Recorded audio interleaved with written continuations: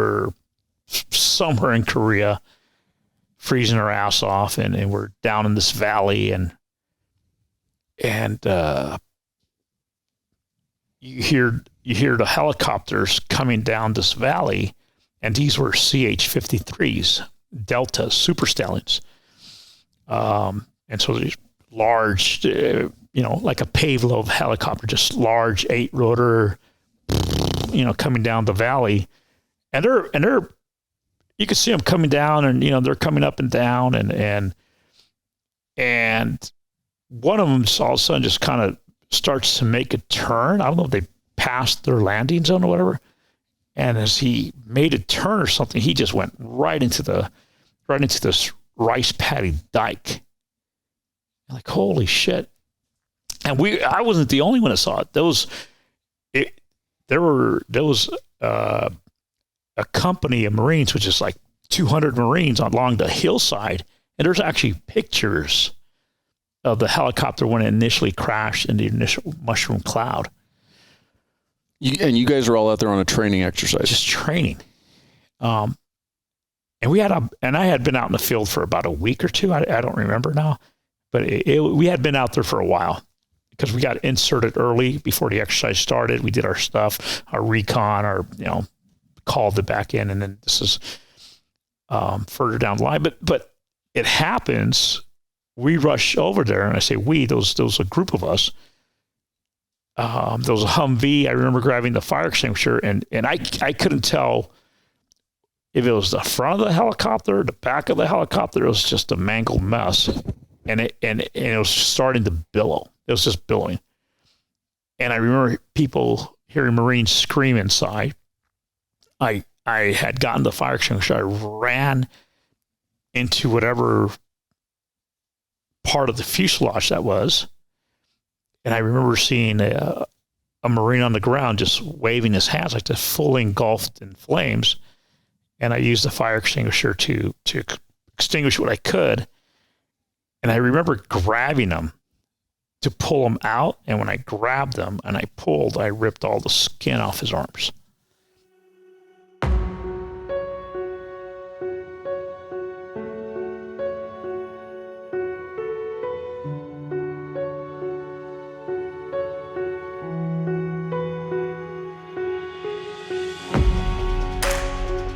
Welcome to the Transition Drill Podcast. I'm your host, Paul Pantiani. I appreciate you taking the time to watch. So let's get into this. So before we go forward, okay, I'd like to go backwards. I'd like to learn about young Manny. Where's hometown? Tell me about your growing up as a young boy. Sure. So to go backwards and learn about young Manny is to understand my origins. And so my parents are from Mexico. They're from the Yucatan Peninsula. So it's not northern Mexico. It's more Caribbean, Central American style.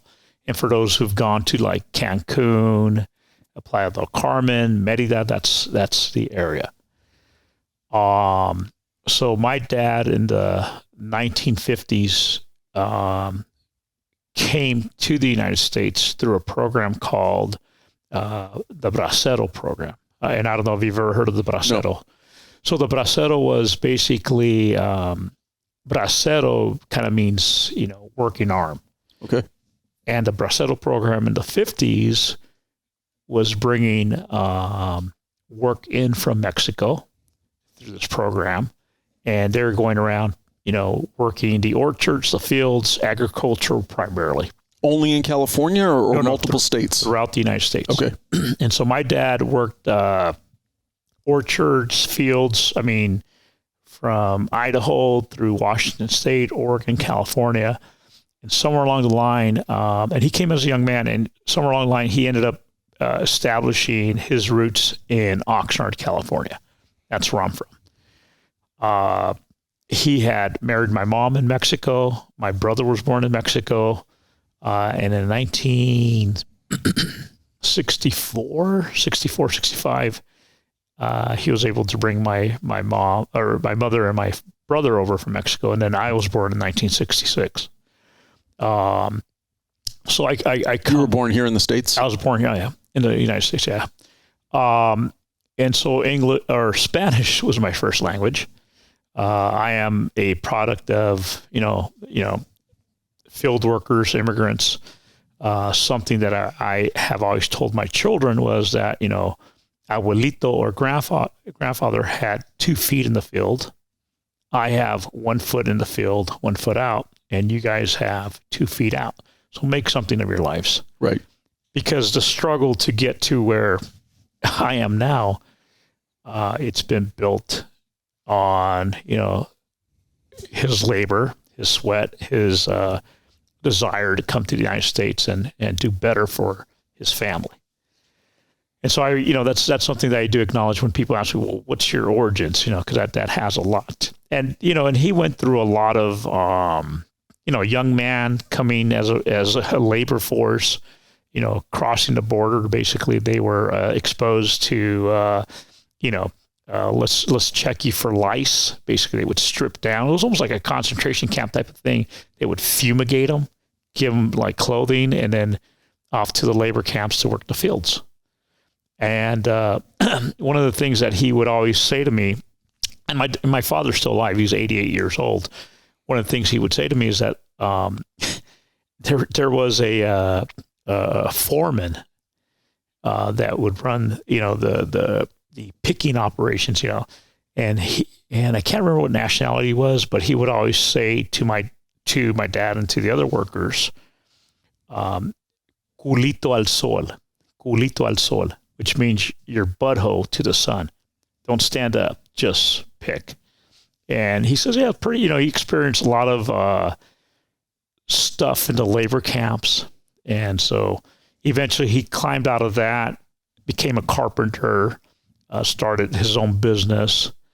That's where I believe I get my entrepreneurial spirit from, is from my dad, actually from my grandfather, because he's also started his own business in Mexico. My dad got that bug. I got the bug. And so that's kind of the origins of it. Right. We grew up in the area in Oxnard, California called La Colonia, which is a predominantly Hispanic neighborhood, Mexican neighborhood at the time. We had gangs, we had drugs, we had violent crime all around us. I grew up in the projects, so in literally a concrete box with concrete floors. Like I said, my dad was working in the fields, starting his own business. My mom worked in a packing house. Neither of them spoke English, but they wanted the best for my brother and I. And so we ended up going to parochial school, a little Catholic school there called Our Lady of Guadalupe. So they worked hard.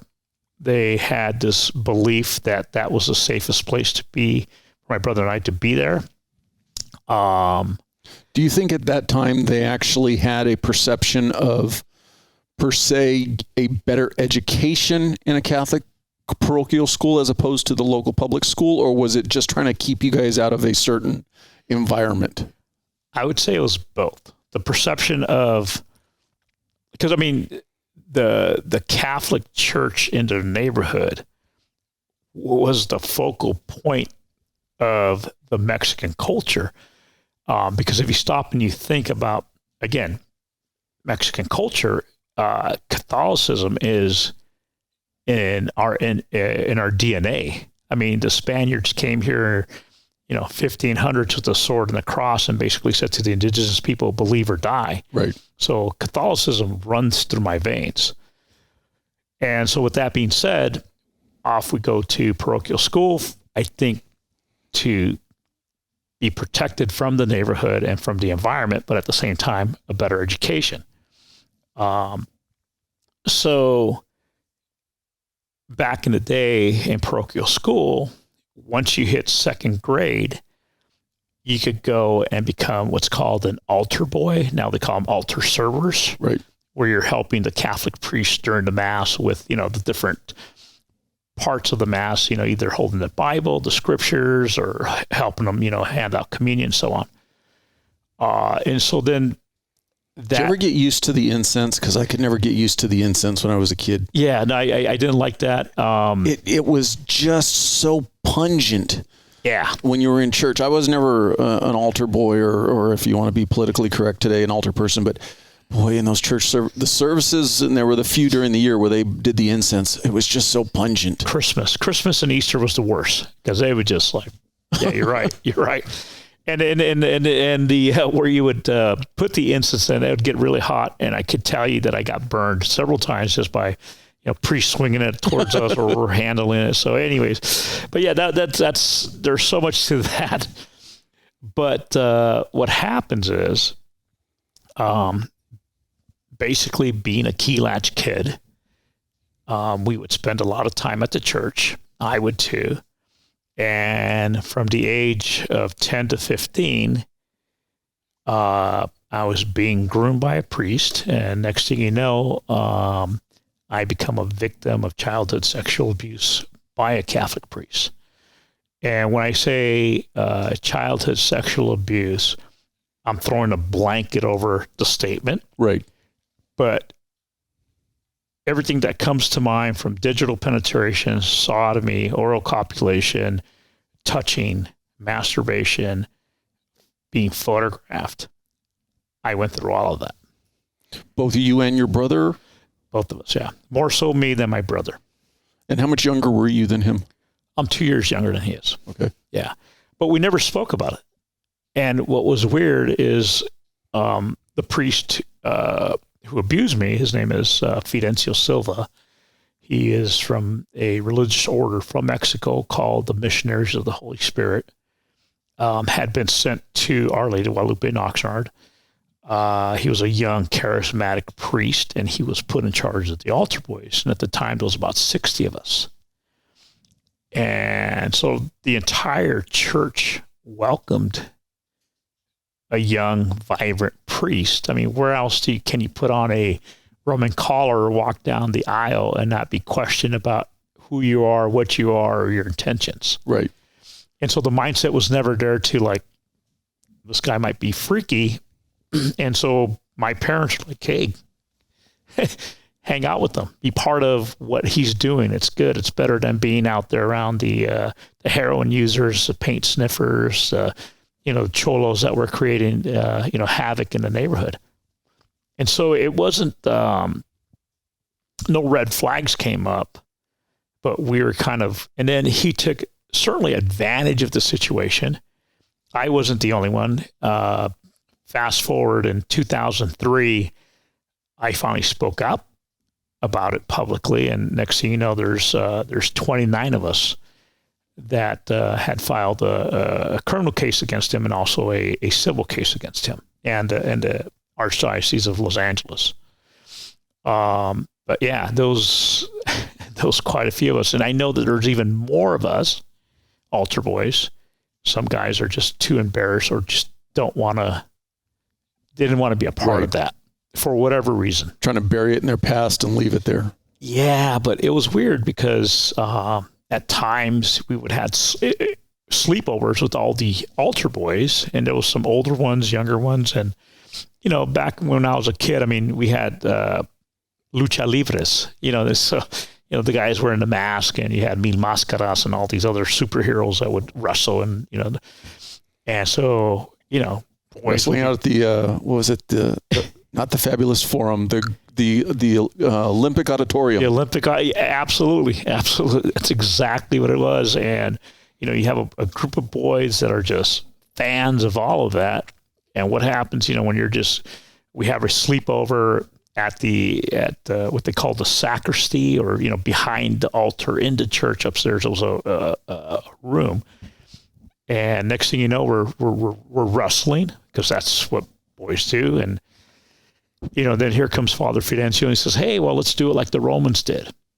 And let's get into your underwears. And so we get into our underwears. Next thing you know, let's pant somebody and slap them in the ass. And, next thing you know, he's yanking on but we are all part of this. But certainly we're acting like boys and knuckleheads, but we didn't realize that he was leading us down this road of who was comfortable, who wasn't uncomfortable. And there was so much more to that whole grooming process that now, as I sit back obviously as an adult and as a former sexual abuse investigator, as a police officer, I realized that the grooming process that we had been put through was certainly to find who he could mess with and who he couldn't.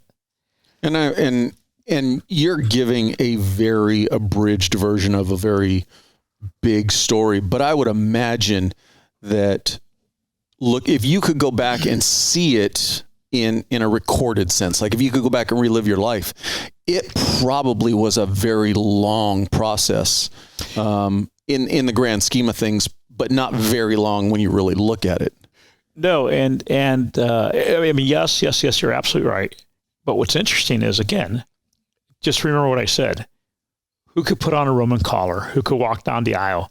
Hundreds of people in the church, and nobody's going to question his intentions, motives, or whatever. Agreed, 100%. Because we're talking, what, the early 70s? Early 70s, correct. You still got to, I mean, it's weird to think about, it's only 50 years ago, but the level of not questioning the church at that time was literally night and day different than what it would be today.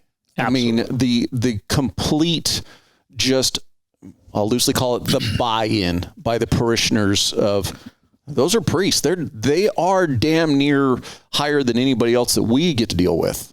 And it still somewhat exists today, and we'll get into that. But what happens is, from the age of 10 to 15, there's several different incidences, multiple scenarios that he puts us in. Like sometimes he would, at times I remember he would say, "Hey, let's go to Zuma Beach," which is right next to Malibu. Correct. Or it is in Malibu, and let's go. I know a beach where there's a bunch of naked women, and here you got a bunch. I know you got a bunch of 12, 13, 14-year-old horn dogs that, you're now buddies with this priest who's more like a big brother, and we're like, yeah, let's go. We end up at this beach. All there is a bunch of naked dudes, and we're looking for the gals. And then he says, well, hey, why don't we just when in Rome, do like the Romans do and strip down bare naked. So here we are, 5 or 6 of us, prepubescent boys running around, goofing around, frolicking in the water. And you have this grown man that's brought these young boys to this nudist beach, which is primarily all males. Right. And so we were looking for naked gals, and he's showing us off. But this is like it would go on to, hey, let's go to Hollywood. Let's go walk the Walk of Fame. Oh, by the way, let's look at this porn shop. And so this was the way he got to us. Right. And, again, being the product of immigrant parents, that key latch situation, bad neighborhood, that's the result. Now, you said it occurred from when you were 10, for you, from when you were 10 to 15. Correct. What finally caused it to stop? So, or at least for you? One of the incidents that really got to me, which was just really bothered me. Things would happen and it was weird, but for whatever reason, it didn't. Red flags weren't going up, and this was for the majority of us, because again, nobody ever told us to. Hey, everything else was violent and creepy around us, but not at the church. Right. And so I remember one time, 7th or 8th grade, and I got a call from the office. I was in parochial school, so our school was next to the church. And it wasn't uncommon for, hey, they need an altar boy to go help with a funeral. Right. To go to the incense. So when you said that, that's what, reminded me of that. But on this one, it was like, hey, Father Fidencio would like you to go to the church. Like, okay. And I was trying to think, well, it's kind of late. Not late, but there was no, I didn't realize there was a mass going on or something. So the nuns called me. I literally just walk over to the church. He's waiting for me. And it was right before Easter, and he used to sketch, paint. He was an artist, take pictures all the time. And he was painting this rising Christ that was going to go over the altar. So a big painting that he was commissioning for Easter, because obviously that's when, Christ is risen. And so I remember hearing that those other altar boys, there was also a Spanish-speaking and English-speaking youth group. And I remember hearing that some of the guys were posing for this painting. And so when I went to go see him, he says, "Hey, I need you to pose for this painting." I'm thinking, like, oh, okay, well, I've heard the other guys do this. So I go upstairs where he has his studio, his painting studio, and he asked me to take my clothes off, which kind of weird, but okay. And I left my underwear on. And he's like, "Nope, take your underwear off," and which is just him and me. And then he says, "Start posing like the Christ." So arms out. And then so he's coming over and he's starting to touch me more, and he's taking pictures, and I'm not feeling comfortable. And then he's manipulating me more and so on. And somewhere along the line, he puts his finger in my butt. And I'm like, whoa, that's not cool. At that point, I don't know what it was, but just very uncomfortable. I'm telling you right now, and you look very uncomfortable with me telling you. Right. Right. I mean, I was like, and so I started putting on my underwear, and he goes, no, stop.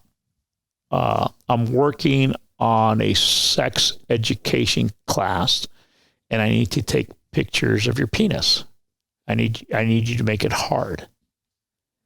And so we're in the sacristy, which is part of the church, right behind the altar, right behind the tabernacle, where, again, if you're a Catholic, right behind the consecrated Eucharist, right. The body of Christ. And so you want me to play with myself in here to make it hard, And that was bizarre. And, at that point, prepubescent, you found that thing down there and you can make it hard.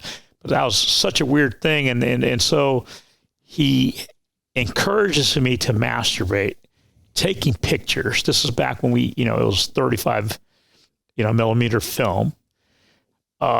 He's having me masturbate. Now I need you to come. I need to take pictures of you coming. And I'm thinking, what is going on? And he's like getting more aggressive, and I would turn my back and he would turn me around. And I remember standing in front of this, it's almost like a yellow alabaster glass that you see in the church that's kind of obscured. I remember hearing either the lunch bell it was the lunch bell. And I remember hearing all the kids come out of class, and you could hear the basketballs bouncing, and I could hear them playing, and here I am masturbating for this freak while he's taking pictures. And so I came, he threw me a towel or something, I cleaned up, I put my clothes on, and I walked down there to go eat my lunch and play basketball. And it was just the most bizarre thing ever. And I think that's where kind of flipped the switch. Something flipped the switch, and I just started staying away from it, because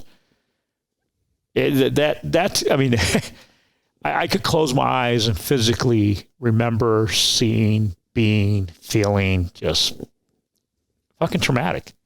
And you've also mentioned having worked with sexual assault victims through your law enforcement career, and I look at it through the eyes today and go, there must have been a network of people that he was working with, because if you're talking about 35 millimeter film, it's not like he was pulling up to Photomat, for those of us old enough to remember Photomat, and saying, "Hey, develop these pictures." And you just probably, from the backside, the network of people that were probably involved in this. And that's where, when you say you saw it in my face, because I was raised in the Catholic Church, and unfortunately, these stories, they're not one-off. Unfortunately, the religion deals with many of these types of stories. And there were a lot of priests that took advantage of young boys who, for no other way to describe it, they took advantage of it. It's kind of like when a parent does it. It's like, I don't question this. They must know what's right. Yeah. And again, and for you and for the audience, I'm not Catholic bashing. Oh, no. At the end of the day, this is not because of the religion. This is because of the person. Well, what I tell people is I was born a Catholic. I will die a Catholic. And one of my many journeys that I've traveled is my challenges and my fight with the Catholic Church to make it right, to clean it up. I am still a Catholic because I believe that as soon as I say, hey, no longer Catholic, now I'm whatever, I lose my voice within the Catholic Church to fix something that is incredibly wrong.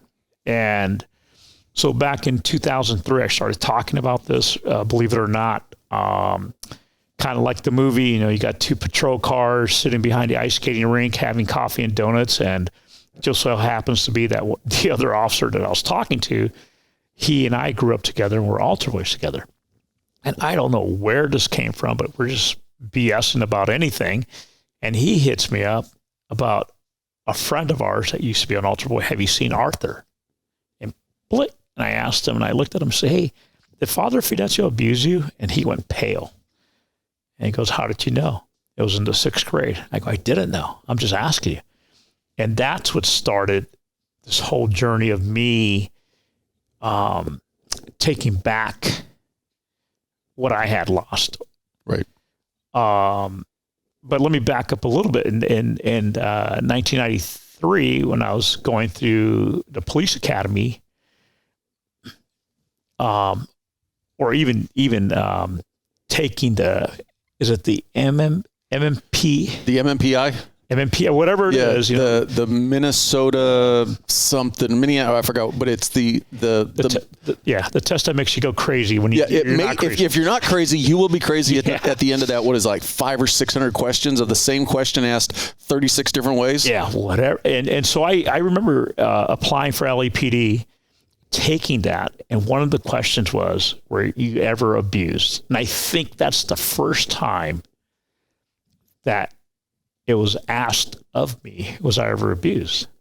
Prior to that, I was a big badass Marine. I grew up kind of rough, the whole 9 yards, but that stopped me in my tracks. I remember that.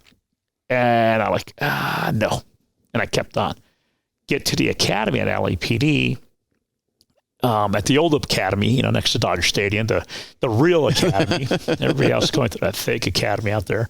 But anyways, so I get there, and I remember one of the classes they're talking about child sex abuse, they're showing some images or talking about it in depth. And man, you talk about freaking reliving some trauma. And I'm sitting up front and I'm listening to this. And at the time, I was the class leader. I was the guide. And man, I felt like crying. I felt like, it happened to me. Right. But again, that big macho persona prevented me. Pack it down. Yeah. Just, and so, and this is after the Marine Corps. So you want to talk about trauma, packing more trauma down. That right. was me. Right. And then, graduate the academy, go to work at LAPD, work in Rampart. Man, you want to talk about, back in the early 90s, it was crazy. And one of the things that I remember very much from Rampart was, very congested, highly populated, right? A lot of migrants. And so family groups are living and existing in a room, multiple families. So that means mom and dad are having sex, or a boyfriend, girlfriend having sex, and a lot of incest and a lot of child molestation. I was like, damn. And so I was exposed to that, and that kind of messed me up too. Just going through that. But somewhere along the line, I certainly had empathy and more of a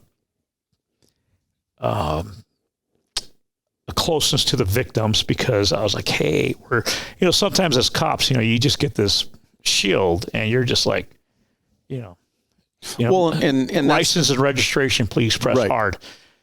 that's one of the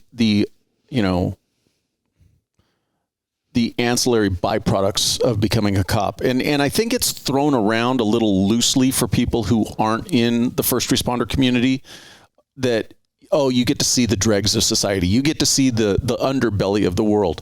But really, you're exposed to a level of people that the average person has no concept that humans can stoop to that level. And even if you're told about it, somebody watches a movie and they, oh, wow. But to actually be in the middle of it, and like you said, have to talk to the victim who recounts their story, it's just, it's trauma that is just built into the job. Well, and it's like splatter. Have you ever been around something that splatters? Maybe, their victimization, the crime that happened to them, believe it or not, as law enforcement, first responders, guess what? You get the byproduct of their splatter. Correct. Because the one thing that we have to do is we have to get them to recount it in very vivid detail. Yeah. Part of doing the investigation is to not just go, he touched me. Well, or she touched me. I need you to give me specifics. Oh, yeah. How, where, exactly. Yeah, you got to build the case. You got to, you're there for the victim. And sometimes I think, as law enforcement, first responders, you put that shield on and you're that compassion, empathy for the victim. Sometimes it's hard to give it all the time. But again, that's why you decided to go into the profession you decided to go into. And sometimes I've seen it. I've even been guilty of even losing that, But so that's a little bit of. But I'd like to take you back to when Sure. you're a kid growing up and you're experiencing this. You made a comment when you were called into the sacristy to pose for his painting, and that you had heard other boys talking about it. Was there a point where there was starting to be more communication amongst you and the other altar boys? Like, is this right? And you did ask me about a network with the film and all that stuff.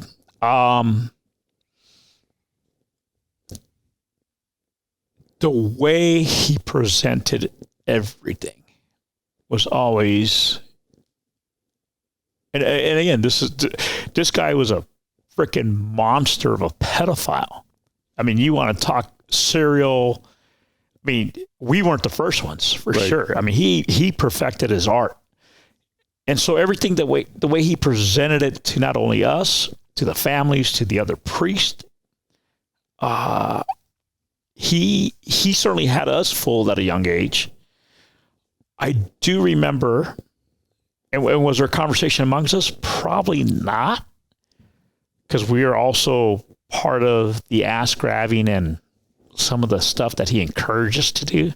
I mean, I talk about going to the beach, right? So there was almost embarrassment amongst each of you, like, oh, if we say anything, we've got to admit that we played around together. Or did something stupid. Yeah. So going to the beach. I mean, he literally packed the sand into the form of a butt. And he said, hey, and I obviously it's your show. So, if you stick your pecker into warm sand, that's like having sex. So here we are, a group of 5 to 6 prepubescent boys at a nude beach with a bunch of nude dudes, and we're humping something that looks like a woman's butt. I mean, how am I going to go tell my mom or my dad that, hey, he touched me? But so it was weird. It was really weird. And one of the movies that he would go take us to go see was that movie Taps. Do you remember Taps with Tom Cruise? Mm-hmm.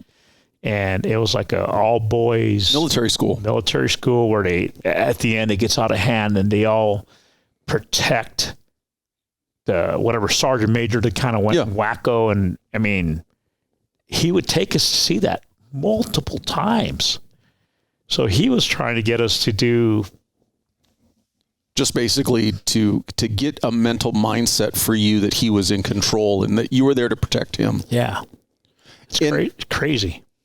The two angles that I want to go at. One, did you ever tell your parents about it before the lawsuit? No. And did it cause you, when you were outside of the church, outside of school, to start rebelling in any way? Were you getting into trouble or starting to? Absolutely. So never told my parents. How could I?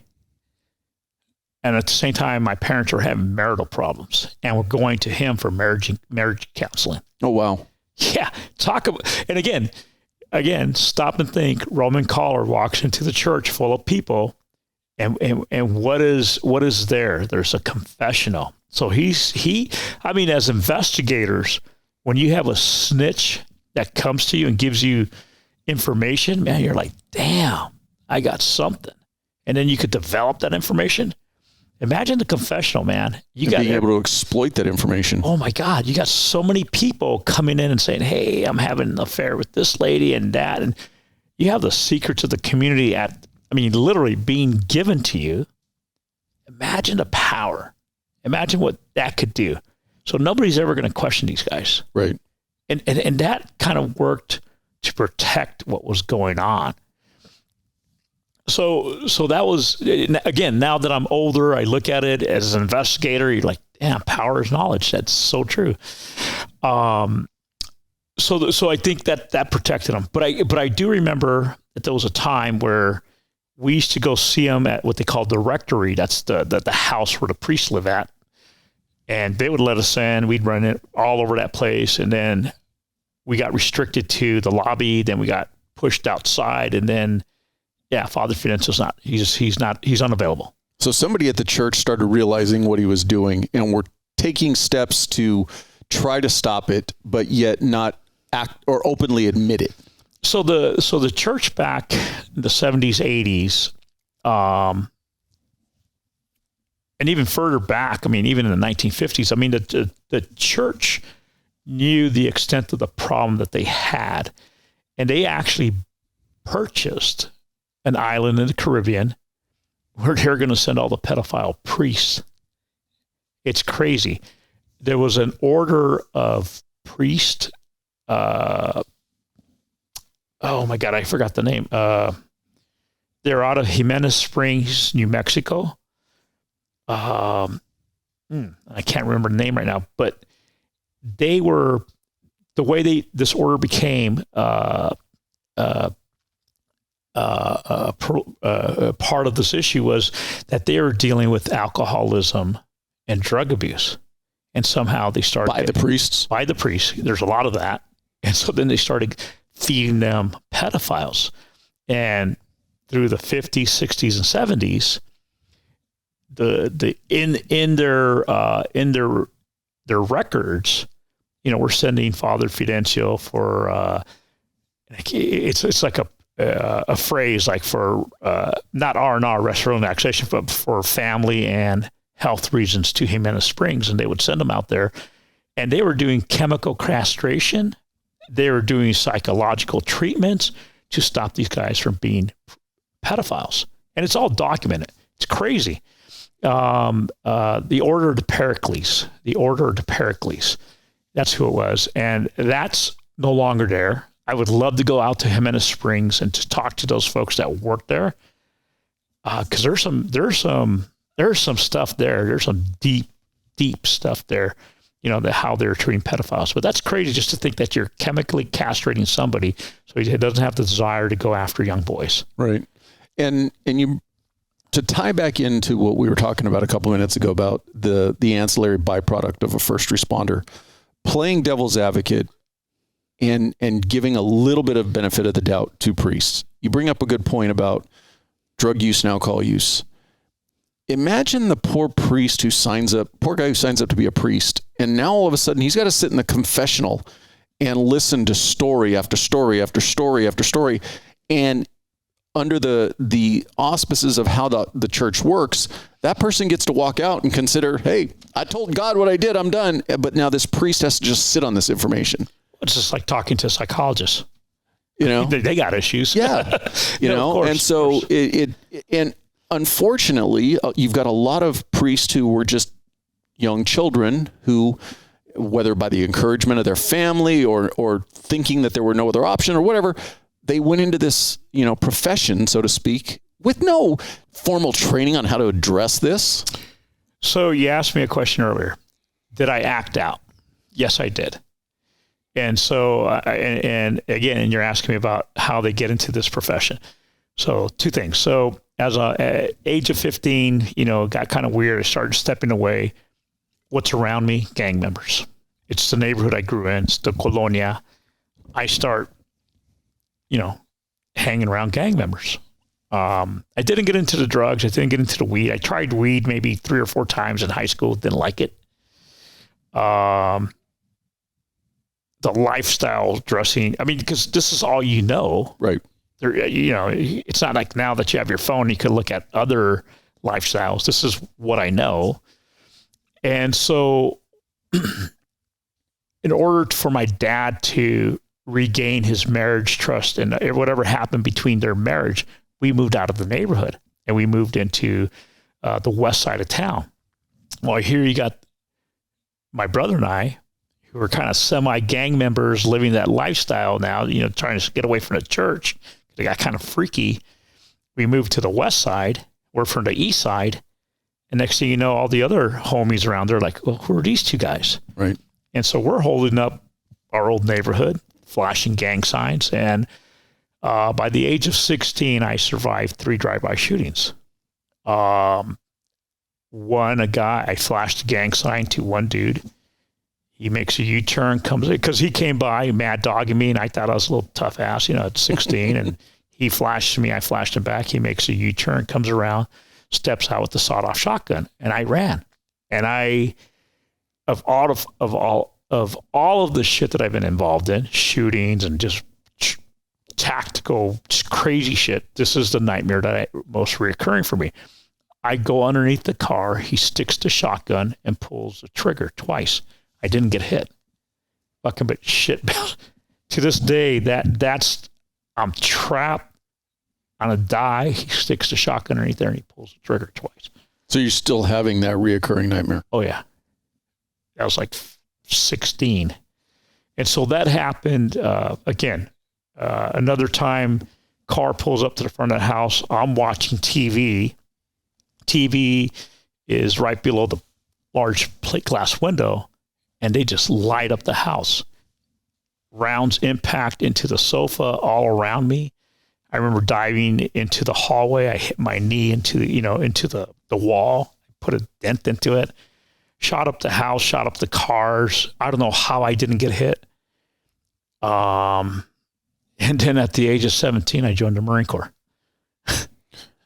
So I want to take that transition step, but did the decision to join the Marine Corps just come spontaneously to you, or did you start saying, I need to do something to get out of this lifestyle, and where are my options to go? I mean, I guess what I'm getting at is, was it a lengthy thought process for you, or just kind of like, oh hell, I got to get out of Dodge, let me go join the Marine Corps? Or was there a moment that kind of caused you to start thinking differently? So parents spoke Spanish. Parents are having marital problems. My dad would beat up my mom. I remember that very clearly. But he's trying to provide for the family. It's that time. There's no excuse for it, but it's just what's happening. I'm being sexually abused. I'm confused by what's going on. At one point, my freshman year, the Father Fidenzo had convinced me that I had a calling to the priesthood. And I ended up at the minor seminary, Our Lady Queen of the Angels in the San Fernando Valley, to study to become a priest. I wasn't the only one that was abused that supposedly had a calling to the priesthood. Several of my friends also went to Mexico to the seminaries and elsewhere.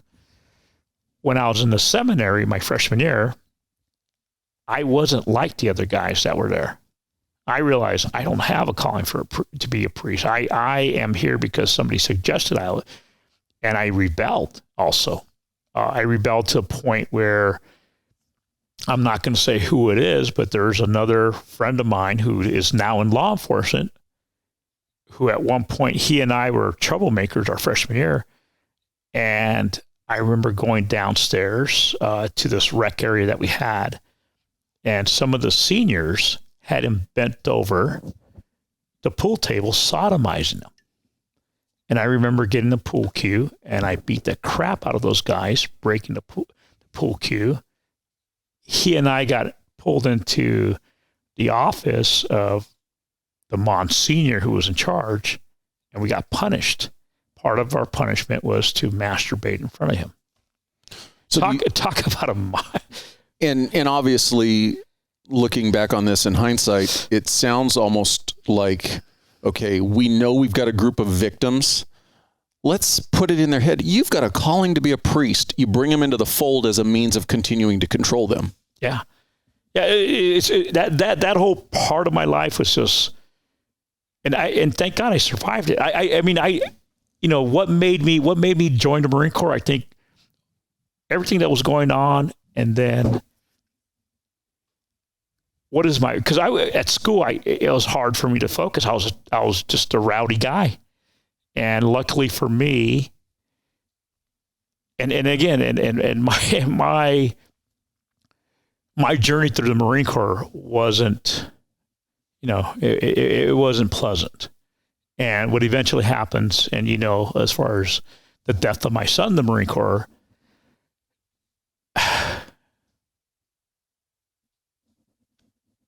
has had a very profound impact on how I feel about being a Marine. When you started thinking about going in the military, was the Marines your first choice? That was my only choice. And what was the deciding factor on that? Did you know other Marines or? No, I just want to say I saw the movie, The Sands of Iwo Jima, and the raising the flag on Mount Suribachi, and that's all I knew about the Marine Corps. When I spoke to the recruiter, I was 17. I knew I just needed to get the hell out of town because of everything there was something in me that's like internally, like, I got to get out of here. At 17, you can join the Marine Corps or any branch of service as long as you have your parents sign away. Delayed enlistment or delayed entry program. Delayed entry program, yeah. So my parents were like, what are you going to do? And I said, either you sign for me or I'm going to. And they signed for me. I was 17. I remember we graduated high school, and within a matter of days, I was in boot camp. And I remember leaving Oxnard. My mom had made me tamales. I had my paper bag with my tamales. And this is stupid shit that you remember.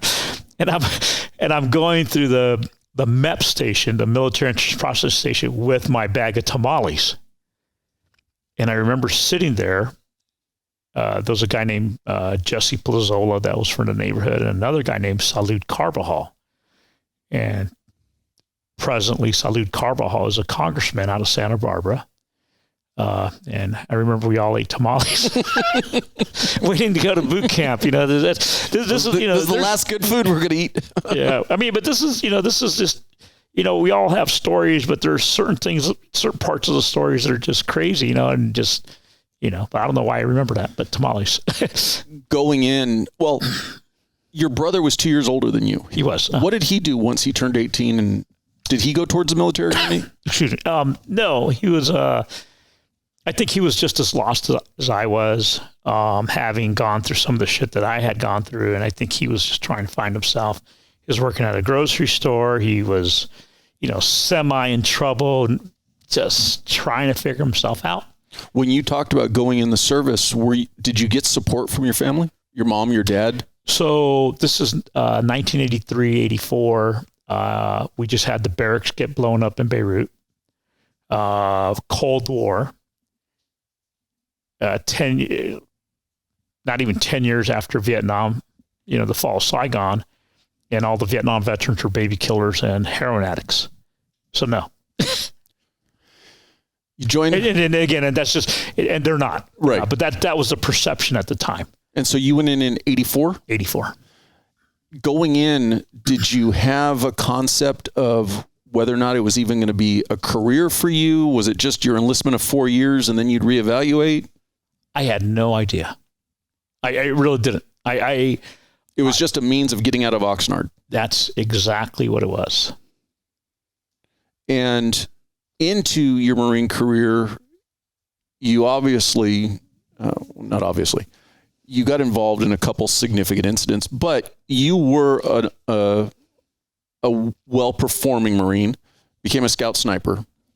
With that, the first incident that you were awarded the Marine Navy Medal for Heroism. Can you tell me about that? Sure. So when I went in the Marine Corps, I scored high in the ASVAB test. Even though I was not good in school, I guess I have some smarts. And I could have gone into avionics. I could have gone communications, whatever, but I just wanted to be in the infantry. I wanted to be a grunt. I wanted to be an 0311 or 11 Bravo for those guys that went into the Army. That's all I wanted to do. And so, trust me, the Marine Corps is more than happy to freaking add another rifleman to the grunts, so here I go into the infantry. And that is Marine Corps infantry there is a pecking order. It is an animal world. It is, when you hear grunt, that's exactly what it is. It is just a grunt lifestyle. Somehow I thrived in that lifestyle. I got selected to be a scout sniper. Back in the day, it was called STA platoon, STA, surveillance target acquisition. I remember I was asked, like, hey, you want to be part of STA platoon? And I was thinking, like, all state football. Like, yeah, I guess that's cool. Competition. Marine Corps has a football team? Or whatever it was. Yeah. I had no clue. And next thing you know, can you, and now I'm chewed up bubble gum, but back in the day, man, I was like, running 6-minute miles, 20 pull-ups, 80 sit-ups in 2 minutes. I was just cranking out the physical fitness test. I had no issues physically. And so I excelled. I had some smarts. For whatever reason, I'm like a homing pigeon. You could drop me off anywhere and I know which way is home. So in the swamps of North Carolina, I never got lost.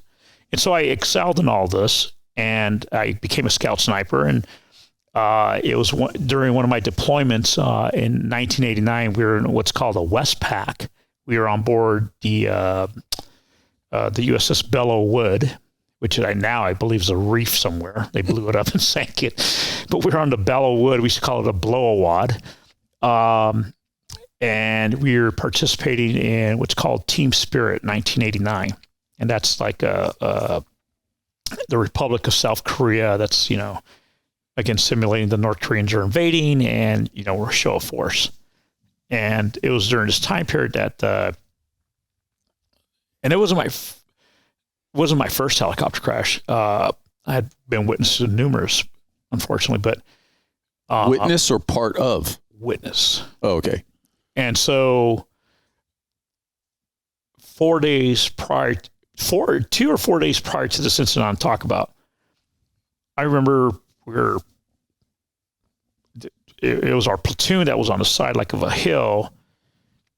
We were like, I don't know, eating or something, and we saw a CH-46 fly over, which is, twin rotors. Marine Corps, they call them frogs. A small helicopter. Yeah. Not like the Chinooks. The Chinooks are way bigger. Right. But you see it come over, and then we hear a thump, and we look over, and there's smoke. Like, holy shit, that just crashed. And that left, just over the hill, that left an impression. We were like, what do we do? So all 4 crew members, pilots, crew members, they all died. And that kind of like, damn. And we already had a couple deaths on that deployment. So that was just like, and what do you do at that age? You're in the Marine Corps, you're like, oh, okay, well, good thing it wasn't us. Better them than me. I can't remember, it was 2 or 4 days later, my sniper, my spotter, myself, were forward. We're somewhere in Korea, freezing our ass off, and we're down in this valley, and you hear the helicopters coming down this valley, and these were CH-53s, Delta Super Stallions. And so these large, like a payload helicopter, just large 8-rotor, coming down the valley, and they're you can see them coming down, and they're coming up and down, and one of them all of a sudden just kind of starts to make a turn. I don't know if they passed their landing zone or whatever. And as he made a turn or something, he just went right into this rice paddy dike. Like, holy shit. And I wasn't the only one that saw it. There was a company of Marines, which is like 200 Marines along the hillside. And there's actually pictures of the helicopter when it initially crashed in the initial mushroom cloud. And you guys are all out there on a training exercise. Just training. And I had been out in the field for about a week or two. I don't remember now, but we had been out there for a while because we got inserted early before the exercise started. We did our stuff, our recon, called it back in, and then this is further down the line. But it happens. We rush over there, and I say we. Those a group of us. There was a Humvee. I remember grabbing the fire extinguisher, and I couldn't tell if it was the front of the helicopter, the back of the helicopter. It was just a mangled mess, and it was starting to billow. It was just billowing, and I remember people hearing Marines scream inside. I had gotten the fire extinguisher. I ran into whatever part of the fuselage that was. And I remember seeing a Marine on the ground just waving his hands like this, fully engulfed in flames. And I used the fire extinguisher to extinguish what I could. And I remember grabbing him to pull him out. And when I grabbed them and I pulled, I ripped all the skin off his arms. And it was, and I was like, unbelievable. Right. But I remember going back in there, grabbing him, picking him up, and by this time he was sizzling. I couldn't see the features on his face, just the stub of his nose. I remember picking him up and carrying him over to again, they had crashed into the dike on a rice paddy, and I remember just dropping him in the mud, and I could hear him sizzle, and I remember my footprints in the mud were filling up with this blood.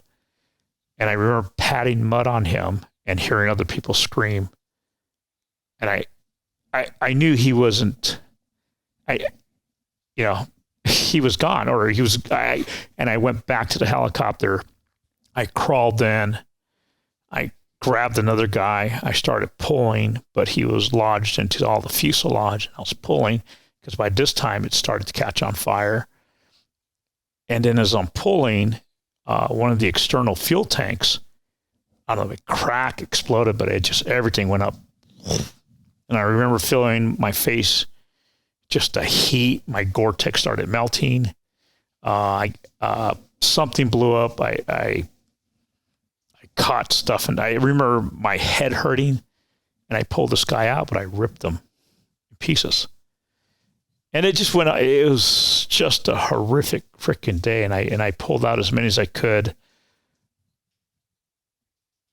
And I left some in there.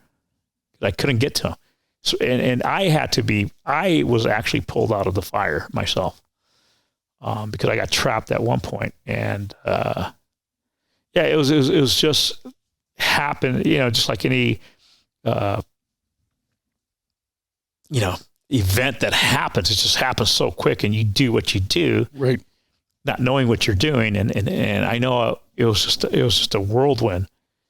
What happens after that? I'm walking around the wreckage looking to see who I could help, and I remember finding one Marine that was like face down in this dike in the mud, And back then they would give us PT shorts, or they're red, and I remember seeing the red, that's how I saw him in this whole mud.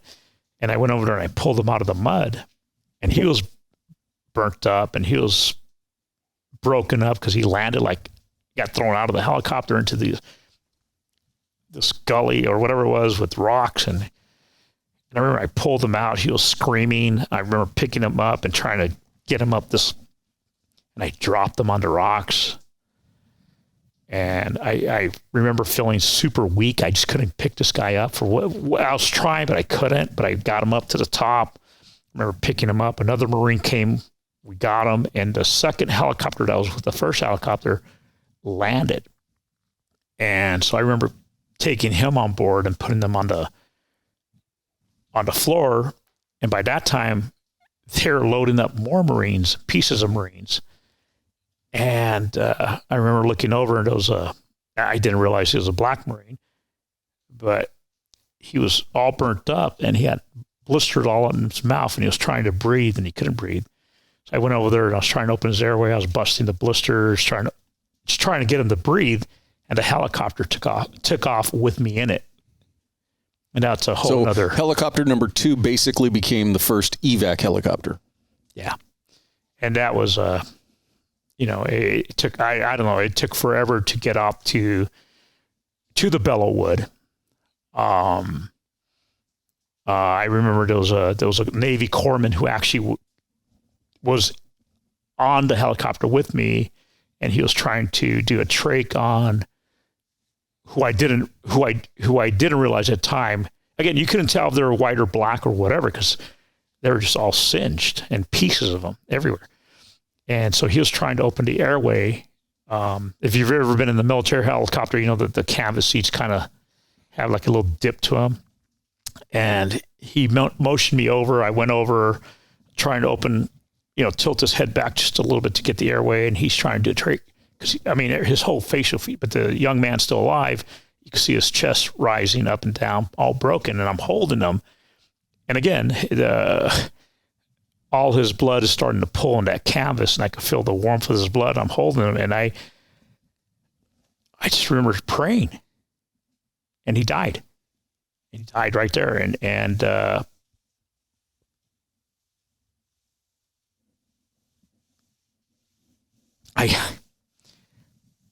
I didn't know these guys. I didn't know any of them, but that has had a profound effect on me all these years. And there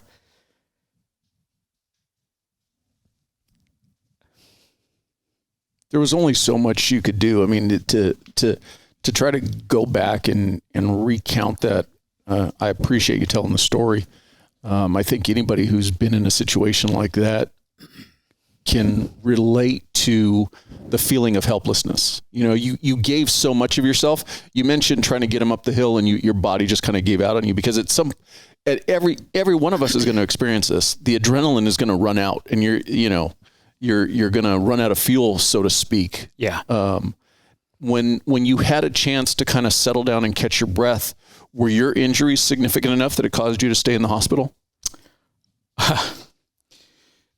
So paying attention to everybody else injured and dying the whole 9 yards. I remember taking in the Marine Corps, we called it a blouse or a jacket, no insignia. So, and I covered one guy up. And so when we landed on the Bellewood, and, these guys, I give them credit, give credit to the Navy. They rushed in and got everybody. We went down, I think, one of the main elevators. I was, holding on to this one young Marine again, who I had opened, the blisters in his mouth. And they thought I was a corpsman. They thought I was a corpsman. I was covered in blood, and I just had a shirt on, and they're calling me doc and this and that. And I'm trying to help out, and it's just chaos in the triage area. And I remember somebody came up and they put IV fluid, scissors, and hey, we got to start cutting all this mud away and before they get infected, because there was a lot of open. Right. And so I remember on this young Marine, I was cutting away what I thought was his glove, until what I was cutting away hit his wedding band, and his wedding band was over what I thought was the leather glove, and I was cutting away his skin. Oh, wow. And that's when I sat down. I took a deep breath, and I realized that I had shrapnel on my head, had burns on me, and somebody must have noticed that I was fucked up, and they pulled me to the side.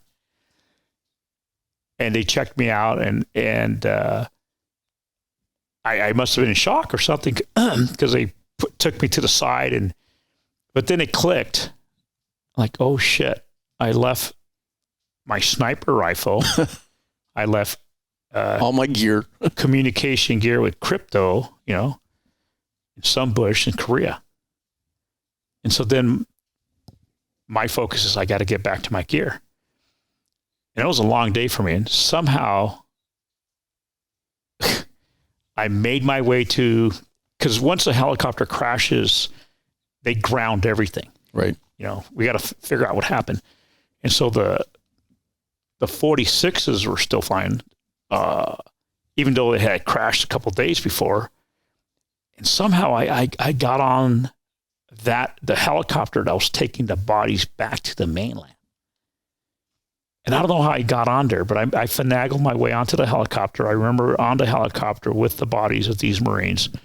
We landed somewhere, some airstrip in Korea. Again, team spirit's going on. I helped them unload 4 bodies. Humvee hospital ambulance came by. We loaded the bodies. They drove off, and I'm standing on the tarmac. Now what? Literally. And I walked to this tent city. There's obviously a large military exercise going on.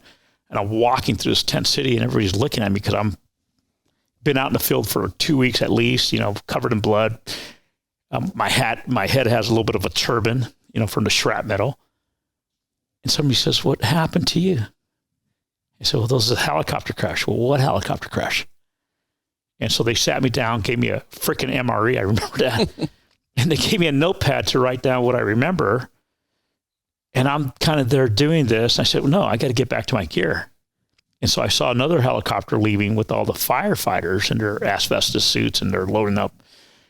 And I got on that and flew back to the crash site hours later and got to the crash site. I remember looking over, the bodies were still in position.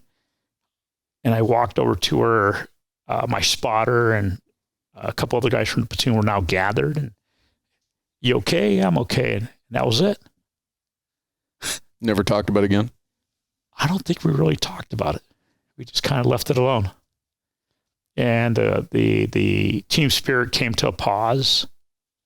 And then we continued on. And then eventually we go back on the ship. And next thing you know, we have a port call in Subic Bay, the Philippines. And, that's nothing but, sex, drugs, and rock and roll. And, the modern day Sodom and Gomorrah back then. And just got lost in that. Yeah. And you ultimately re-enlisted once or twice? I enlisted. I served a total of 8 years, plus a couple months. Was that my second? I think that was my second. Yeah, that was my second enlistment. Because you ultimately had another incident where you almost lost your life. Correct. More than this incident. Right. What happened there? So 2 months to the date, now we have left the Philippines. We sail to Australia. We do a port call in Sydney. Everything you ever imagined of being a Marine, pulling into port in Sydney and having all these crazy Australian women's, all true. You're like, the recruiter wasn't lying. Yeah, it's just, Australian folks were phenomenal, and we had a great time, and we were there to conduct an exercise, on the eastern side of Australia, Queensland. And so we left Sydney. I transferred from the Bellewood to the USS Duluth, which is a landing ship dock. And it was just myself and my spotter, because we were going to go get inserted, do a mission. And, so it was easier just to cross ships over and not, be helicopter.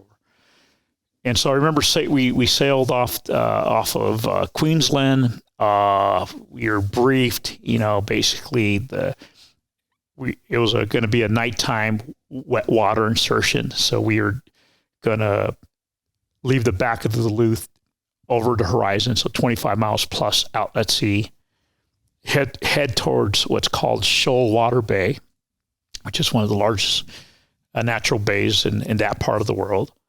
I'm assuming another training exercise. Right.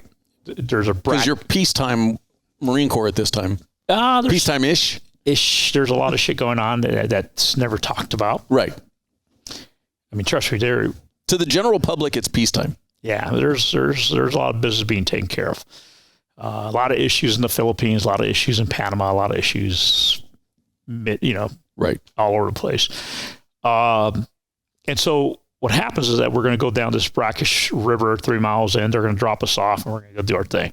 So we're working with what they call a raid company, a company of Marines that's trained to do wet water insertion. So they're in Zodiacs, rubber raiding crafts. You can carry, I think, up to 8 Marines, outboard, fuel bladders. You put all your gear in the center, and you basically sit on the gunwale with 1 foot hanging out, and basically your toe is in the water. That's how low you are. And I've nothing but bad luck on all the raids I've done, whether it's in the Mediterranean, off of Portugal, off of San Diego, off of North Carolina, especially here. Always issues. Very dangerous. So anyways, long story short, the night of the evening of the raid, again, I don't know these. I know the Marines that are going to take us in, and just in a cursory sense. I don't know them personally. I remember one of the guys down in the birding area where we slept. So it wasn't a regular team that you and your spotter had worked with? No, but we kind of knew these dudes, but we didn't really know. I didn't know names, just like the guys in the helicopter. I didn't know names. Right. They were just a taxi for you. Exactly. And so I remember one of the guys reading the baby book. I do remember this. Baby book of names, and they were having the whole discussion. I was like, whatever. We get down into what's called the well deck. We were set up in boat teams. The lieutenant's asking everybody, hey, check your gear, blah, blah, blah, stow your knife because it's a leather sheath. You're going to cut the gunwale. Dummy cord.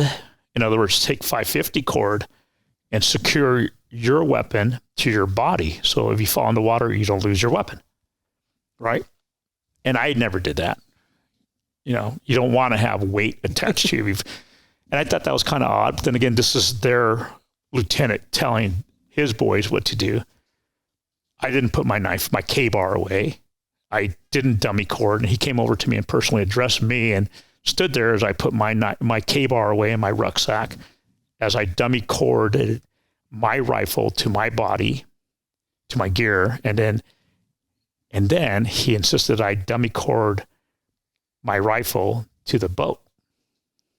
So if you go over, the rifle stays. The rifle stays, or somehow we're all attached. Got it. And as soon as we went to red light and he disappeared, I took out my knife, my K-bar, put it back on my belt. I cut my dummy cords, and they're all looking at me. At this point, I'm a sergeant in the Marine Corps. And I'm like, fuck that guy. I go, you guys anybody want to cut themselves free? Because that was a death trap. The stern gate goes down. And for those of you who are old enough to remember a drive-in movie theater, it's that big. That opening is just that big. And I've been on several, boat exercises where when the stern gate goes down, it's either dark or whatever. But this was like taking that drive-in screen and just going up and down, because it was very rough seas, high swells, and you could see, the horizon. I mean, even though it was raining, cloudy, but you could see the horizon, and you could see the ocean, you could see the swells crashing. Like, shit, we're gonna go out in this. And the Australian SAS team that was going to go out with us declined, but because we were Marines, they went ahead and pushed forward. And when the stern gate goes down, there's a gap in between the stern gate and the ship. And just when a wave would just catch it right, it was just a wall of water, and the boat teams that were on the stern gate would disappear. I was like, fuck, this is crazy. But then again, you're young, dumb, full of cum, ready to take on the world. Like, you're not going to be the one to go, maybe we shouldn't do this. No, and you're just like, well, let's go. And so here we go. We launch. We're in 20-foot swells, raining. Back in the day, we had a gyro. We didn't have GPS, and we're on a heading. There was a total of 17 boats in the formation, 17 Zodiacs with 8 people in each, Marines. And as we're heading towards, the tip of the spear in that wedge formation has the gyro, and we're all kind of just staying up with them.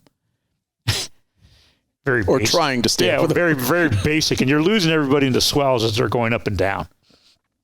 We are one of the very far boats on the right-hand side, and we're just zipping along. And I don't know these dudes, but if they're part of the boat team, I'm assuming they're good swimmers. And the swells are huge, and we hit the entrance to Shoalwater Bay. We were off course, low tide, high swell, high surf, stormy, 20, 25-foot swell waves pummeled us, and we got overturned. People got thrown out. Luckily, I had cut myself loose. I remember getting dragged on the bottom of the ocean floor, popping up, getting slammed again, pitch black. I lost track of everybody else. I remember coming up again another time, and there's our Zodiac overturned, bodies in the water. And some of these guys couldn't swim. And I remember I was a strong swimmer going over there, getting them, taking them up to the overturned Zodiac, the rubber, pushing them up, getting pummeled by another wave, getting overturned. So somehow they had gotten the Zodiac righted back up. It took numerous. I mean, we got pummeled in the waves, and somewhere along the line, we finally got right side up. One of the boat teams, there was a young corporal, and I didn't know this until later. Corporal Bruce Duvall, he was the one looking at baby books, baby names. Initially, when their boat went over, he was attached, got tangled into gear, and drowned. I didn't know this. When we were going through our whole... Right. Didn't realize this. I would imagine when you're in the middle of that washing machine, the last thing you can think about is where's everybody else at? It's just you. Yeah, you're just trying to... And then, or seeing other Marines floating away, like, swimming to them. Anyways, long story short, we eventually get flipped over. This is hours into this. Pitch black. Because we launched at midnight. And... eventually, a helicopter came overhead, turned on the searchlight, kind of hovered. We got the rotor wash, and we're like, hey. And then it left us, turned off the light and left us like, what the hell is going on? I didn't know this until later, but I guess the light attracted a lot of sharks. Oh. Yeah. And I guess what we didn't realize is how close we were to shore. Because I would say sometime after that, and everybody's in shock. We lost our outboard, just broke in. We lost all the oars. I still had my rifle. I had my boots, had all my gear on. We had gotten everybody back on the boat. And we were just trying to stay out of the waves. And it was pretty shallow where we're at, but we were staying out of the waves. Because we had got pummeled hard. And at this point, are you trying to turn back around and go back to the ship, or are you trying to still get to shore? No, we're just trying to keep it pointed. We can't see what shore is because it's raining. It's dark. But we're just trying to keep it away from the where the waves are breaking. Got it.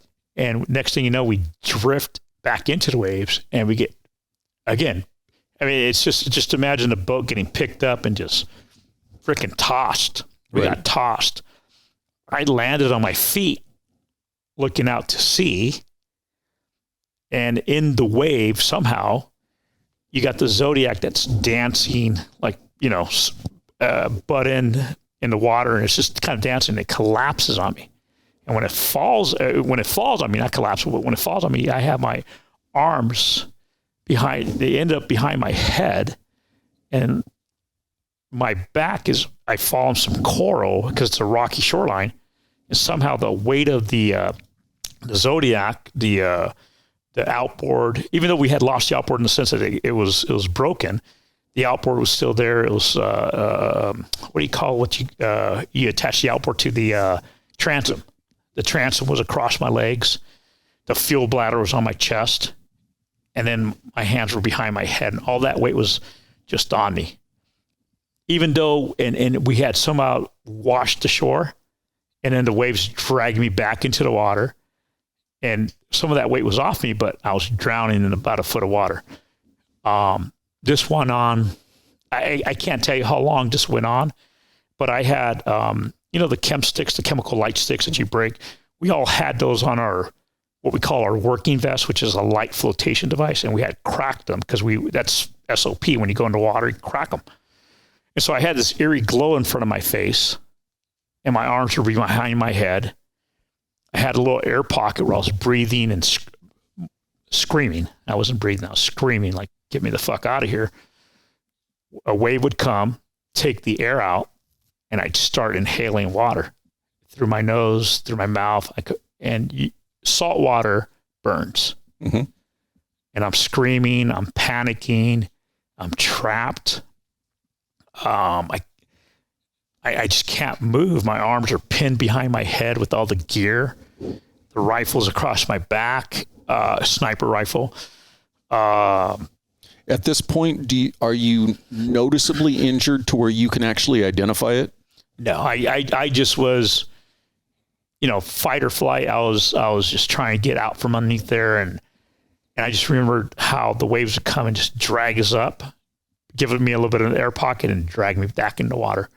And this happened, I don't know how many times, and to the point where a wave came in. I was able to get my right arm down. I do remember this, but when I brought my right arm down through all the tangle, that burned. That was I tore something. And I remember I got to my K-bar, and my left arm was still behind my head, and I started cutting what I thought was holding my left arm. But what I did is I ruptured the fuel bladder. And here I go, let's make a horrible situation worse. Yeah. But this is in desperation. Of course. And so I get fuel in my mouth. I inhale fuel in my nose, in my eyes, and just horrific. And I'm just trying to, and I remember putting my K-bar back in the sheath, closing it. That's how. Muscle memory and training. There it is. And I remember trying to get my other arm free so I could somehow get out from underneath. And it's almost like 2,800 pounds plus the gear that we had strapped into center. And a lot of that weight was on me. And so as I'm trying to get out, a larger wave comes up, eventually lifts the Zodiac. I'm able to get my left arm down, and I start pushing away from underneath it. And then next thing I feel is the remainder of the outboard hit me in the face and push my head into what was sand. And at that point, I let go. All the fight. You let go literally or figuratively, in the sense you just kind of gave into it? I gave into it. All the fight that I had, I was fucked. Excuse my language, but I was fucked. I couldn't get out.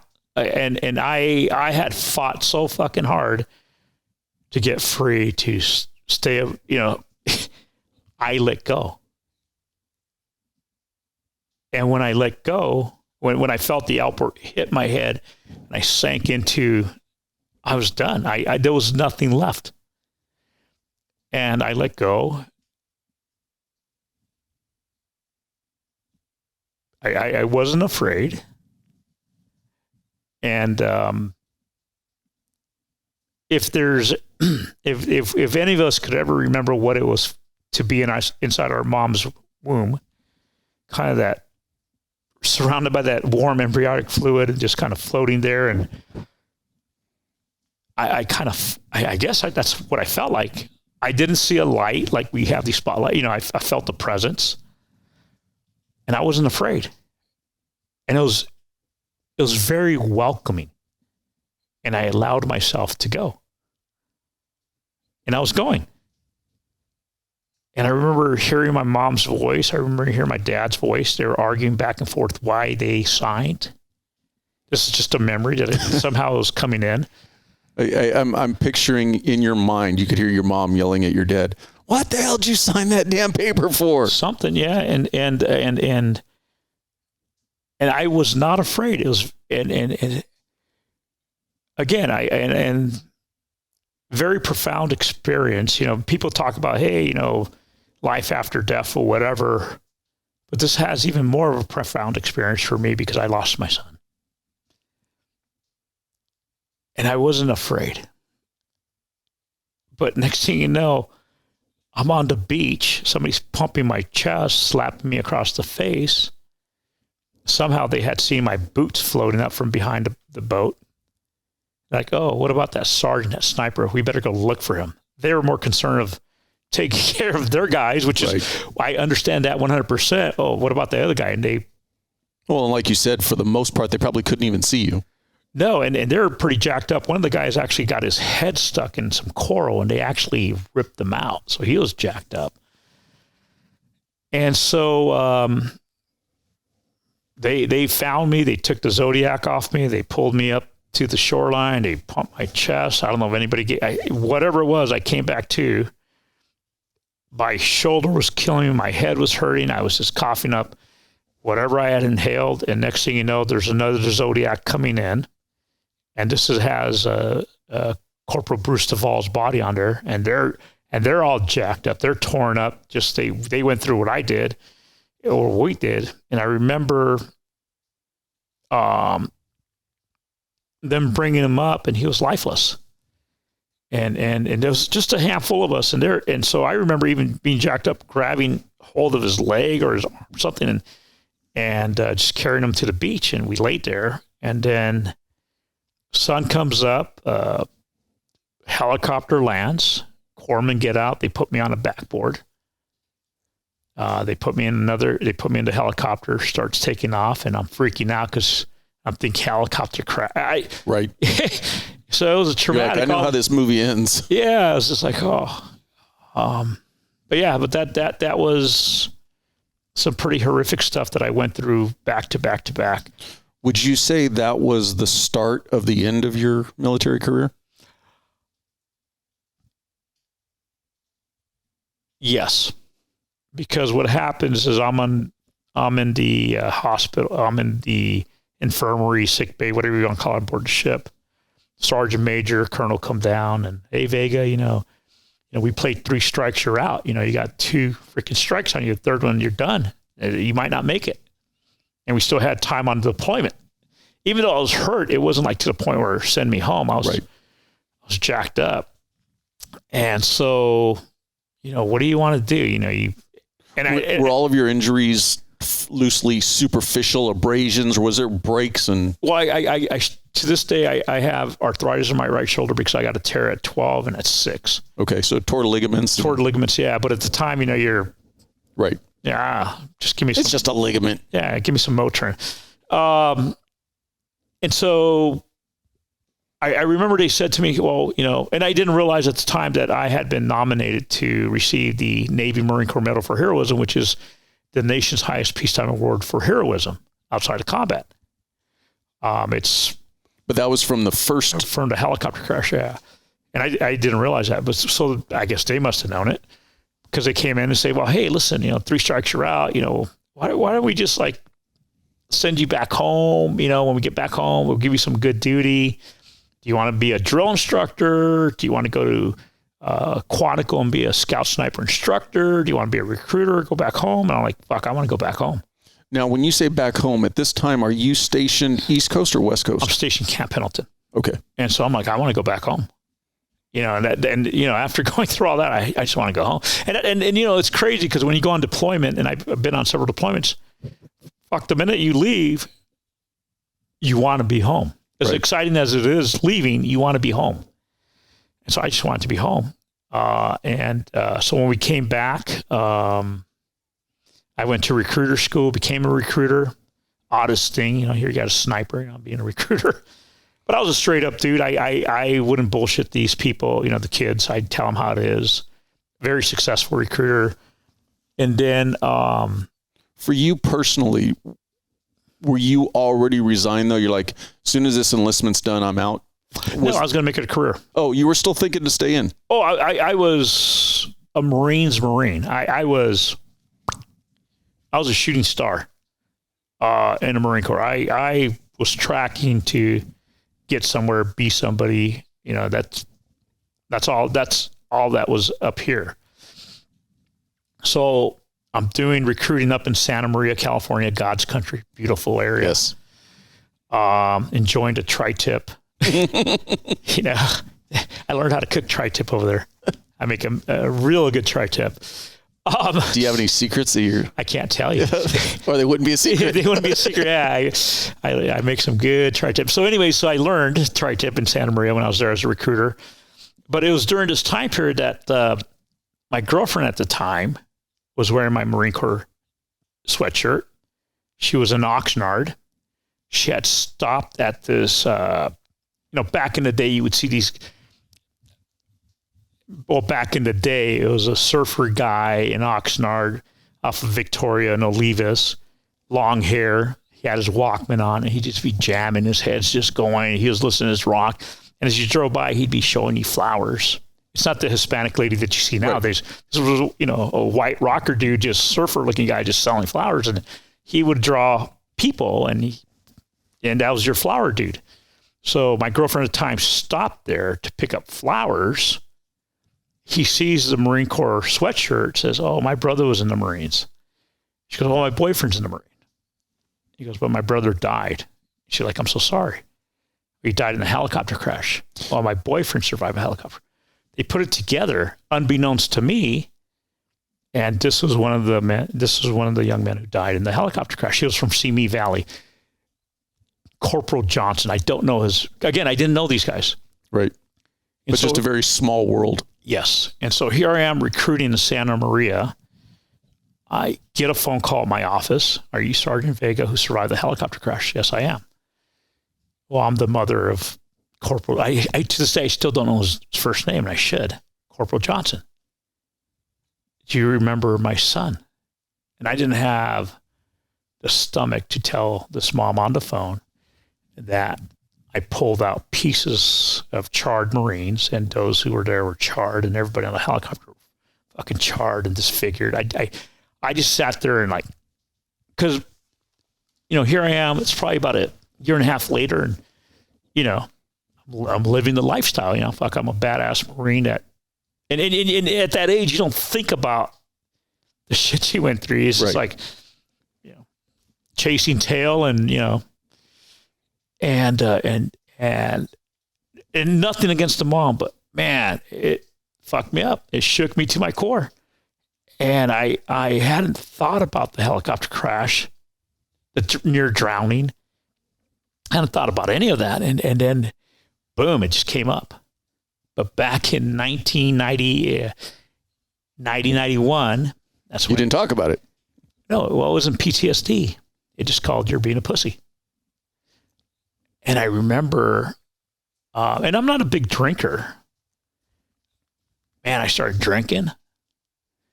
I couldn't get out of bed. Being a recruiter, it's kind of independent duty. There's nobody there, Right. Nobody's clock watching you. No, you're very independent. I was very successful and just started declining. And so when your recruiting numbers start to decline, it's like, hey, what's going on? It's like, go get me my 3 and my 4. So the station, recruiting station in Los Angeles, which I was a part of, can make mission because the major who's in charge wants to get promoted. Right. They don't give a shit about you. You're just, it's all sales. When I went through recruiting school, I went through Xerox professional selling course number 3.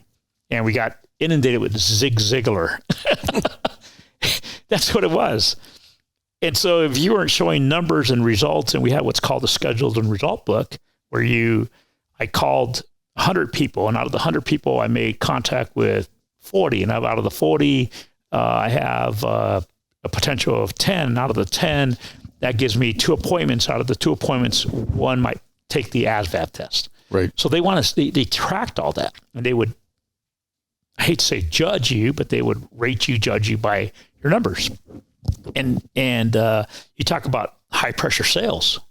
This is a recruiter, and anybody that's listening to me that's been a recruiter, they're all nodding their heads right now. Man, horrific job.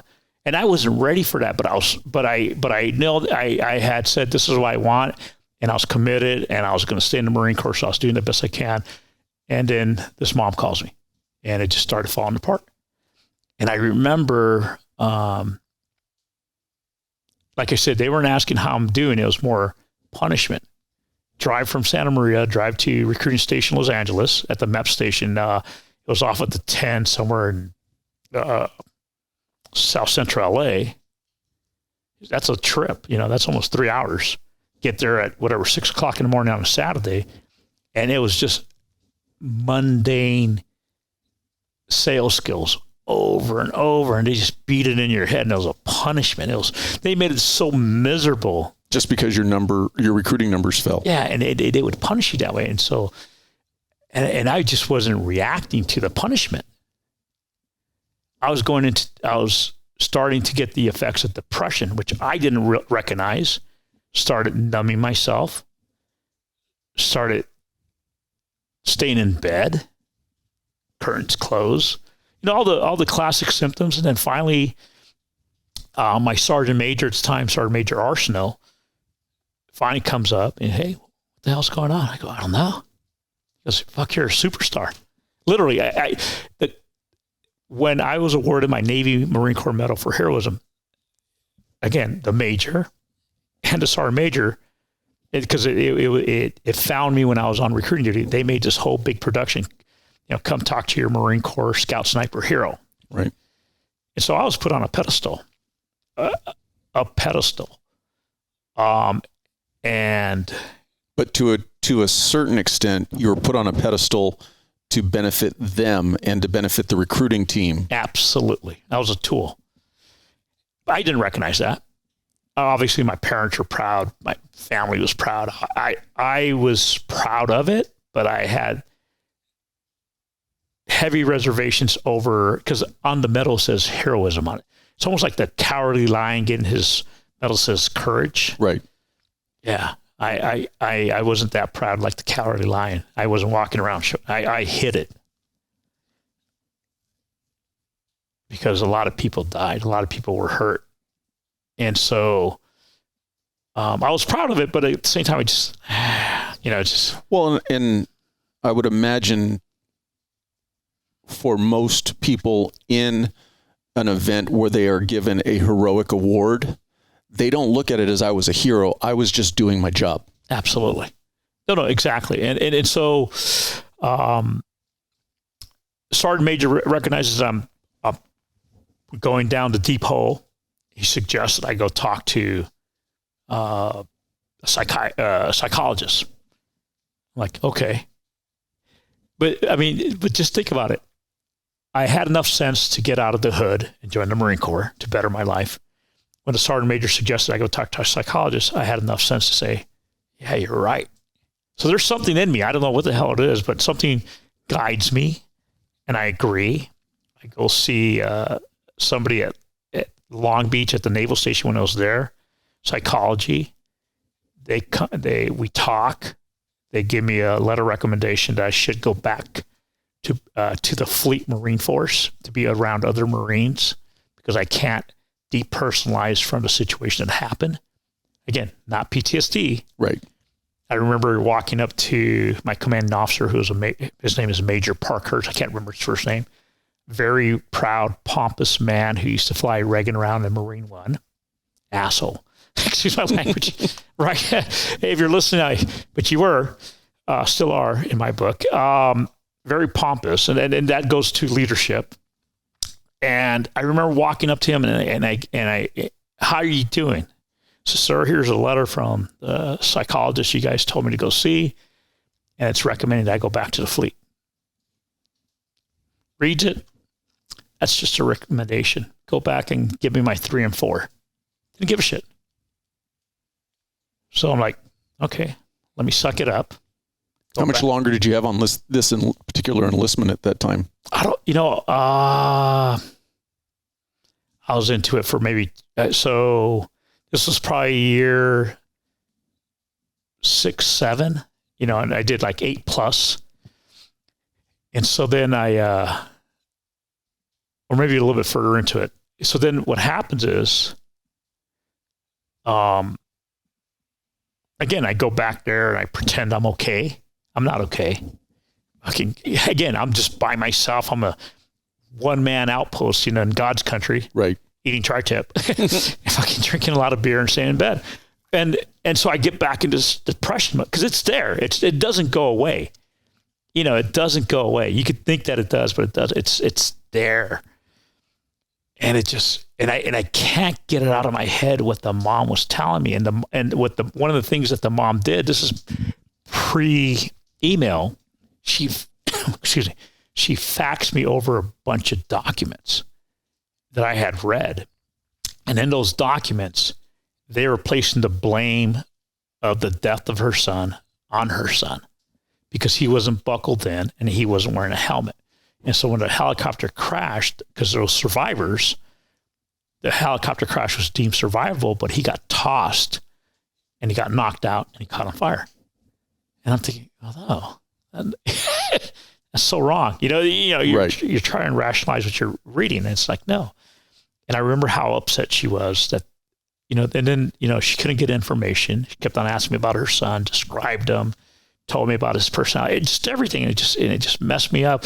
Again, no fault to her. No, not at all. It was just, I was taking it all in. And so long story short, I end up seeing 4 different psychologists, 4 different letters, 4 visits to my command officer. Each time, go out and do this, go out and do this, go out. Did you keep going back to the same psychologist? Different. At your discretion or their discretion? I saw 2 military, 2 different ones, and 2 civilians. How different in the recommendations of the military to the civilian was it? I still have the letters and they're all very similar. Oh, yeah. What was the recommendation of the civilian psychologist? To go back and be around other Marines so I could talk about it. Be around, because I was isolated. Right. And so then what happens is that they moved me from Santa Maria to Thousand Oaks, closer to Oxnard, my home. I get a new staff sergeant. I'm a sergeant looking to be selected for staff sergeant. I get a new sergeant. His last name was Miracle. I don't know. Nothing against folks with an accent from back or down south, or whatever, but he'd come in and he'd say, I'm Staff Sergeant Miracle and I make miracles happen. The guy was the worst leader possible. And there's a lot of terrible leadership in the military.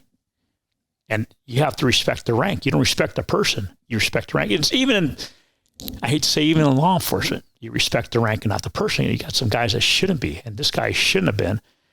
And so he sets up, and he's new to recruiting. I'm trying to get through my shit. And he sets up an appointment with a kid that has epilepsy. And I come in. Staff sergeant has showed him some of my... Pull that mic just a little closer. I come into the recruiting office. The kid's waiting to talk to me. Marine Corps sniper, recon, all this stuff. Staff sergeant worked him up. I'm talking to the kid. The kid's twitching. I go, hey, is there something wrong with you? He goes, yeah, I have epilepsy. That's an automatic. I was going to say, isn't that an immediate? Yeah. But the staff sergeant had built this kid's, I don't know if he needed to show numbers. I stopped the interview. I freaking destroyed this kid. Like, sorry, man, I can't. You can't. Kid leaves. I go up to staff. What the hell is that? And he started, with his BS, and I fucking lost it. I had a lot. I was depression, numbing, and I acted. And this was my first, Well, you had a totality of external influences that was impacting your day to day. I mean, play devil's advocate. If you weren't going through the trauma and the stuff that you were going through, you could have potentially probably had a good relationship with, that sergeant and maybe mentored him a little bit better, but you needed to deal with your own stuff. No, absolutely. Absolutely. And again, and you're absolutely right. And it's not fair for me to call him a bad leader, but at that time, he was a victim of his training and his circumstances. At the end of the day, he does play a part in it because we all bring our personality to a rank. Sure. But. So I lost my shit in the office. I went off. I threw shit over. I kicked stuff. I fucking exploded. And I took my schedule and result book. And this is legendary in recruiting station Los Angeles. I went over to the toilet, threw that damn thing in the toilet, and I pissed all over it. And I told the sergeant, go fuck yourself, take whatever you want, I'm done. And I went home. I stayed in bed for about a week. Sergeant Major came to my house. We need to talk to you. Drove down to recruiting station Los Angeles, stood in front of Major Parkhurst, the guy who had awarded and pinned my medal on. They had the colonel from the district in San Francisco on the phone, and they fucking ordered me to go back to recruiting duty. And I said, nope, take whatever you want. And so they reduced me in rank.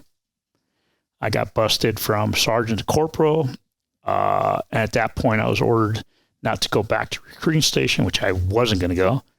And so every day I would drive from Oxnard down to right off of the 10 here in LA and report at 6 o'clock in the morning. And I would go in my BDUs and the most mundane shit that you separate big paper clips from little paper clips. When I did an outstanding fast job, they didn't know what to do with me. And so eventually there was some military storage facilities in Long Beach, big warehouses that were infested with rats and pigeons. And so I remember for 1 month, the van would drive me out there with a box lunch. I had a broom and a dustpan and a trash can, and I would just go out to this fucking huge warehouse that just had desks and stuff, and I would just sweep and dust and sweep and dust and to go fucking from hero to zero. And that's the first time I considered suicide. And I was so fucking confused. I was so confused and I was so fucked up. And I just couldn't fucking believe where I was at. And and I was trying to keep my shit together. Luckily for me, my wife, my girlfriend, fiance at the time, was going to Loyola Marymount. So by the grace of God, I was able to go crash or sleep in her dorm at Loyola Marymount. And I had at least that form of sanity that kept me from killing myself. I was going to hang myself. And eventually my orders came in. I was returned to the infantry, to the fleet. Obviously, I was blackballed. And so didn't matter how badass of a Marine I was before, it didn't matter. I was a piece of shit. And so it went down the line until I finally was able to get out of the Marine Corps. I actually even extended past my second enlistment to go on deployment, thinking that somehow I could fix it. Were you trying to rehab your reputation? Oh, not so much rehab. I am who I am. What I'm getting at is, like, you lost your rank, you were blackballed. Were you making a conscious effort to try to rehab that impression of you? Not a conscious effort. I was just being who I was. Got it. And during that time period, those horrific accident, when I was going through this, those horrific accident out in San Clemente, we were out, on the town. I remember saving this lady's life. and I was awarded another medal for valor and blah, blah, blah. So I wasn't trying. It just shit happens. And I was a good leader, a good Marine, but somewhere along the line, started going down that depression, started drinking, got in trouble again, got reduced in rank. So I ended up with almost 9 years in the Marine Corps as an E3. Somebody not too long ago said, "Hey, you're a disgraced Marine." And I told that guy to go fuck himself because, no, you don't really understand what I went through. Not a disgraced Marine, but a Marine who went through a lot of shit that, unfortunately, back in the day, there wasn't the recognition of the mental health issues that I was going through. Well, and even if it's not the recognition of mental health, for someone to say you're a disgraced Marine, unless they went through the exact same things you went through and could have not been busted in rank, maybe you could kind of say they have the ability to quote unquote judge me. Right. But they're standing on the sidelines judging your life and your experiences. It's not fair. No, and there's offline, I'll tell you that whole story. Right. Anyways, but you know, I ended up in a short timers platoon. I knew I was going to get, I was going out of the Marine Corps at the time. Of my last year, the deployment that I extended to go on, my wife was still in school. My fiance at the time was still in school, and I looked at her and said, "Hey, why don't we just get married? That way we have extra money to pay our bills off and start off right when I get out." She agreed. We went to Vegas, at the courthouse, got married. Boom. She became my wife. She was a dependent. We're making extra cash. I was overseas. She finished school. I got home. As soon as I literally got out of the Marine Corps, we got married into church. That's a whole nother issue. Wow. Did you have a plan for yourself coming towards the end of your military time, that what you were going to do afterwards? I did. Thank you for asking. I had spoken to my wife. I love fishing in the ocean. And all I wanted to go do is work at Cisco's Channel Islands Sports Fishing as a deckhand and fucking fish. Was she supportive of that? 100%, which was absolutely crazy. But then again, we're only like 26 years old, and, you know, that's you know, but that's what I wanted. I wanted to be a deckhand on what they call pinheads on a charter boat. That to me, I had gone through so much shit that to this day, I love fishing. Did you have experience at that point in time at all of working as a deckhand? No, but I had I'd been fishing all my life, and I mean, you know, baiting I love all that. So right. To me, just even though I drowned in the ocean, that's where I wanted to be. She was cool with it. I was like, okay, cool.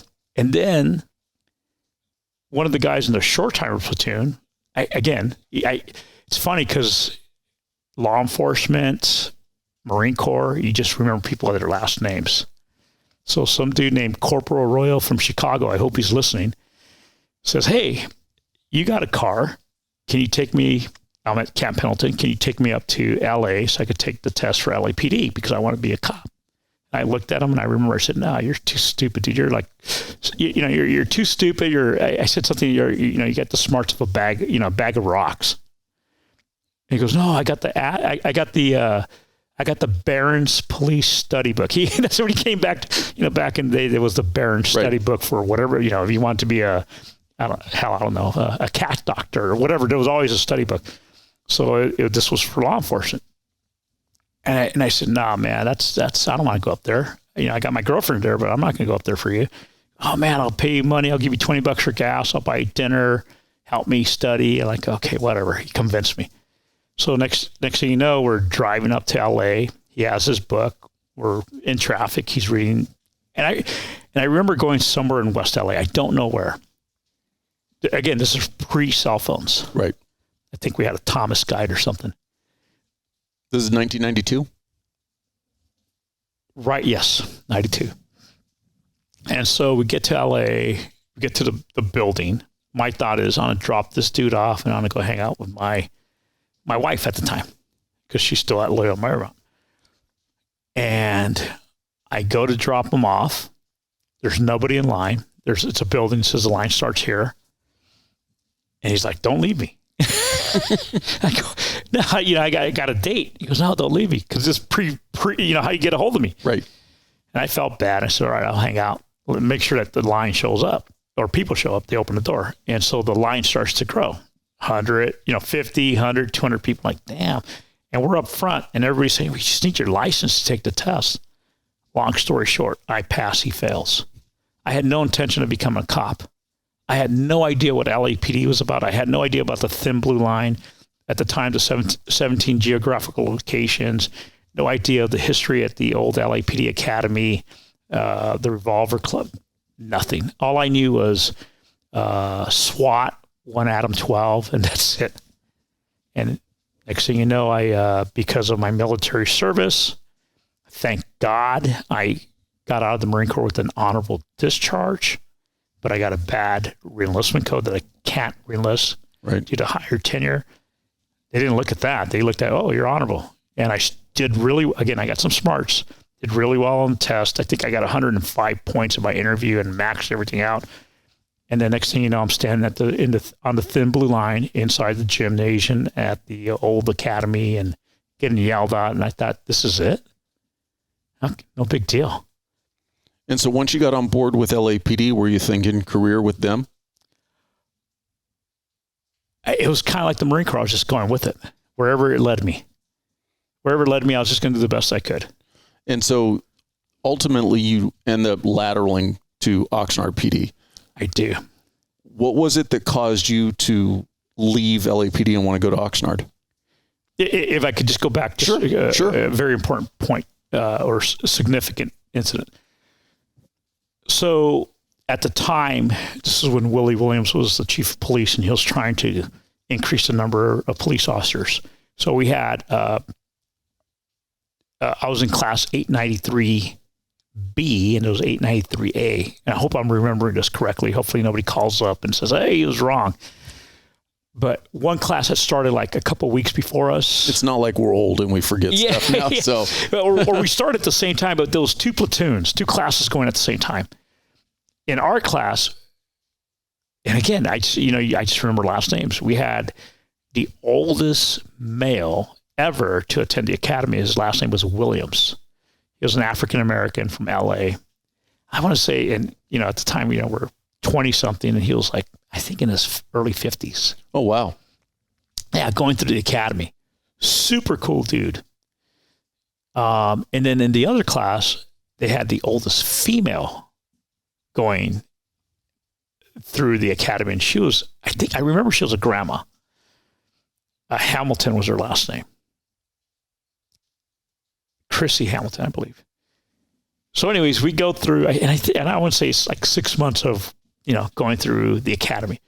And even though initially I said, okay, is this all they have? Half of LAPD's freaking Marines. Right. Evil At bastards. least back then. Back then, evil bastards, yeah. And so it was like, the marching and all that. There was a couple, and you had your army mixed in there, and I don't know what, initially when the platoon formed, the class formed, all the guide who carried the guide on, the class leader, and all 4 squad members, was built like a platoon, were all Army guys. And there was maybe a few Marines in the class, and we all looked at each other like, whatever. And we just went along with it. Well, it started falling apart. And not because I was trying to be anybody more than what I was. I would help people polish their boots. I would square them away. I would help them academically. It's just me. And next thing you know, I'm getting tapped on the shoulder. Hey, we want you to be class leader by those in charge of us. So I start leading the class. And so at the end of it, at graduation day, I graduated as class leader. My reward for leading the class was, which geographical location do you want to go to? And my response was, where is all the killing at? And they said, Rampart. So that's how I end up in Rampart. We graduated on a Friday. TV crews were all there because we had the oldest male and female that graduated successfully. And and I remember all of us, both classes rallied around, and we got them through. So we were proud of that. graduated on Friday, and on Sunday, Chrissy Hamilton was killed. First day on the job, first few hours. If I remember correctly, it was a 16-year-old that shot her with an AR as she was trying to retrieve a shotgun, which her field training officer had told her to go get. They had no idea that he was there and fucking killed her. And you want to talk about a shock to both classes. And I remember it fucked me up because I didn't even go to the memorial service or to her. I was just too deep for me. Right. And I still feel bad about that. It fucked me up. And a couple of our classmates quit because that was a reality check. Talk about a fucking reality check. She was the second LAPD female to be killed. And I to this day, I still remember, you know, her in front of the cameras. Her dad was like retired FBI. She tried. She made it. You know, fuck. Well, and that's like we talked about earlier, that's the downside to this profession is you don't get to pick when. Yeah. And whether it's 2 days on the job or 20 years on the job, if it's going to happen, it's going to happen. If I remember right, it was her first day, few hours on the job. Horrific. And then, you know, going to Rampart, that was that was its own circus. Yeah, Mr. Toad's Wild Ride, early 90s. Yeah. And you have peripheral contact with Rafael Perez, and like we talked about earlier before we started recording, you know, that name and those events, for anybody who's been in law enforcement for any length of time, that's a very significant time period for us and really a huge black eye to law enforcement. How were you did you see it in the sense of, was it something you could recognize right away and make active steps to stay away from it? So as a boot, as a recruit, you know, when I showed up at Rampart, you know, right there on Temple Street, you know, the station, I mean, fuck you, you're put up front, you're tied, long sleeves, and all the old timers sitting back there polishing their badges. I just remember that they're all polishing their badges, and they would polish their LAPD badges so they could polish out the windows on City Hall. And you knew a guy was, and this is a Marine Corps term, salty, because his fucking badges is, they polished the shit out of that. And I mean, no windows. Right. And these guys were gunslingers. These guys were, I mean, I saw some. Well, you're probably talking a bunch of them, probably Vietnam era veterans, 20 years on the job. Yeah, you're talking about some salty, crusty, fucking war-hardened cocksuckers. That was behind me and briefing, getting spitballs in the back of your head, talking shit to you. Even though I had spent time in the Marine Corps and I was a hard dick, I was like, damn. And then to top it off, I knew one of the guys. We had served together. He was in Force Recon. I was a sniper team attached to him when we had spent time over off the coast of Lebanon, that whole Achille Laros bullshit way back in the day. He was actually there. I was surprised to see him there. But yeah, you know, so they put you in your place, and at the time we were doing what they called deployment periods, DPs. So it was 13 DPs, and those were weird days. And so as a boot, you were getting put on nights, days, evening shift, whatever it was. You're just wherever they needed you. And field training officers, some just didn't want you. Others were willing to teach you. Some of the guys would just like, you know, you see a body laying there, you just kept on driving. I don't want to get involved. Like, okay. You know, it was what it was. Rampart at the time had a density issue, overpopulated. MS-13 was trying to move in on 18th Street, controlled by Mexican mafia. And if we didn't find a dead person during the shift, something was wrong. Yeah. If you didn't hear automatic gunfire, if you didn't, I mean, it was on. I mean, it was like being in the freaking movie. Officer involved shootings. I'm not going to say all the time, but very frequent. Major incidents, just brutal stuff. I saw dead bodies in the Marine Corps, but nothing like what I saw in Rampart. And so, in my time with LAPD was short. I was still on probation, and at one point I did several shifts riding with Rafael Perez. I want to stop you real quick because you just brought up something that reminded me of something at that point in time, because I was early into my law enforcement career at that same time. And you mentioned that you had seen dead bodies in the Marine Corps, but because you had not been in wartime, you hadn't seen gunfire type related injuries. And I remember at that time, though, that County USC Medical Center was contracting with the military to get their doctors wartime experience on, AK type injuries. Oh, yeah, no. And so sometimes we would go as police officers to County USC, and holy crap, the bodies were just piled in the hallway. An incredible freaking image of how brutal the time period was. Right. I mean, and I still remember this. I mean, and so I remember extremely horrific cases, execution style murders, suicides. I mean, just everything that you experience. Freaking MacArthur Park.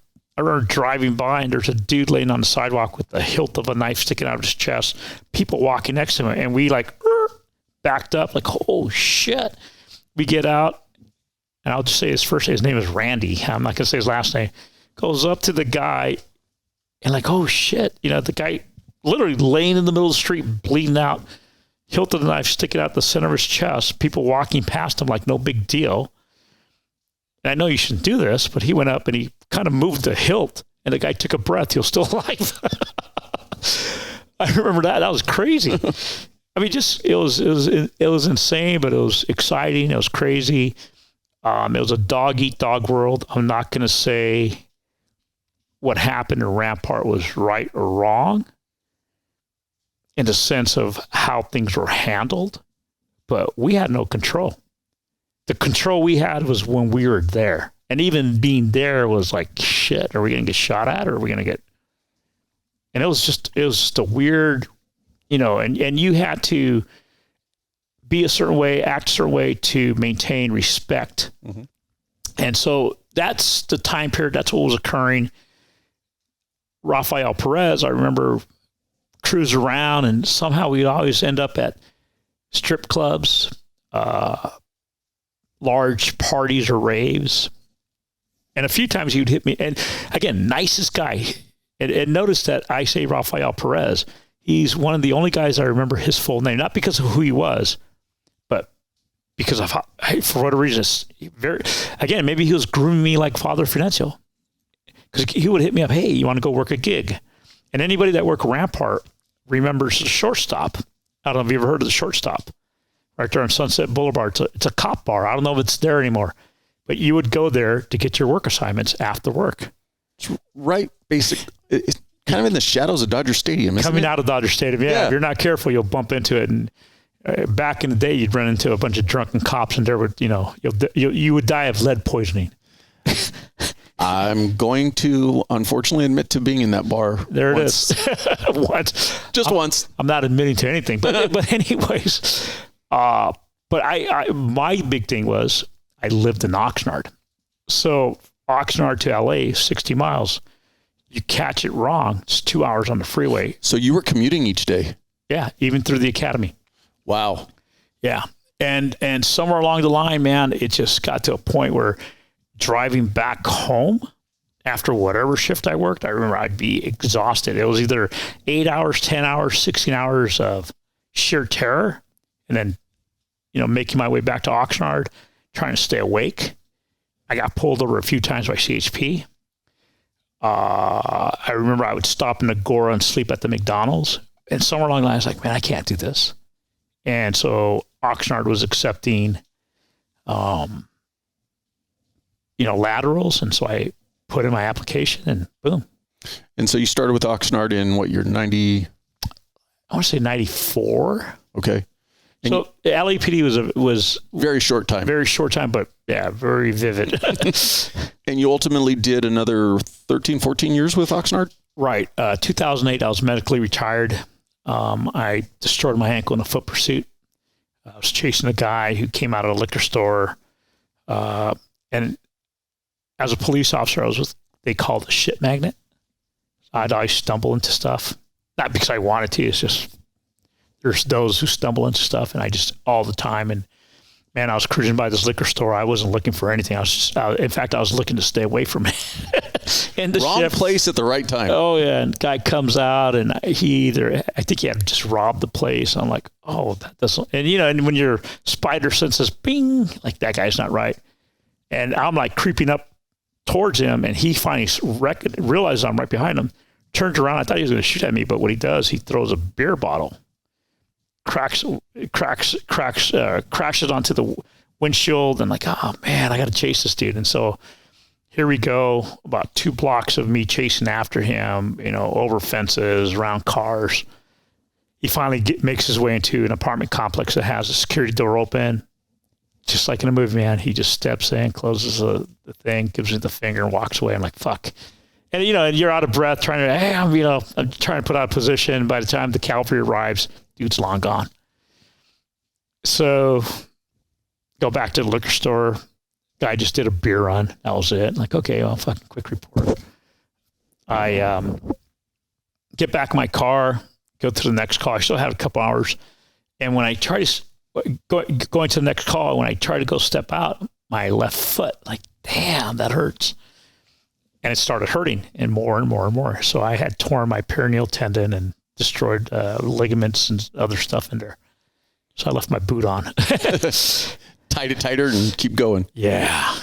So in connecting that, though, with going back to earlier where you mentioned the car to car and you started talking with the other officer about your experiences with the church and ultimately moving forward with a criminal and civil suit.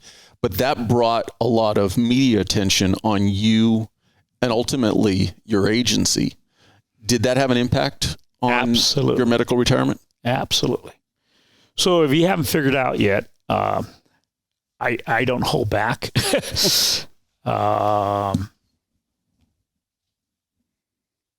don't hold back. And so what happened, and again, and I'm so sorry that this is long protracted story of my life. Please. I'm appreciative that you're open and honest and willing to share it with me. And thank you for that, because there is a lot of life lessons in all of this. And I hope that those that are listening, that are rookies, veterans, or whatever, are agreeing, disagreeing, or saying, yeah, I remember shit like that. Because we got to make it better. Right. All around. Got to make it better. And I hope some of the leadership, senior leadership's listening, because, first responders, I mean, we're in a shitty job already. It's a great job, but it's a shitty job. Like I said, splatter all the time. We end up being the byproduct of the shit we step in. Mm-hmm. So Oxnard PD, I come in from LAPD. There's already a big agency to a small agency. Oxnard PD, I think at the time was under 300. Marine Corps hero, that kind of follows you. Hometown boy. And so some take a liking, some don't take a liking. Former Marine sniper, they start hanging out with the part-time SWAT team. Somehow I get asked to be on a SWAT team, try out for the SWAT team, become a SWAT team member. At the same time, there's and this is very early on to my career with Oxnard PD. There's another police officer who was a former Marine, Jim Jensen, and we hit it off. And that Marine Corps tie, and he was on the SWAT team. And so anyway, so we became friends. And somewhere along the line, I heard somebody saying, "Hey, Oxnard's never had Baker to Vegas here." And you're familiar with Baker to Vegas. So yes. it's that crazy ass run from Baker, California to Vegas. You go through Pahrump, get your cookies, look at the the stud ranches, and just keep on going to Vegas and gamble your money away. And so you're running 120 miles relay race, and law enforcement and everybody else participates. Pretty awesome. And Oxnard PD had never been able to get a team together. So Jim and I began to... Not Gemini? Not Gemini. Yeah. I am a Gemini, by the way. But Jim and I began to put a team together. We were going to the meetings at LA. I think LAPD was holding meetings on how to build your team and all that. We were both co-captains. They were always the host agency, and the organizers were from LAPD. Correct. And so we were co-captains. We weren't I wasn't captain, co-captain. We were co-captains because that's how we saw it. And so we put a team together. And 2 weeks before the race, Jim gets killed in a botched SWAT raid. I don't know if you've ever heard of this story or not. I vaguely remember the name. Yeah. Unfortunately, was this the incident where the team got separated into different rooms and then came back together? I have some very strong opinions of all that. I understand. And I'll just try to keep it as clean as I can. Jim was new on the team, working with a MP5, which was not his primary weapon, put in the position, going upstairs, flashbanged a room, cleared a room, stepped out and got shot in the back 3 times with a automatic shotgun by one of our SWAT sergeants. And I'll leave it at that. Right. Because we were just talking about losing 2 deputies and talking about the losses, and there was even more losses with the LAPD before I left. All horrific, all impactful, all fucked up. This was beyond that. Right. And again, I have strong opinions of that. And so we get through his funeral, through his burial, it just screwed everybody up. We go to run Baker to Vegas. Obviously now we're running it in memory of Jim. I remember running the first leg. I get done, obviously think about Jim as I'm running. I get done with my first leg. The support the van pulls up. I jump in. The other runner jumps out. And in that van, I'm not going to say who was in there, but there was some shit talking going on about Jim's wife. And these were obviously senior members of the department. And I'm sitting in the back listening to, because again, you got 120 miles to go to freaking Vegas, and these guys are shit talking. And I'm like, I sat back there and I took it for as long as I could. And I finally said, hey, hold on a minute. Who the fuck are you guys to talk shit?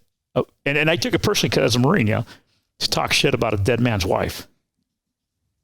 Because they were talking about how she was going to sue the department and everything. And I said, I go, who the fuck are you guys? And trust me, in a small department, and I even say this about, the homies, the bad guys, and they're all elephants. They don't fucking forget. Right. And I said some pretty strong words, and I admonished those guys, like, if she wants to sue, fuck yeah, let her sue, because this was so fucked up. Show me the book that says she has to stay within these parameters. And I that's who I am. I voiced it. Oh boy. You talk about my life being made miserable early on at Oxnard PD. Even though I was selected as officer of the year numerous times and I had other accolades. And behind the scenes, you were persona non grata. I was done. So when you ask me about how my fight with the Catholic Church, my very public fight, my very, police detective. Kind of the icing on the cake for that. Oh, yeah. So when I got hurt, I didn't get a position upstairs because I had just gotten done working the Violent Crime Task Force. I could have gone up there and worked cold cases. I could have gone there and worked domestic violence, whatever. I was willing to do that until my ankle healed. No, I got a swift kick in the ass out. They'll never admit to that. Right. My wife says, well, can't he have a position upstairs? Because she went with me. See, when you get hurt, it's funny because your buddies at the station disown you. And then and then your friends in leadership step away because now you're a liability. And then you fall into workers' comp. That workers' comp world sucks ass. I didn't want to be part of that. I just wanted to go back to work. My ankle's jacked up. It'll heal. I just want to continue on. Nope, you're workers' comp. So then you're starting to deal with all the city folks and all that whole disaster workers' comp. I didn't like it at all. I didn't want to be on it. And so it comes to a point where you're not healing fast enough. We got to do something with you. So they have a reaccommodation meeting. So in other words, just by law, they have to offer you a position within the city or county, whatever. So they offered me a position at wastewater. I was like, what? Wastewater? And my wife says, she's with me. She goes, well, can't he have a job upstairs? You know, is there a position that he could help investigate while he gets better? And the gal says, well, he didn't get shot. And my wife's like, so you just save those positions for somebody to get shot? And you got to stop and think about somebody gets shot. And they're not talking bad about anybody. Okay, and I know we just had 2 deputies killed, but if you get shot, maybe your tactics were bad, maybe your approach is bad, something, you know, tactfully, or they got the jump on you, whatever it is. But well, and unfortunately, and I'm going to step out on a limb here and say, let's translate it. He wasn't liked as a, you know, they use the explanation of he wasn't shot, but it's the translation is he wasn't liked. Yeah. Yeah. And so again, swift kick in the ass. And that was the end of my police career. And you want to talk about a transition drill, right? Well, don't jump into what you're doing today, because I want to leave that, and please forgive me for saying it this way. You have even more trauma in your life that we're going to get to. I want to try to end on a positive note. Oh, absolutely. So your law enforcement career comes to an end in 2008. So we're going to get into your transition and down the road, but I want to go to now your son, Patrick, your nonprofit that you've started, Save Our Service Members. Sure. But please explain what brought you to create that organization. Sure. So in 2018, my son Patrick, who had just turned 21, had joined the Marine Corps and had shipped off to Marine Corps boot camp in San Diego. And just to let you know, it's a very difficult drive for me to make south, just because of. I completely understand. Yeah.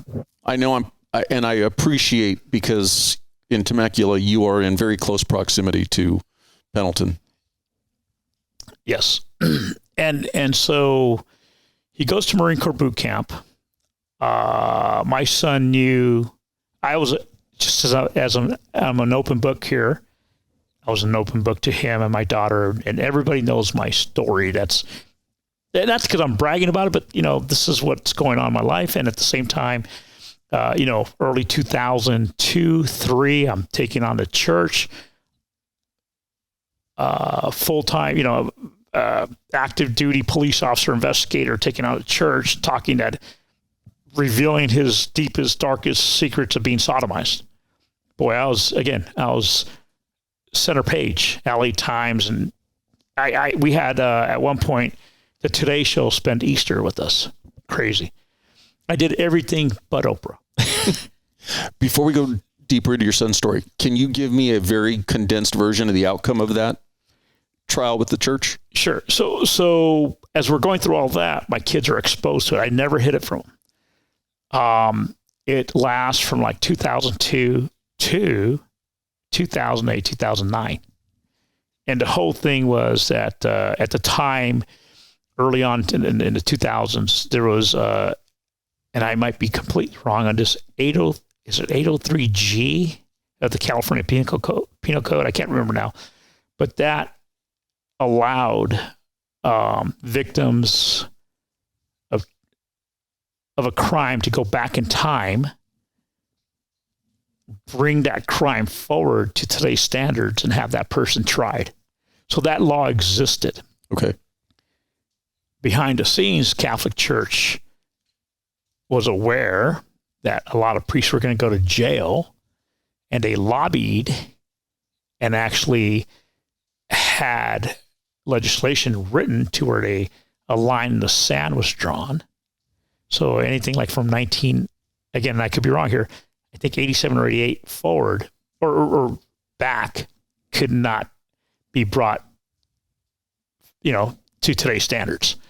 So we had a criminal case against Father Fidencio, 29 counts. The DA's office in Ventura had filed it.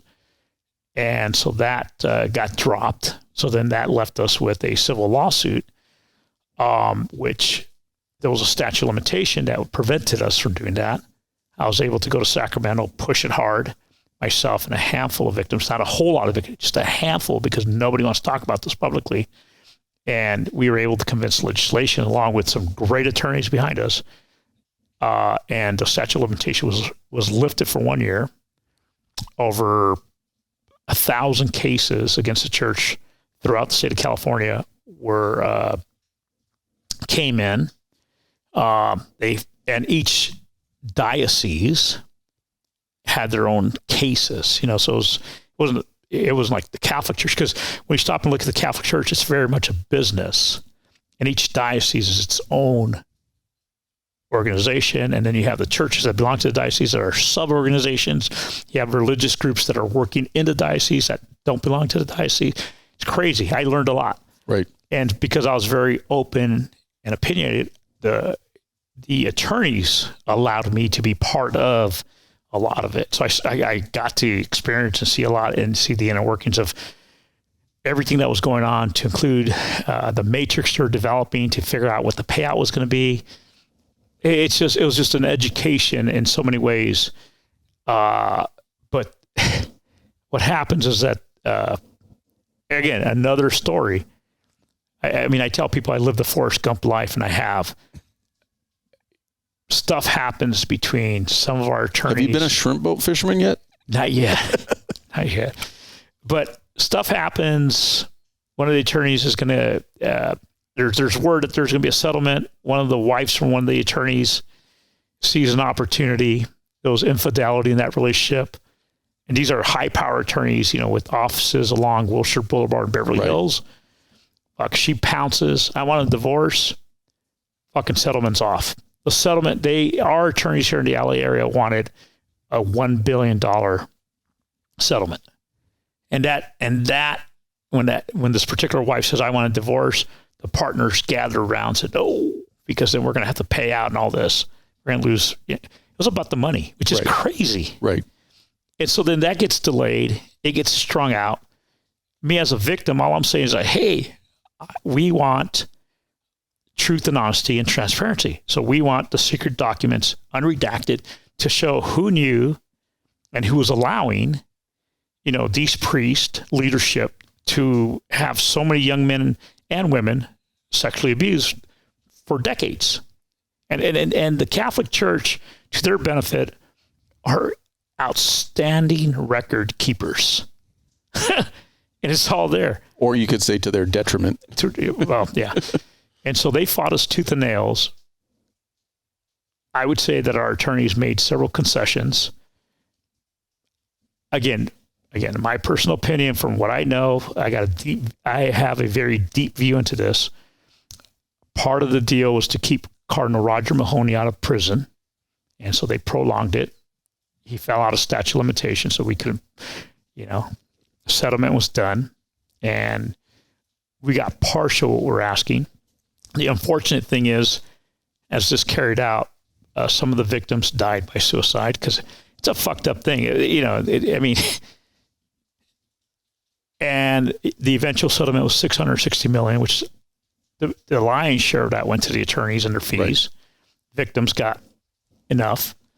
But in the end, I remember as we were in the fight, the Vatican, the Holy See would say, this is a California problem. This is an American problem. And so then what happened here in California, we cracked the door open, other states follow suit, and next thing you know, it's erupting all throughout the United States, and then it spreads throughout the world. So you were the first domino to fall. We weren't. We were part of those initial dominoes. You had Boston that was occurring. You had stuff in New York. But this, I mean, if we would have had the social media presence that's now, oh my God. Right. And again, I'm not anti-Catholic, but holy cow, there'd be serious outrage over everything that went down. But that's what happened. So, it's what I did then. And when I did it, as far as talking, speaking, trying to push for justice and clarity and transparency, and trying to clean the rot that exists within the Catholic Church, I did it recognizing that this is a generational change. It's not going to happen in my generation. I'm not going to live to see what the fruits of our efforts have been, but this is going to affect the church generations down the road, where all of this is the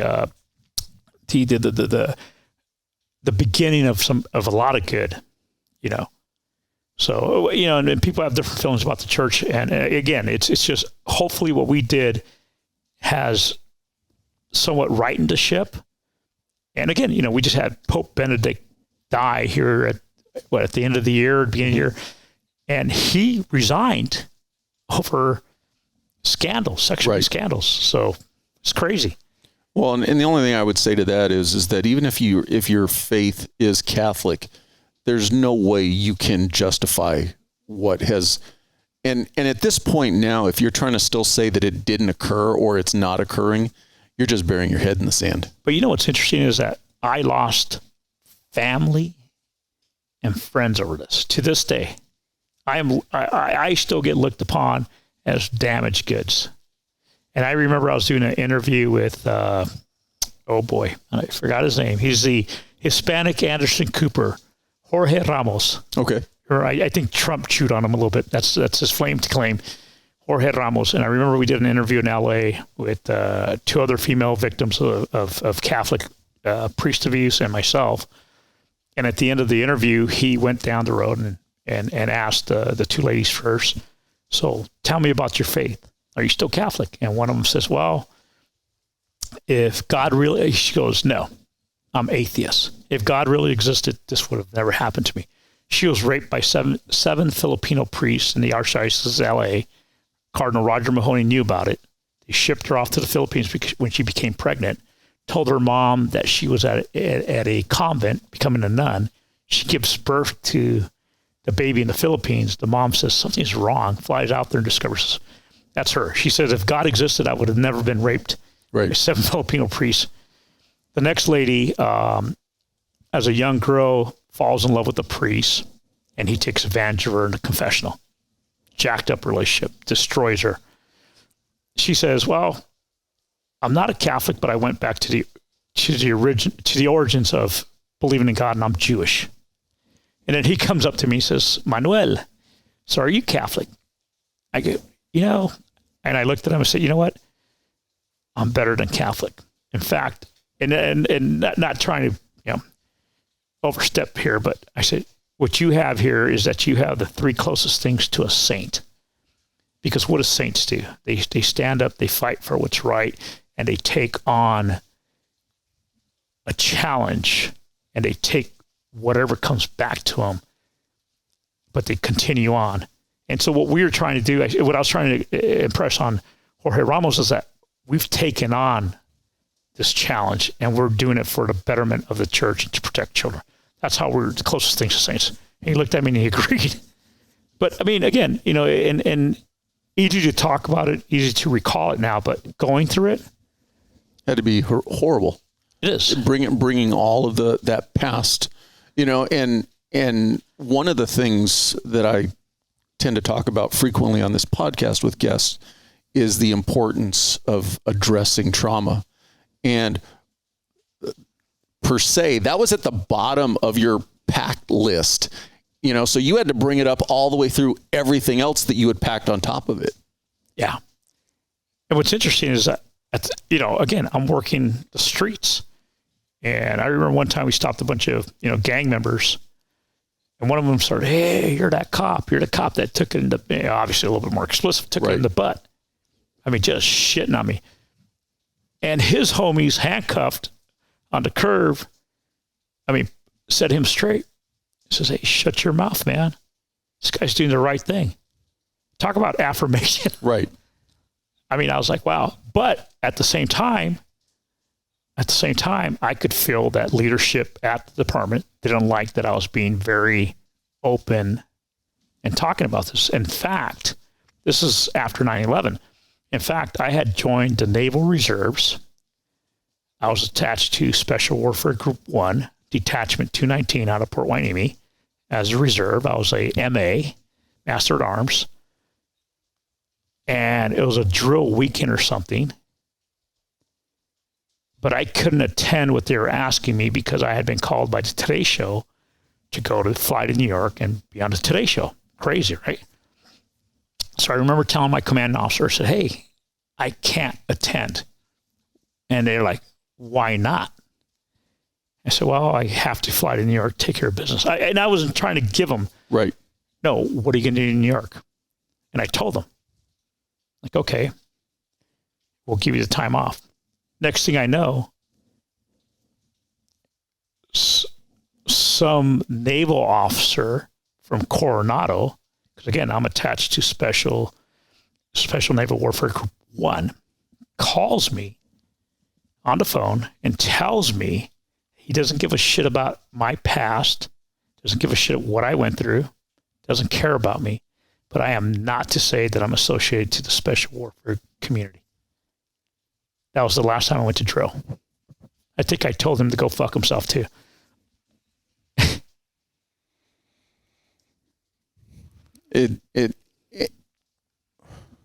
My life story. Trying to play devil's advocate.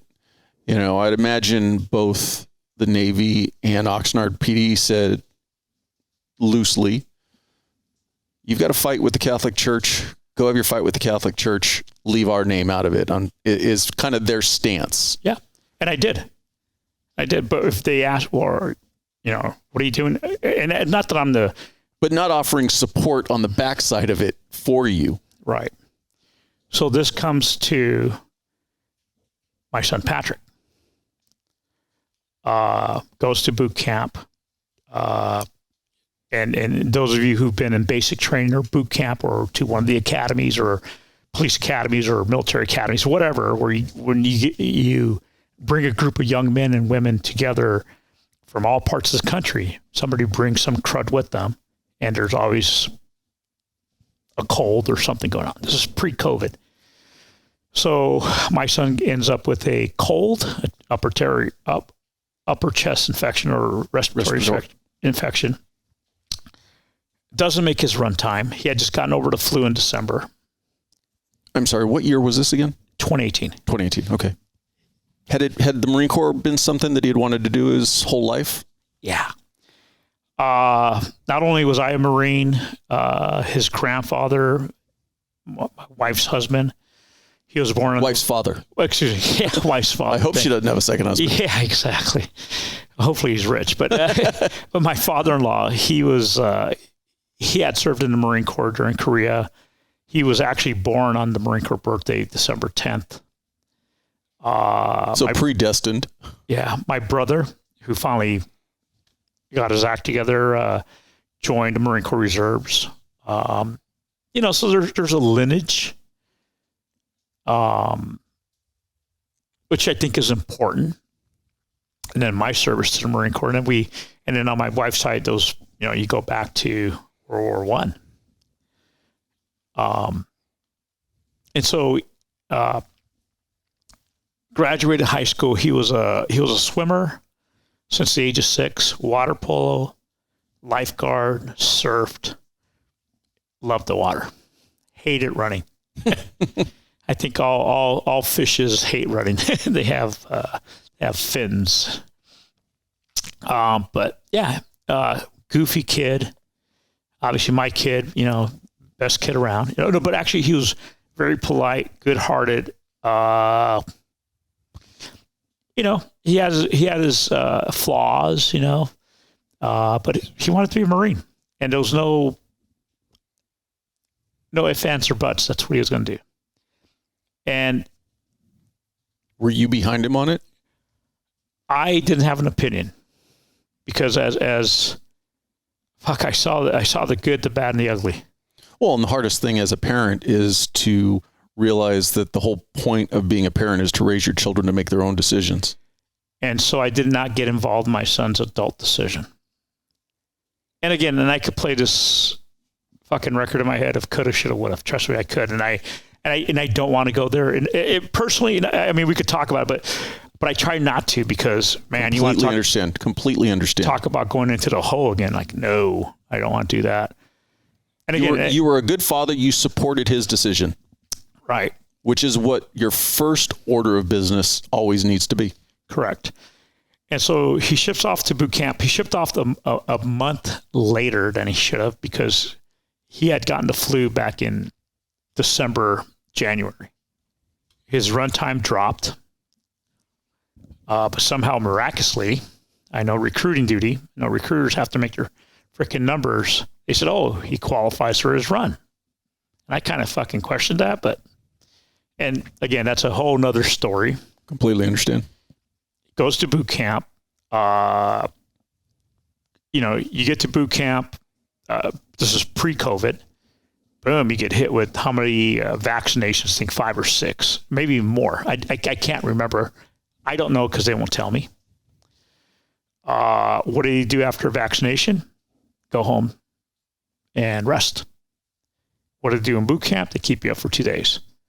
I had a 3-star general tell me to my face, and my wife, and my congressional representative, and senator's representative, and their office in D.C. that the reason that we keep them up for 2 days is to break them. Like, okay, 3-star general in charge of training command. Like, okay. So again, you're up for 24, 48 hours, just got vaccinated, stressed out, and he had been sick. Supposedly made his run time. Next thing you know, he fails his initial strength test. So he gets moved into what's called the physical conditioning platoon. One of the very last things that I had said to my son before he left with the recruiter, I said, look, the fastest way through boot camp is 13 weeks. Don't be in front of the pack. Don't be in back of the pack. Just be in the middle of the pack. That's it. 13 weeks. That's what I remember telling him. And another thing I remember telling my son too is that, and I've said this to a lot of people too, that the Marine Corps will make you, break you, or kill you. And it killed my son. And gets sick. He gets moved to the physical conditioning platoon, which is part of special training company at MCRD San Diego, Marine Corps Recruit Depot San Diego. He gets mixed in with what's called MRP, Medical Rehab Platoon. And for those Marines that are listening to me that's gone through boot camp, you'll recognize these acronyms. And so what happens, he's sick. The last time we spoke to him was, so Friday he failed his run time. He calls me. I tell him, hey, son, just, stay motivated. You'll do good. Just work on your run time. Now you just have time to work on your run time. That's why you're going to physical conditioning platoon, PCP. And he sounded sick, nasally. And it was, a very, very quick call. Sunday, he calls again. My wife, my daughter, and I you want to talk about a 1-minute call. We talked to him, and that's it. That's the last time we ever heard his voice. So we know that he's in PCP that Sunday. And this is why it's so hard for me to drive down here. My wife and I actually come down to San Diego for a conference. And we're down in San Diego, not far from MCRD San Diego, from the recruit depot. And we're there, I want to say we're there Tuesday, Wednesday, Thursday. On Thursday, we actually drive on board the base at MCRD San Diego. I know my son's at PCP. I know where the barracks are at. I'm there with a friend of mine who's a former Marine, and I used to work on the base. And we both know that Patrick's in PCP, and I'm thinking, they're not going to say no to me. I'm just going to go fucking knock on the door and, hey, I got to motivate my boy. Let me talk to him. And we literally drove up to the barracks, parked there, and we had a discussion. Wow, do you want to embarrass him? He's an adult. And we drove away. Friday morning, my wife and I drive out of San Diego, here on the 15, head to Pasadena, because she has a conference to go to herself. She's a preschool director. Get to Pasadena, and then we have a wonderful Friday evening in Pasadena. We go to bed, and sometime about 2 or 3 o'clock in the morning, I get a call on my cell phone. I answer it, and it's a Marine Corps captain telling me that, Mr. Vega, I'm sorry to inform you, but we found your son unresponsive in his bed. We don't know how long he's been without oxygen, and he has been rushed to Balboa, and we need you to get there now. He's in critical condition.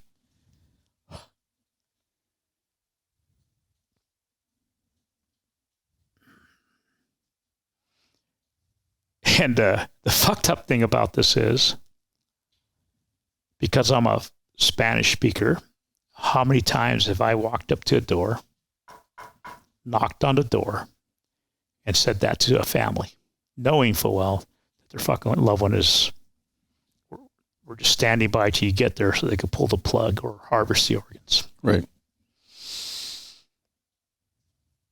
Just from what that captain told me, we don't know how long he's been without oxygen.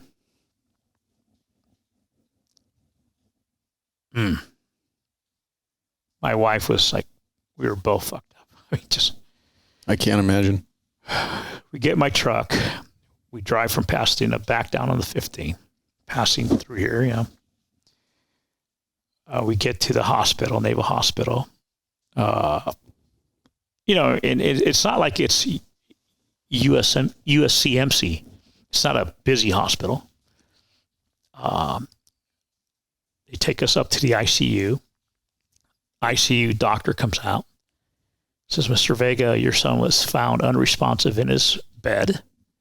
We don't know how long he's been without oxygen, but he's in the most critical, in the most critical state possible. Right.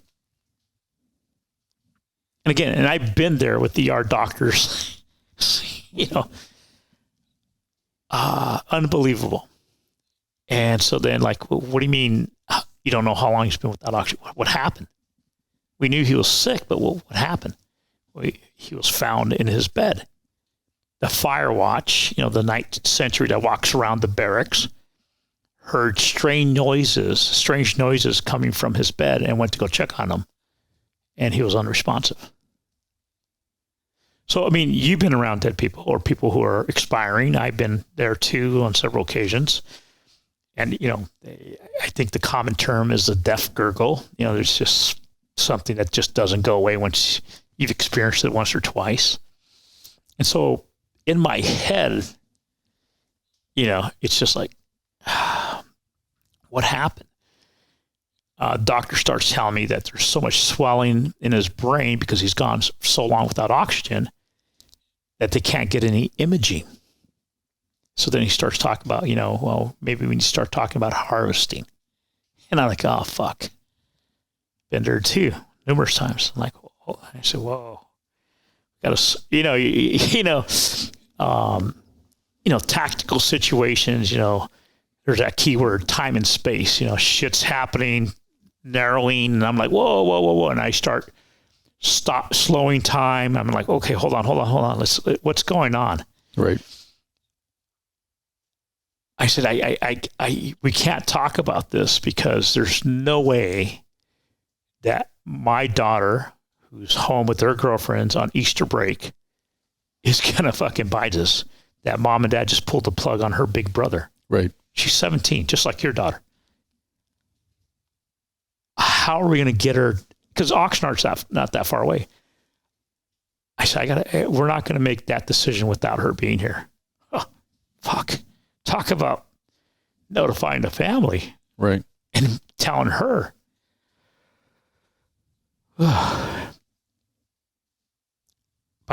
From what I understand, by that time, my son had been hit with the AED like 3 or 4 times. He flatlined. When they found him in his bed, he had no pulse. He's done. And there's a lot to it. As an investigator, I've discovered a lot of shit that went down that's so fucking wrong.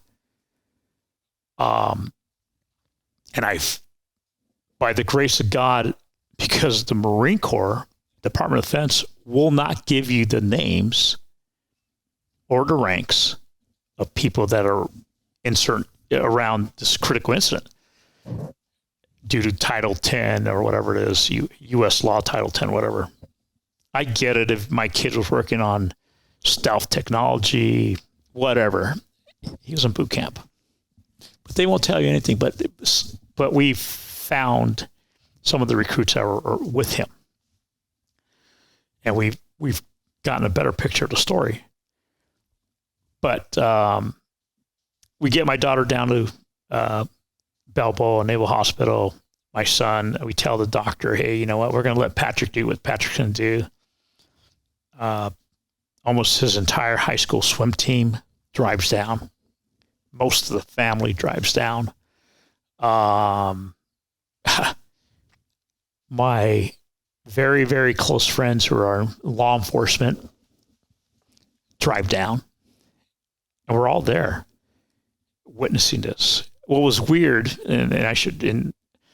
is that when we first got there, my wife and I, doctor told us that we're in shock. We go to see him. He's swollen 3-4 times than what he is. He's hooked up to everything possible that what you could think, beeping sounds, IVs. He's in this like halo bed that rotates or whatever. But every time they move him, he code blue. And we must have witnessed personally at least 4 times that he coded, which is insane because he coded once or twice out here in the civilian world. Fuck, they call it, you're done. Right. They kept it going, which is, I don't know.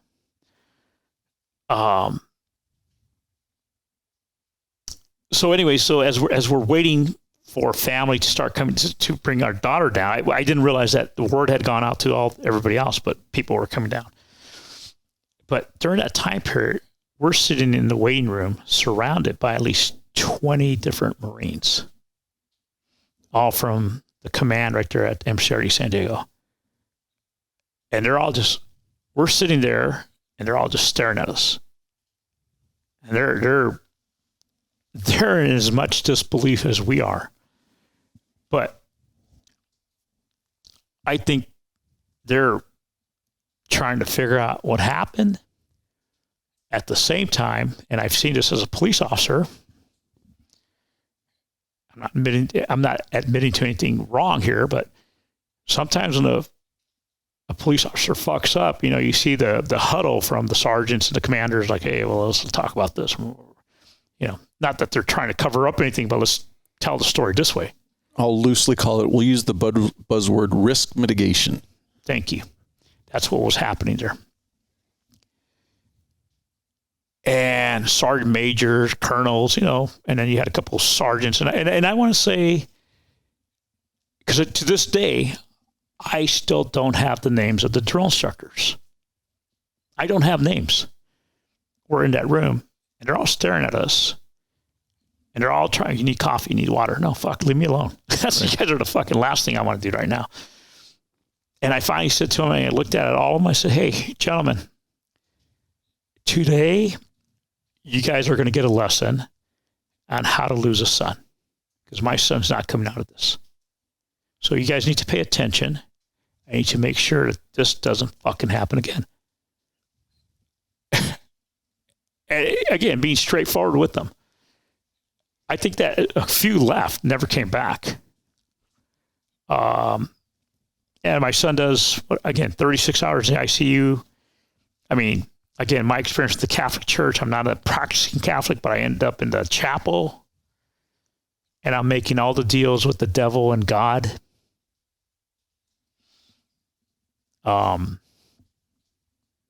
And on Sunday morning, I don't remember, it's Saturday or Sunday, late in the evening. Everybody's exhausted. They didn't have room for us at the Fisher house to stay. Whatever. I mean, I get it. That's for other, I don't know. So family rents hotel rooms. Friends and family go to the hotel rooms. I can't leave my son. And so I sit there, and a captain stays there with me, a Marine captain. I remember he's in uniform. I'm sitting there, and I finally pass out. And sometime early Sunday morning, I wake up to my son's voice saying, Dad, just the way he'd always said to me, Dad, Dad. And I woke up, and I knew. So I called my family, and everybody came down, and Patrick had passed away.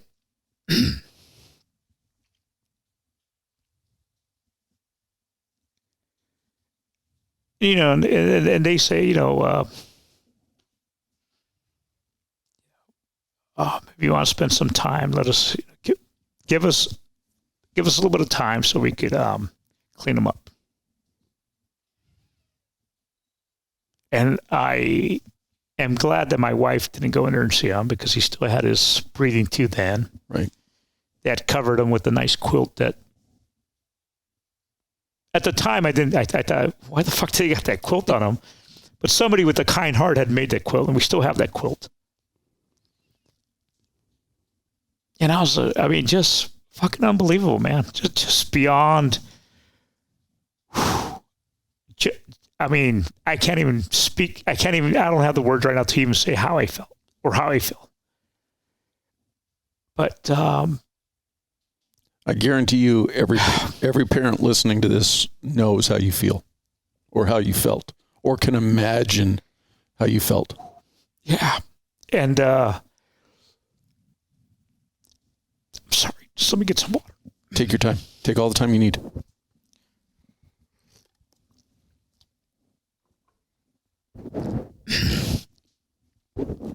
And so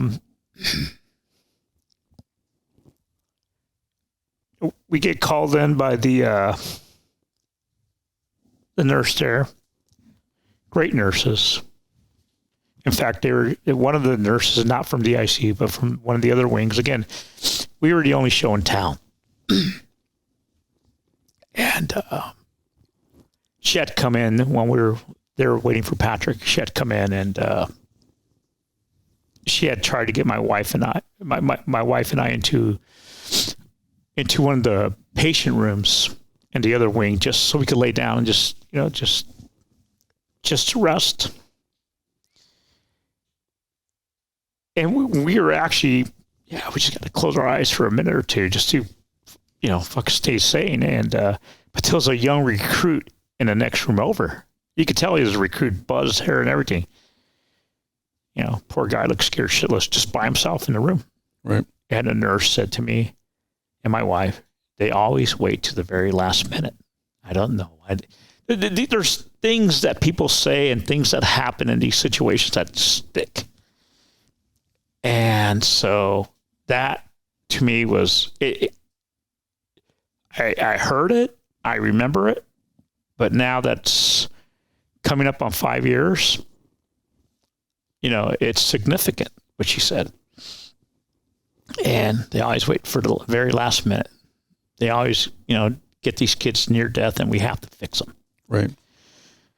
And so we don't even sleep. We just leave it alone. So anyways, very nice nurses. This one nurse, one of the head nurses, then pulls us to the side after my son passed away and says, "Hey, listen, so the process now, we're going to go ahead and get his body. We're going to go ahead and perform an autopsy." Well, here you have Mr. Investigator that sat there and fucking have, I'm not going to say hundreds of autopsies, but enough autopsies. And those of you in law enforcement that's ever witnessed an autopsy, fucking brutal, man. Mm-hmm. And, let's cut the chest cavity. Let's get the ladle. Let's, open, pop the cranium, get the pituitary gland. Let's peel his face down. All that shit came rushing in, and I was like, whoa. Don't fucking touch my boy. How, I wasn't thinking. I was reacting. Right. And some people don't get that.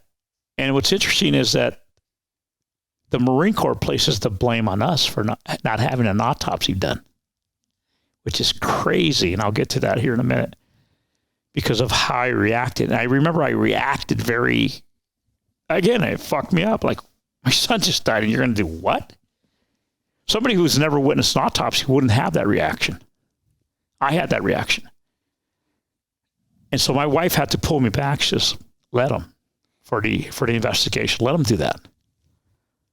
And okay, you guys do what you need to do. I'm fine. I'm sorry. And we left. We climb my truck. It's my wife, my daughter. We're leaving San Diego. We're literally getting on the, I think it's the 8 to go north. And my phone rings, and it's attached to my truck. And I don't even remember who it was. But it was somehow they already had been notified that Patrick had died. And that they wanted to see if I was willing to donate his brain for a TBI study, traumatic brain injury. Simply because the box checked Marine Corps? I don't know. Most fucking bizarre thing. But again, that leads me to believe, why are you asking me to have my son's? Why is there so much swelling? What happened to my boy? And I'll get to that here in a minute. And so I very respectfully told the guy to go fuck himself. Because I'm driving. I've just lost my son. I'm driving myself home to Oxnard. And we're just in a state of shock. I'm like, no. I wish I would. And this is the part where coulda, shoulda, but this is the part where nowadays, as soon as we know that a service member has passed away, especially within the first 6 months of their career, we're immediately reaching out to the family. Like, hey, get names, get statements, take photographs, record a statement. Okay, get it now, because guess what? You're not going to get it. As much as you want to believe that Uncle Sam's going to take your fuck, you're not. Doors closed immediately. So I wish I would have gotten that name and who they were and why they were calling and dug a little bit deeper, but I missed opportunity. But we get home, we go through the whole thing with the casualty affairs officer, the burial, all of that. And even with even at the funeral, I tell families now, take video, get business cards, have people sign in on the guest book, if you can't physically do it as a parent, you got to have assign somebody to do it, because people are going to show up. It's just like this idiot in Idaho that they said that he showed up to the memorial service. Well, guess what? We had key people involved in my son's death show up, and I missed that opportunity.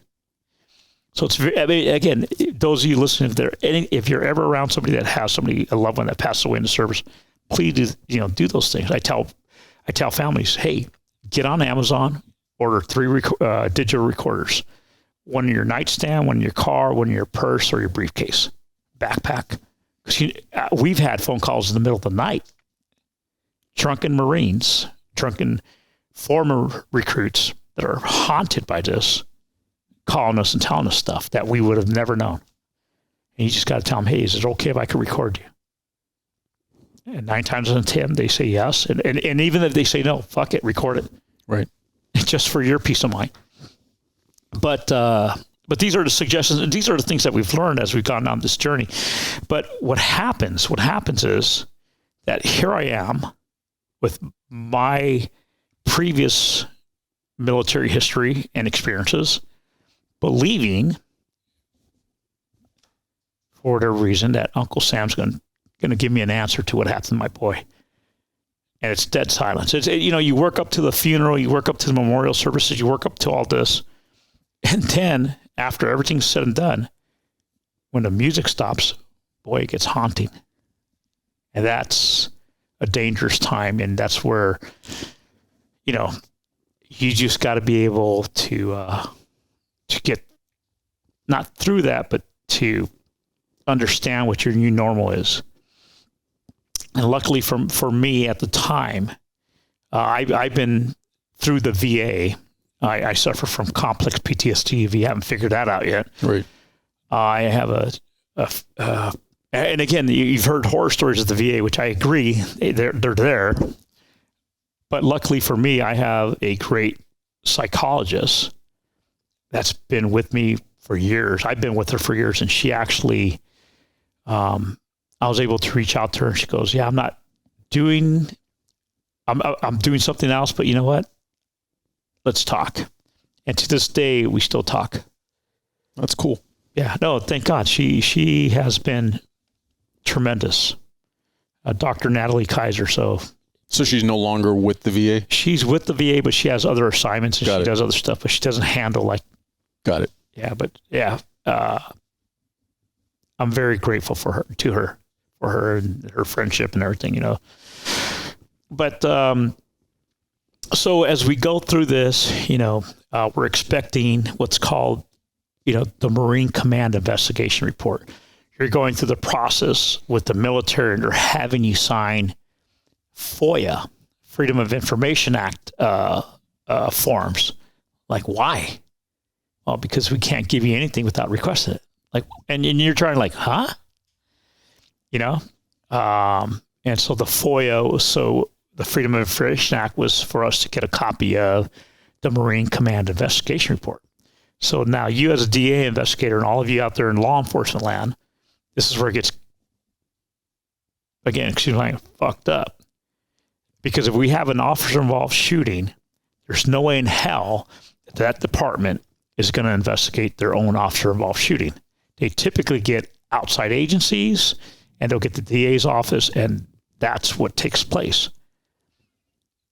In my son's case, it's exactly what that is, the Marine Command Investigation Report. So MCRD San Diego, Marine Corps Recruit Depot San Diego, the general assigns, or the general gives the order, it goes down the chain of command, and they assign somebody from that command or the base to conduct a command investigation report to see whether or not my son was in good standings at the time to be able to get the death gratuity and the SGLI, the service group life insurance, right? And to establish some facts. But it's the same command. And I don't care what people say. It shouldn't be from MCRD San Diego. It should be, hell, bring in the Navy. Bring in... If you want to stand behind transparency, you have an outside entity do the investigation. Absolutely. And so what happens is that they do their command investigation report. We don't get the report until maybe, so he passed away in March, so we don't get it till like the end of June. My daughter is graduating high school. We had a trip planned to Disney World with her and her girlfriends. We knew that Patrick wasn't going to come because he was going to be at boot camp or going off to train somewhere. What do? You continue. Well, you gotta get normalcy back to your life, and you especially got to get normalcy to your daughter's life. Right. So we go to Disney. The command investigation report's completed. I don't have. I just can't look at the report. It was a thick binder. I have the Marine Corps deliver it to one of my. Obviously, I became friends with some of the attorneys from the Catholic Church, and so I have it delivered to him. He takes possession of it. And then at the same time, what I start doing is I make a phone call to the former district attorney in Ventura County. He and I had become friends because of my advocacy towards trying to solve child abuse and stuff. And there was a few times that he would have me go to DC and provide testimony and lobby with them for different child protection laws and so on. So we had a good relationship. Super good guy. And so I called him and I met with them and I said, hey, I have this report. I don't have the stomach to look at it, but I know that there's something wrong and it has to do with medical malpractice. Something medical is not right. Who's your go-to guy? So eventually he's able to refer me to somebody who had done some work for the DA's office in the past. This doctor is retired, has some serious health issues. However, probably one of the best doctors that has provided testimony for the DA's office. So he agrees to look at the report. Now, you got to realize the report is several hundred pages long, poorly copied, missing pages, heavily redacted. When I finally took a look at it, I couldn't make fucking heads or tails out of it. And so what happens is that this doctor, along with my attorney, they're able to put together a 35-page condensed version of it where he, using what the Marine Corps had provided, what little information was provided, identifies 5 instances where the outcome for Patrick could have been different. Not saying that he would be normal because he had major organs shutting down, but it would have been different. And then he says, yeah, the totally fucking poor medical health care, period. And so we have that report. As I stated way earlier, when I went to Marine Corps boot camp, I went with one guy that we were eating tamales, who's now a congressman, who happens to be on the House Armed Services Committee. I had reached out to him. He actually spoke at my son's funeral. And I had reached, and he had promised me that he was going to get me a meeting with the Marine Corps Commandant or senior Marine Corps leadership. And so almost a year to the date, we have this meeting in Washington, D.C. with a 3-star general and his adjutant in Congress member Sullivan Carvajal's office. It's attended by Julia Brownlee, who's my congressional representative from Senator Feinstein's office, and at the time, Kamala Harris. Don't care how you guys feel about them, but that's who's in the room. That's who's in the room. These are our lawmakers are in there. And so Marine Corps General comes in, he sits down, we start talking. I'm here, Mr. Vega, I'm here to listen to you for as long as you want me to listen to you. Okay. And I have my copy, and he has his copy of his, the Marine Command Investigation Report, unredacted. And what he didn't realize is that we had given this report, the 35-page report, to our lawmakers beforehand, where it states Patrick had been in 5 instances. It could have been a different outcome. It was never revealed to the Marine Corps General at the time. Not that I was ambushing him, it just happened that way. And so as the conversation goes on, my wife says that it was something like out of the movie A Few Good Men, where the screaming starts and you can't handle the truth. Well, the general started going after me because I kept on pushing on things and key points in the report. And he was getting pissed because it was a 2-hour meeting, which is unheard of because congressional members typically don't give you that much time.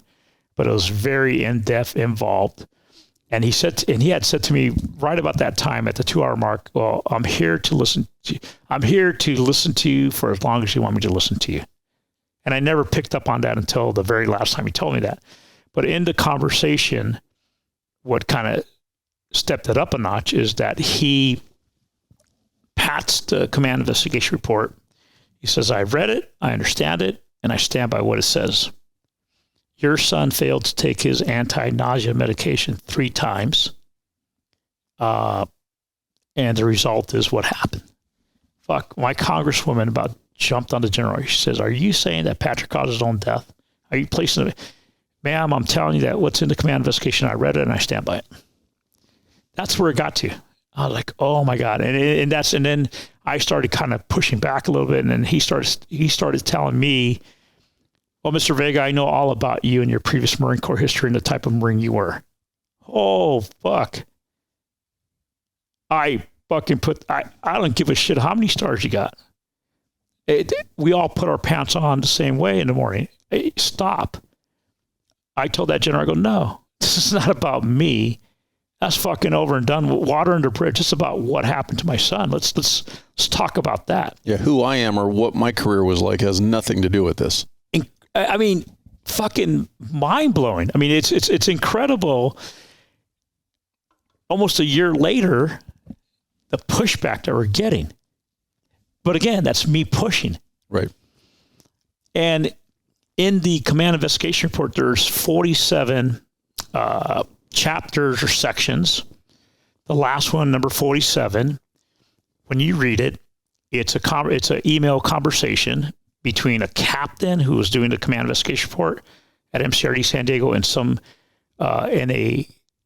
a special agent from NCIS out of Miramar, who I guess that's their area of responsibility. And it's maybe about 2 or 3 weeks after my son dies, they're having this communication back and forth. It's if you look at the timestamps, within 10 minutes. And the captain's asking, hey, so what are we going to call this report? You know, because we're only doing a limited investigation. And NCIS comes back and says, yeah, you're right. It's only a limited investigation. Are we going to close it? Yeah, well, let's close it. Boom. And so I always knew that there was some sort of NCIS involvement. And again, previous law enforcement, Oxnard, we got Naval Base Ventura County. Yeah. And there was even some folks from Oxnard PD that went to NCIS. It's like, okay, yeah. Okay, fucking NCIS has our back. They got something. Holy shit, was I ever wrong? Was I ever wrong? So we end the meeting with the general. We end the meeting with our lawmakers. I ask them, I go, hey, so where's the NCIS report that's in, subsection 47? Like, and we'll fill out a FOIA. Like, okay. And nothing. And so we get back home to California. I'm like, man, where's this NCIS thing? I want to know what NCIS had to say. I reach out to my fellow law enforcement brothers that are now working NCIS. One of them is very high in the food chain. He's very hesitant to talk to me because he tells me right off the back, I don't want to get involved because this will be my career. Like, oh, thank you, but fuck you, but you're still going to tell me. I don't give a shit. He reluctantly gives me information and says the agent who wrote something is no longer there. A lot of issues with them. And you need to call this number. Click. So he gave me a number to, I don't even know who he gave. It was a number to somewhere in 29 Palms. I call up. A lady answers. And now this is like maybe a month and a half, 2 months after the meeting in D.C., which took place February 2019. February 2019, yeah. And so this is like maybe April, late March of 2019. And I'm trying to get information on it. Where's this NCIS report? The lady who answers, very nice lady. I can't remember her name. Again, you need to write shit down. I have it somewhere, but it's not like you talk to a million people. Yeah. And but what I say to her is like, hey, I'm the father of Patrick Vega, who passed away at MCRD San Diego on this date, and I was looking for any information from NCIS because I know you guys are involved. She gives her condolence. She says, well, I figured that's what it was because I typically handle all the death calls. I'm the victim advocate or whatever. I get all that. She goes, okay, well, let me look. And in the background, you could hear her typing away. I'm on listening level 1, right? But you could hear her typing away. And you could hear her. She's one of these people that kind of talk to themselves. She goes, oh, that's not good. And I'm hearing this. She goes, well, Mr. Vega, there's nothing right now, but I'll have the special agent in charge give you a call. Like, well, hold on a minute. I heard you say, that's not good. What did you mean by that? Well, and this is where, again, as an investigator, you're like, fucking start digging. Well, can you please tell me, because it's my son, And she finally lets out that the only thing I have here is a 1-page, 1-paragraph memo from special agent. And she gave me the name. Like, oh, okay. That's it. You sure? She goes, yeah, it's really odd. That's all there is. Are you sure? Yeah. And she takes my number.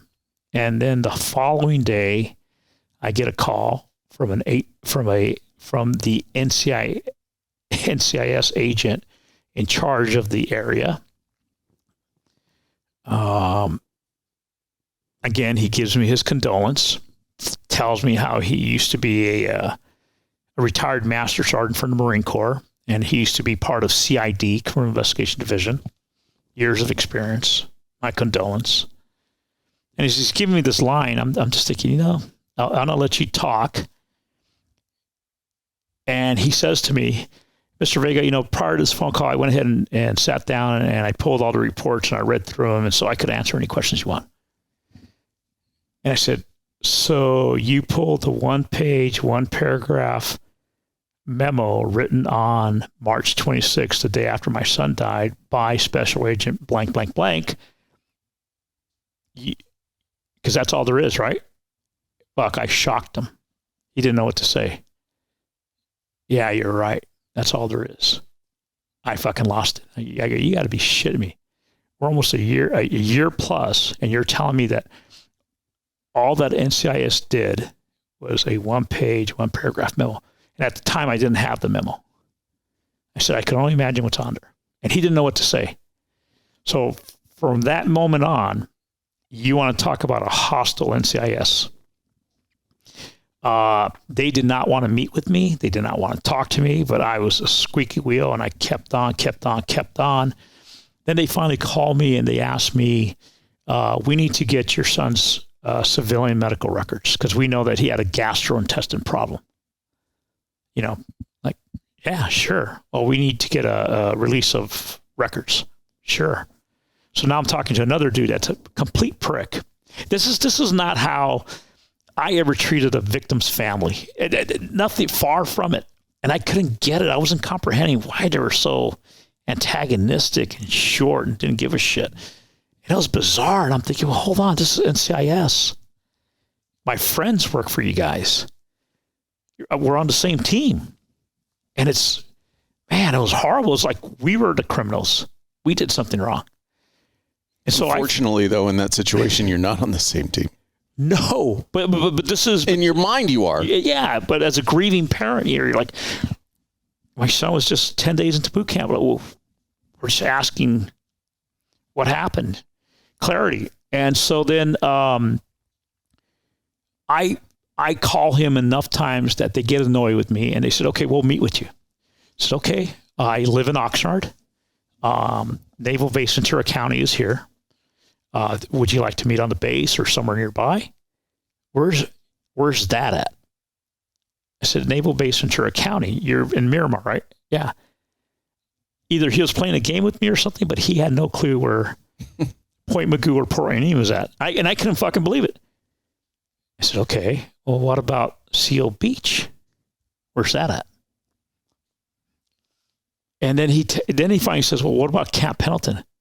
I go, fuck, I might as well just go to Miramar. I go, and they made us come to Miramar. You know, again, as an investigator, dealing with the grieving family, whatever, you're typically going out of your way to accommodate them, help them, and you don't add more to their plate. Oh man, you try to take as much off their plate as possible. And when I said, well, you know what, I'll just go to Miramar, and he tried to wiggle out of it. I said, nope, I'll be there first thing tomorrow morning. I got a hold of my wife, said, made hotel reservations. We zipped down here, went to Miramar. Next day, we're meeting with them. And again, very antagonistic, very not on the same team. Made it point blank. And then that happens. They said a bunch of stuff. They accused us of being disgruntled parents to our face. You guys are just trying to get money. It's like, is this shit coming out of your mouth? Is this how you treat victims? It was just completely uncalled for. I was so pissed. I went on the NCIS website to see where I could file a complaint against the agents. Because, you know, God help me, the time I pissed off citizens, I mean, they just go to the station and fill in the IA. And trust me, I stood in front of the IA sergeant several times. Yeah, I did fuck up. But there's no, on their website and you can't file a complaint against an agent. There's no mechanism. There's no avenue, which is odd. And I'm pissed. You know, like, these guys are not treating people right. This is not what I was expecting from NCIS. I'm calling my buddy who's up there in the senior leadership. He says, man, I got to stay out of this. Don't know if your phone's being bugged. He was right. He was even at that stage, like, shit. And I felt bad because I didn't want to get him involved. And, but he did say, I'm talking to people in positions higher than me in DC that are aware of what's going on. So he was kind of working in the background. I start doing my due diligence to see how I could get something further along NCIS.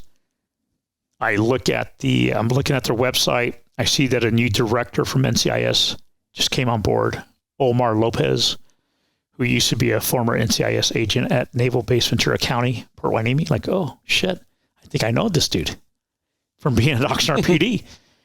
And all the communications I had back and forth with these NCIS agents, and again, I had written down somewhere, it was their name dot last name, sometimes their name dot middle name dot last name at Navy.mil NCIS or NCIS.mil or whatever it was.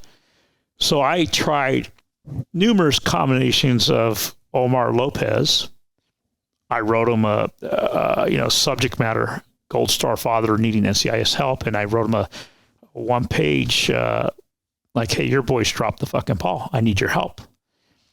And sure enough, the next day I got a call from him, from Omar Lopez, director of NCIS. So you tried multiple variations on the name, and one of them obviously hit. Yeah. And we started talking, and he apologized profusely. He acknowledged there was issues with the Miramar office, and we're going to look into this. And I laid into him. I go, man, this is almost a year later, and now you're going to look into it. And, you know, as part of it, as an investigator, as time is your enemy. People forget, you know, the focus picture becomes fuzzy on the outer edges, and that's critical information. And so I'm like, I mean, I was beside myself. Right about that time, we end up going to Washington, D.C. with an organization called TAPS, the Tragedy Assistance Program for Survivors. And they reach out to families who have lost a loved one who at any time was in the service for any reason, combat related, suicide, murders, accidents, medical malpractice. Fantastic organization. Even if your father was in a veteran and he died of cancer or whatever, and you're impacted by it and you need resources, they will help.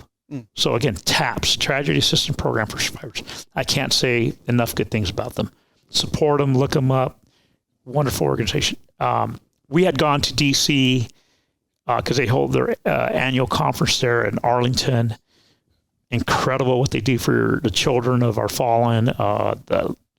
It's just an incredible program. And part of the program was to go to Arlington National Cemetery as VIPs and participate in Memorial Day. So we went, we're there. I mean, the vice president was there at the time, Mike Pence, and all the members of Congress and Joint Chiefs of Staff and all the muckety-mucks, and we're there sitting center, and we're down the amphitheater, and and it's you talk about a heaviness. I mean, that is a very heavy ceremony. And as we're sitting there, I look up, and there is General Joseph Dunford. And General Joseph Dunford was, at the time, the chairman of the Joint Chiefs of Staff.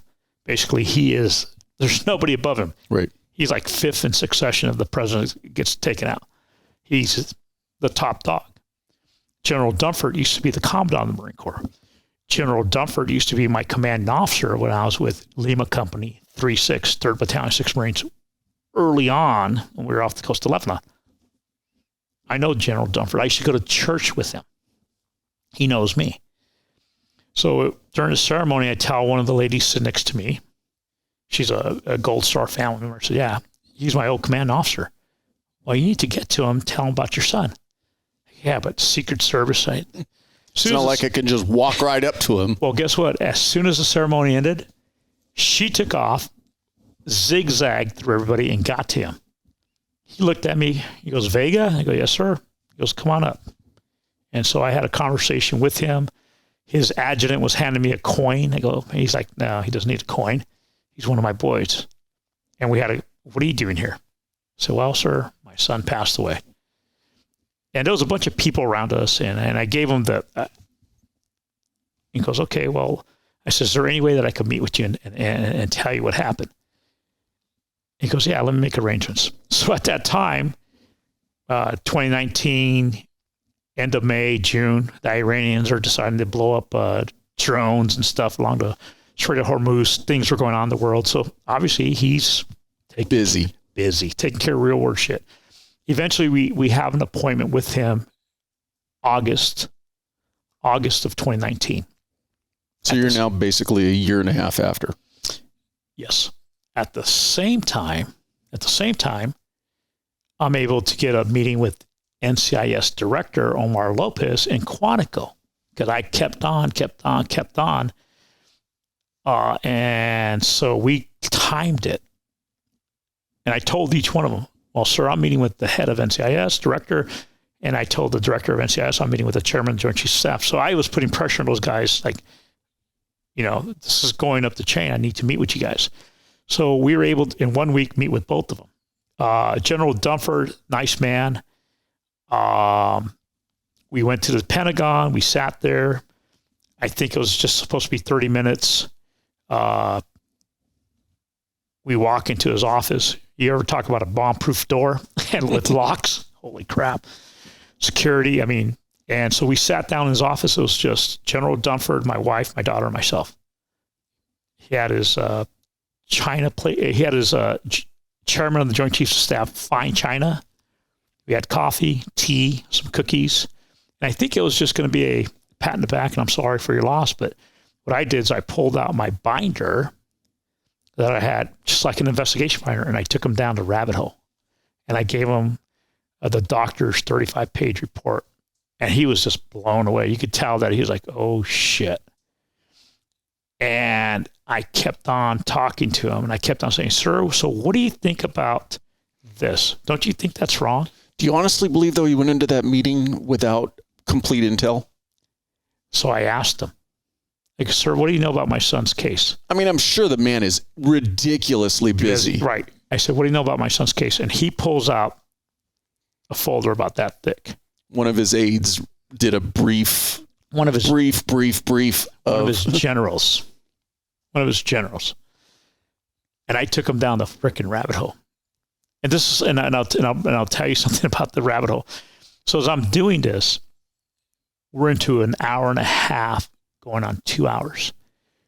Twice already, literally, 1-star, 2-star generals that sit outside his door came in, handwritten note saying, end it. And he would look at it, fold it, and said, we're good. You can leave us now. He allowed himself to be taken down the rabbit hole. And so what I learned from my friendship with the district attorney is that every now and then I would find out about abusive priests that were still abusing in Ventura County, committing crimes. And early on, I'd call them up and say, hey, I heard that, Father Felix is doing these kids. And like, whoa, stop, Manny. Stop. I can't get involved. As the head of the department, you cannot make me a witness to a crime. Let me have you talk to my investigator, because I can't be involved. And one day I asked him about that. He goes, I can't get into the weeds. I need to manage the weeds. I'll have you talk to one of your investigators. What I did to General Dunford, I took him into the weeds. And basically, in all reality, if there's ever a case, I made him a witness to a crime. And I think his generals realized that. And I don't think he realized it until later. But at the end of that, we talked to him. I'll look into it. That's the most that we got from him. We went to go meet with the director of NCIS. He wasn't able to make the meeting, so his assistant director comes in. What was interesting about that, and what I forgot to say is that I finally got the 1-page, 1-paragraph memo from NCIS. And please don't tell me it says refer to the Marine Corps investigation report. It's worse. So my son, Patrick Vega, died on March 25th, 2018 at Naval Base or Naval Hospital Balboa. On March 26th, according date stamp less than 24 hours later, NCIS special agent from Miramar, and I won't say his name, writes a 1-page, 1-paragraph memo where he states that my son had 4 incidents of sepsis, had been admitted to the ICU. His death was medically expected, and he died of natural causes. No further investigations needed. No autopsies required. Case closed. 24 hours. Within the 24 hours that my son died, they fucking closed the case. My son never had sepsis. Maybe at the end of his life when his organs shut down. An autoimmune condition, and I failed to mention that. They said he also had an autoimmune condition, which again, I doubt it, but maybe when at the end of life, absolutely. Medically expected, natural causes. No. And I remember talking to Dunford about that, General Dunford, and he was like, I'm sure, I don't know if he had that or not. Right. And I gave him the doctor's report, and I said, it doesn't match up. I even showed him my son's death certificate from the county of San Diego that's incomplete. The death certificate's screwed up, and it says, cardiogenic shock, anoxia of the brain, and organ failure. It lists other things, but it doesn't say what that NCIS document says. And I remember we went to go meet with NCIS. They presented an entire investigation team from the East Coast. And I stopped them at the intro. I go, whoa, hold on. Before we get anywhere, explain this document to me, written by special agent, blah, blah, blah. The assistant director was shocked and I think spoke out of term and basically said, yeah, well, that agent's no longer with us. And that's why we have an entire East Coast team, because we have issues with the West Coast team. I mean, what a disaster. What a disaster. And again, the story just goes on. It's involved. It's to the point where I forced NCIS to do an investigation. I forced them. And they told me point blank, well, we don't have the manpower. We don't have the manpower, number one, and the manpower we do have that we're going to send out there to do these field interviews are not going to have the empathy that we're showing you here. I go, what do you mean? He goes, well, it's just, they're not going to dig. I go, really? I was like, fuck. And then you're asking us to go worldwide because some of these guys are Marines throughout the world. I go, okay, well, fuck, you got the internet, you got Zoom, you got social security numbers. You can't find them. They resisted all the way through. And you as a DA investigator, former law enforcement, still current. Yeah, of course. I'm trying to bring a little levity. No, of course, and I'm sorry, I'm getting so deep in. No, it's okay. But when you do an interview, man, you're like, well, I think Joe did it, and you're going to say, well, who's Joe? Well, Joe down the street. Well, what street? And you start going down this fucking, you're playing this game too, and you're gaining information. These fucking guys, and I hope some NCIS guys are listening, because piss poor agency. As much as they have a fabulous show on TV, that's all they're fabulous for. I'm sure they do great work, but I'm telling you right now, me personally and other Gold Star families, holy crap, piss poor. Your experience has not been positive. Multiple families has not been positive. Piss poor. You talk about what they consider and we'll go back to the Marine Corps Command Investigation Report. The Marine Command Corps Investigation Report was, we did interviews. When you look at the interviews, they typed out a question, several questions, handed it to the recruits, and the recruits filled out. Some recruits didn't see anything. And there's no follow-up to that.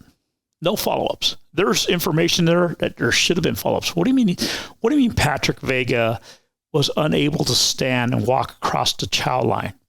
What do you mean Patrick Vega threw up 8 times in front of you? What do you mean Patrick Vega was delirious and mumbling? What do you mean that he couldn't physically walk to medical and had to be wheeled over, slumped over? What do you mean he urinated and defecated in his bed because he couldn't get out of bed? This was my son, and nobody fucking followed up on it.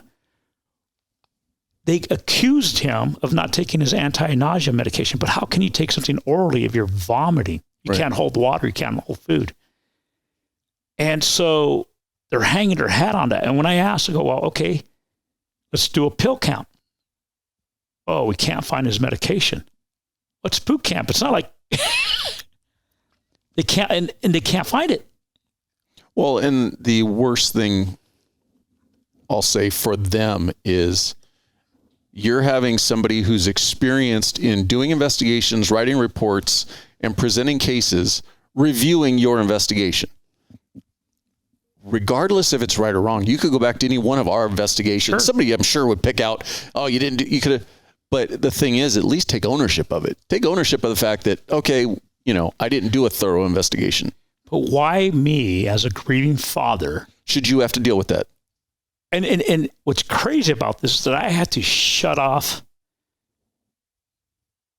as much as I could, because I can't, my attachment to my son, and look at this objectively and say, okay, well, hold on, what about this and what about that? And so I've done that. And so I forced NCIS to do this investigation. As in the process that they're doing this investigation, the special agent in charge, this is the best agent, says, yeah, I'll be in contact with you. I'll give you updates monthly, and I'll tell you how it's going. Well, when I finally had to call him and say, hey, I haven't heard from you in about 3 months. What's going on? I can't tell you. And so you're like, well, fuck. Yeah. When's it going to end? Well, we don't know. And then COVID hits. And so eventually we get the report from NCIS. Crazy enough. This is like fucking Forrest Gump my life. I get a call, NCIS special agent in charge, another SAC, says, Mr. Vega, we completed the NCIS investigation. We ran it through our panel. There's no adverse reasons. We didn't find anything criminal or adverse, so case closed. I go, whoa, hold on. Do I get a copy?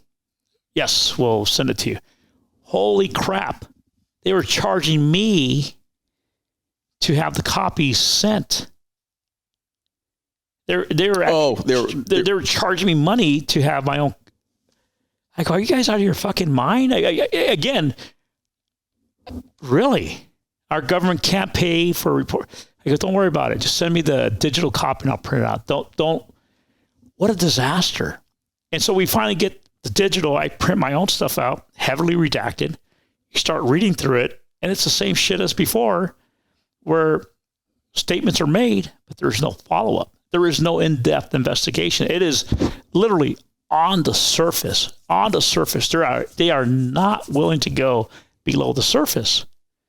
What's interesting about what I'm saying right now is that you're hitting the top of the iceberg. You're not even getting near the waterline. Forget going below the waterline. Not even. And what's interesting is that prior to that investigation being released, my daughter was doing research for our organization, Save Our Service Members. She came across a story where a Marine recruit at MCRD San Diego had just been released after 500 days. 500 days. I think that equates to what? 365 days. Year and a half? Over a year and a half. Yeah. Over a year and a half. And she says, Dad, look at this story. Like, wow, that's fucking insane. Was he in sick bay for 500 days? Medical rehab platoon. So as I start reading the story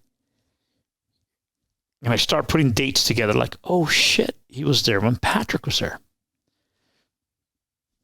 As all good officers do, when they retire, they typically take your PI license and become PI. So guess what? On the side, I'm a semi-PI investigator, typically chasing down pedophile priests. Another story. So I do my due diligence. I'm looking to evaluate a possible witness. I take the kid's name, his hometown, find a mom, contact a mom.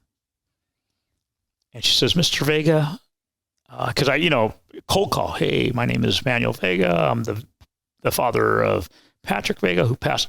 Mr. Vega, I know all about you and your son, Patrick. In fact, we have a group of moms that, because of your son's death, have stayed very close together. And we have a prayer group, and we constantly pray for you and your son and your family. Fuck, what a shocker.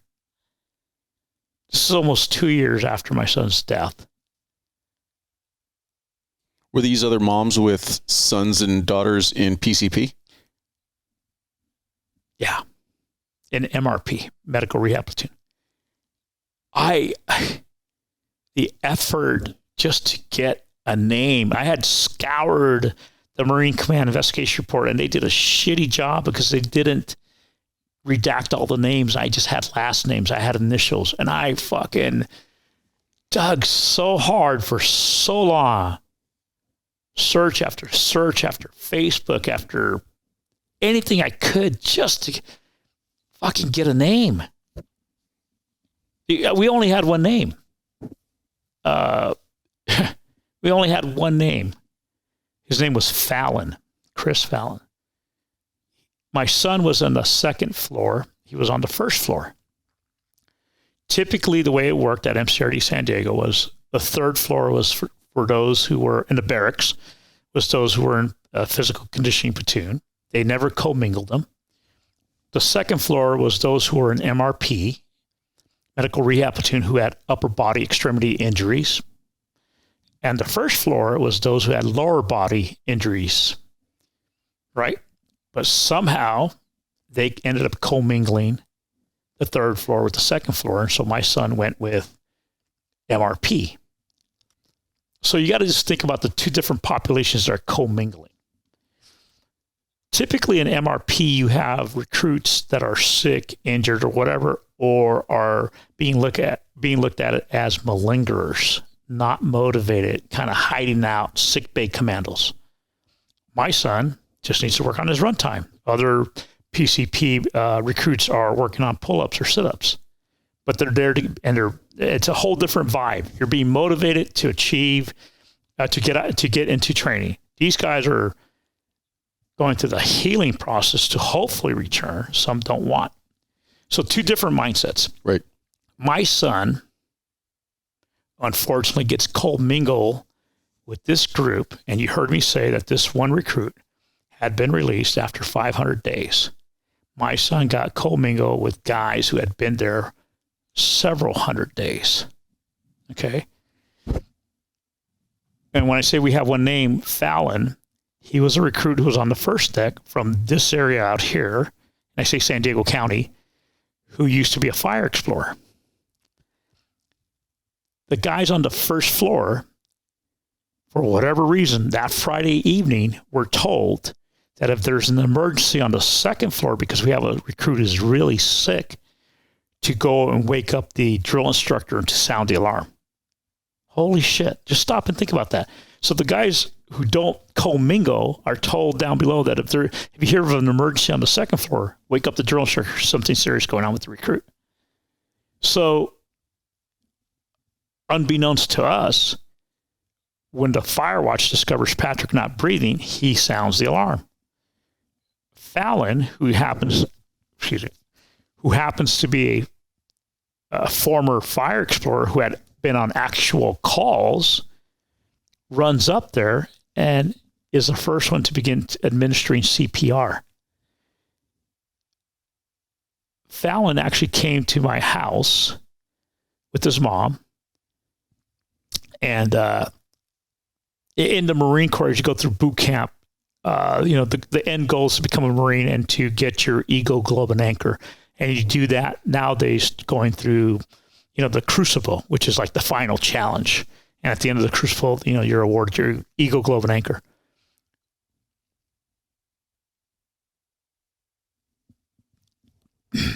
Sorry. Take your time. So he came to our house, and he said, I carried this ego, globe, and anchor for Patrick. He gave it to my daughter.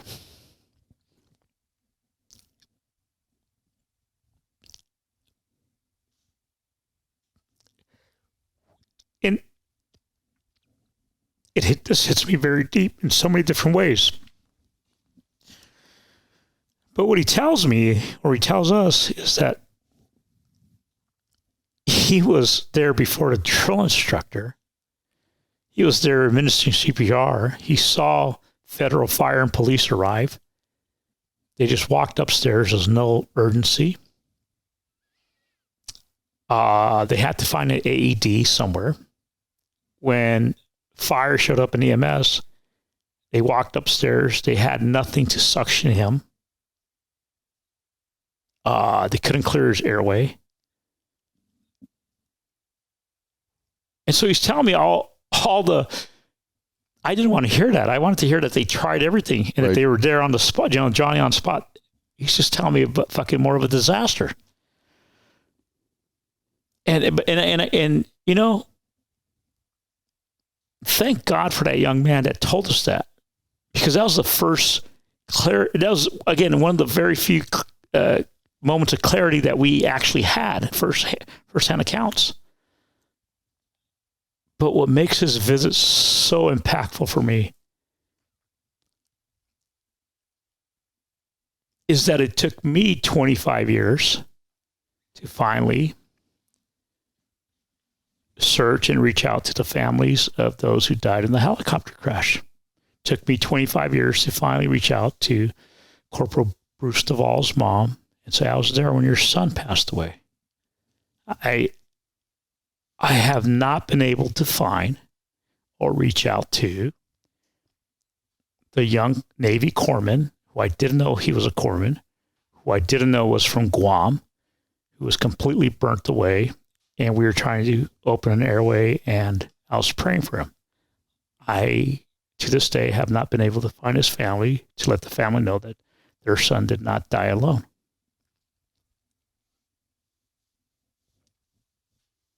I'm sure you'll be successful in it. I have confidence that you will. Yeah. You don't seem like somebody who lets anything go. And I don't mean that in a negative way. No. And I know. But this is the part of how fucked up this journey is.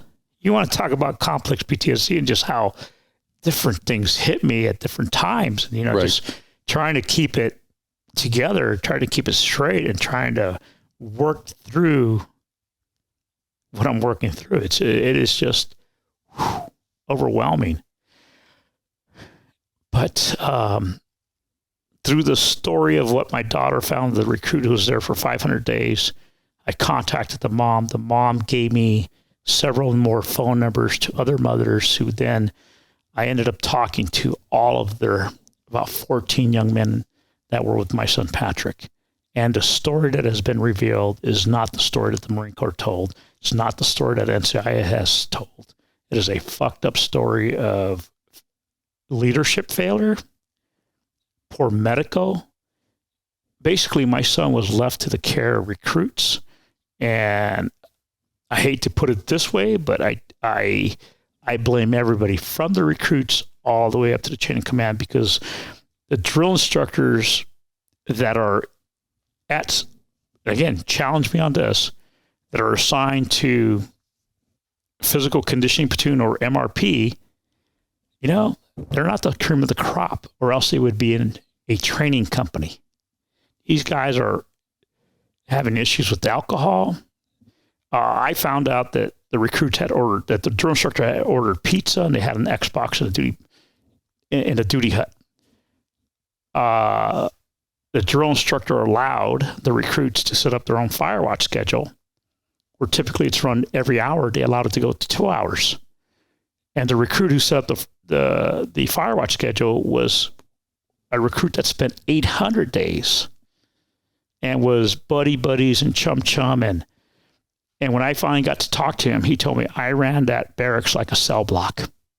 So if you stop and you think of what he said to me, there is a pecking order. Weakness is not tolerated. It's shit on. And he's the one that made the statements that my son failed to take his medication 3 times. And the Marine Corps hangs the hat on somebody who's been there for 800 days. And I'll tell you, somebody who's been in Marine Corps boot camp for 800 days has some serious mental health issues, because it's worse than prison. In prison, at least you have prisoner rights. Marine Corps, you're screwed. And I can't believe that through this entire journey, I've had to go through the ends of the earth to get to a point to where I have all this information. I'm trying to get NCIS to accept this information to continue the follow-up. And the crazy thing, and I alluded to this earlier, is that the special agent in charge who called me to tell me that the investigation is over, they didn't find anything, finally says to me, he says, I want to tell you, but I can't tell you. I kept on talking. Yeah, I really want to tell you something, but I can't tell you. And finally he said, you know what? You've said it so many times. Fuck, just tell me. Yeah, if you didn't want to tell me, you wouldn't have said it, right? He says, well, a few things. I have a son in the Marine Corps who's the same age as your son. Number one. Number two, we're a lot closer than what you think. Yo. His name is Kurt Thomas. I'll put it out there. And when he said that, I said, I already know. And, as police officers, as investigators, you got your spider sensors. Man, it was tingling. And as soon as he said that, I said, I already know. He just happens to be the brother of one of my former police sergeants at Oxnard. Happens to be the uncle of a current sergeant at Oxnard. And says that this is as far as he could go. He can't take the investigation any further. Right. Can't take the investigation any further. We're done. But he's sympathetic for me. Like, And currently, I have several requests in to the Secretary of the Navy to have a meeting with them to hope to engage NCIS to continue to do a further investigation. They don't want to do it. They don't want to do it. They have no reason to do it. The problem that exists within the military is something called the Ferris Doctrine. F-E-R-E-S, F as in Frank, Ferris. And that is named after Lieutenant Rudolph Ferris, who died in 1947 in a barracks fire. He burned to death, him along with, I think, 4 other Army officers in upstate New York. And I'm just going to give you a quick breakdown because this is the key in all of this. So in 1945, towards the end of the Second World War, there's a B-25 Mitchell that's going to fly out of, I think, Newark, New Jersey. They tell the 2 military pilots, Army Air Corps, you can't fly, bad visibility, low ceiling, don't take off. They take off. Somehow they end up over Manhattan. Was this the one that crashed into the Empire State Building? This is the one that crashes into the Empire State Building. Not a whole lot of people know about this. Kills like 11 people in the building on the ground. They kill themselves. And back in the day, if you had a claim against the federal government, you would have to contact your congressional representative and you would have to ask them to have some type of compensation bill passed through the entire, through the whole House of Congress. And if you remember, those of you that are old enough, I'm just a bill, just an ordinary bill, that ABC commercial.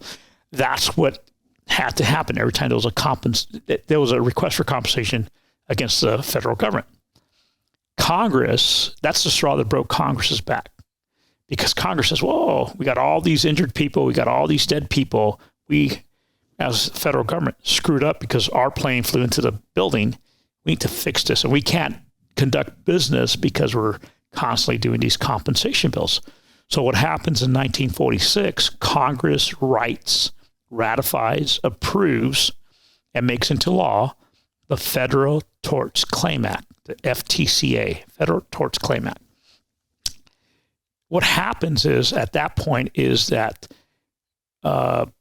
sovereign immunity, in other words, the king can't be sued by the people, the federal government can't be sued by the people, is given up. The FTCA allows the people to sue the federal government. And what's important about this is that in the exception rules, subsection J, and I'm paraphrasing, it states that as long as you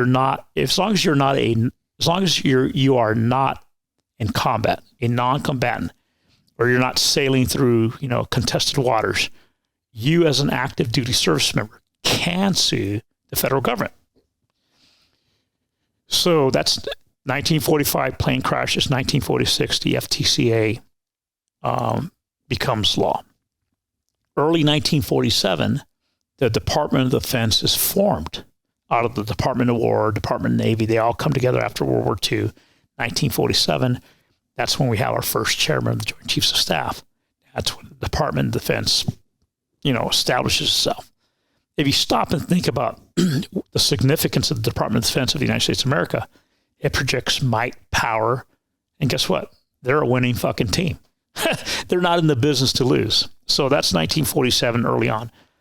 December 10th, 1947, Lieutenant Rudolph Ferris had notified his family, hey, this barracks that I'm staying in Pine Camp, New York, which is now Fort Drum, this World War II style barracks has a bad boiler. It's probably going to blow up and kill us.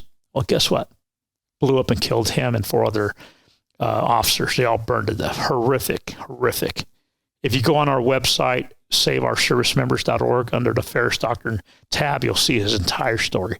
Because it's important to know. Not many people know this.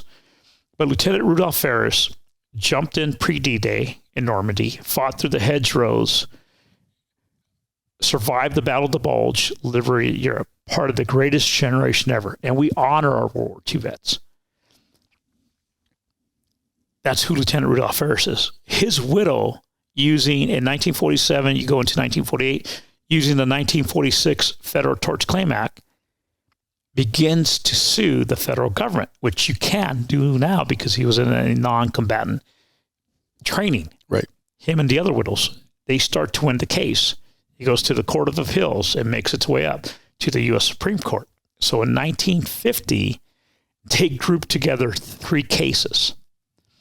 Ferris, they call it Ferris versus the United States of America. Ferris, and that includes the other 4 men who died. The Jefferson case and Griggs. And both the Jefferson and Griggs are medical malpractice cases. And one of them is a soldier goes in to have an operation on his, something abdominal. The Army Medical Hospital does it. They operate, they stitch him back up. Doesn't feel good.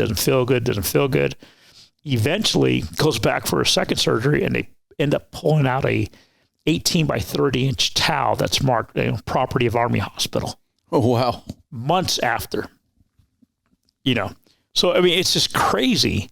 And so what happens, these 3 cases get put together under Ferris. They go to the U.S. Supreme Court. December 4th, 1950, the U.S. Supreme Court renders an opinion. Okay, and this is where everything goes wrong. The U.S. Supreme Court, I'm sure, pressured by the newly formed Department of Defense, who's been fighting these cases, they don't want to be held accountable. I'm sure influences the U.S. Supreme Court back in those days, I'm assuming, but they overstep what Congress had written into law. That's codified into law to this day. The language has not changed. And the U.S. Supreme Court, in a 12-page opinion, basically says, or dissertation says, that in several instances, that because the service member is incident to service, he can no longer sue the federal government. And they gave all this reason. And they say that several times. And so what happens is that the U.S. Supreme Court in 1950 muddied the waters between non-combat and combat. And you know what? And I get not suing the Department of Defense or the federal government during combat because you have the fog of war. Take Mount Suribachi. Oops, we fucked up and we went left instead of right and we got a bunch of people killed. That's the fog of war. Not good, but I understand that. Send a landing craft onto the wrong beach and it hits a mine. I get that. But when you are participating in sanctioned training, and all of us who are in law enforcement or in the military, when we hear training, all the key buzzwords are going. You're doing all your pre-planning. It's budgeted. You have safety protocols, safety officers, medical. You have your beans and bullets and all that, all your logistical support. You have everything sanctioned. You have training areas set up. It's all pre-planned. I get it. Things do go wrong. Actions happen. But when there's negligence involved in it, there has to be accountability. And so what happened when 1950, when the U.S. Supreme Court made that decision, it has affected our military to this very moment that you and I are talking. Our service members, active duty service members, those who are providing freedom, those who are allowing us to live the lifestyle that we live, those who we thank and give reverence to because of what their sacrifice is, are second-class citizens. And I'm not getting political here, but those entering into the country illegally have more rights than our service members. God help you if you don't provide medical services to somebody who just crossed illegally and they die in your custody. God help you if you don't allow the pedophile being held in state prison to have that sex change operation. God help you if the murderer doesn't get his PhD in prison. But our active duty service members do not have the right to know who their providers are, do not have the right to file a claim when there's negligence, when there's bullying, when there's sexual military trauma. I mean, it's just crazy. How, as Americans, can we sit here and feel good about this? And this is a revelation that's like, boom, it hit me like a bag of bricks. you talk about, battle. You talk about, Congress, and of the 8 cases since 1950 that have made it up to the U.S. Supreme Court, it's crazy because the U.S. Supreme Court, this is just me learning all this. I could be wrong. I could be off on my numbers. I think on an average takes 80 cases a year to look at. That's out of 8,000 cases that are submitted. Right. So just think about it, 80 cases. And we're having stupid things like the U.S. Supreme Court at one point was dealing with Congress about whether or not those who are congressional assistants should be doing Texas or something, or baseball issues. But here we have the providers of freedom not having their day in court. So of the 8 cases that have made it up to the U.S. Supreme Court, all 8 cases have been waived away. More recently, Scalia, Clarence Thomas, and Sotomayor have all, in their dissertations when they waive it away, have said that the justices from 1950, and I guess I'm paraphrasing, overstepped and acted beyond what Congress intended. And it's up to Congress to fix it. So I've been very active in pursuing our congressional members, our lawmakers, to take a look at the 1946 Federal Tort Claims Act, subsection J, and to confirm what is codified in written law, that what you guys voted on back in 1946 is what was meant, and that the opinion from the Supreme Court, who's countless times has said we screwed up, they don't want to touch it. So it's up to Congress. The problem is there is no courage in Congress. They don't want to touch it. Just imagine the shit that would come out. Well, yeah, you got to imagine that it's going to open up some serious floodgates. But just like the church, I hate to do this, you draw a line in the sand. Not saying it doesn't need to be done. But let's stop and think.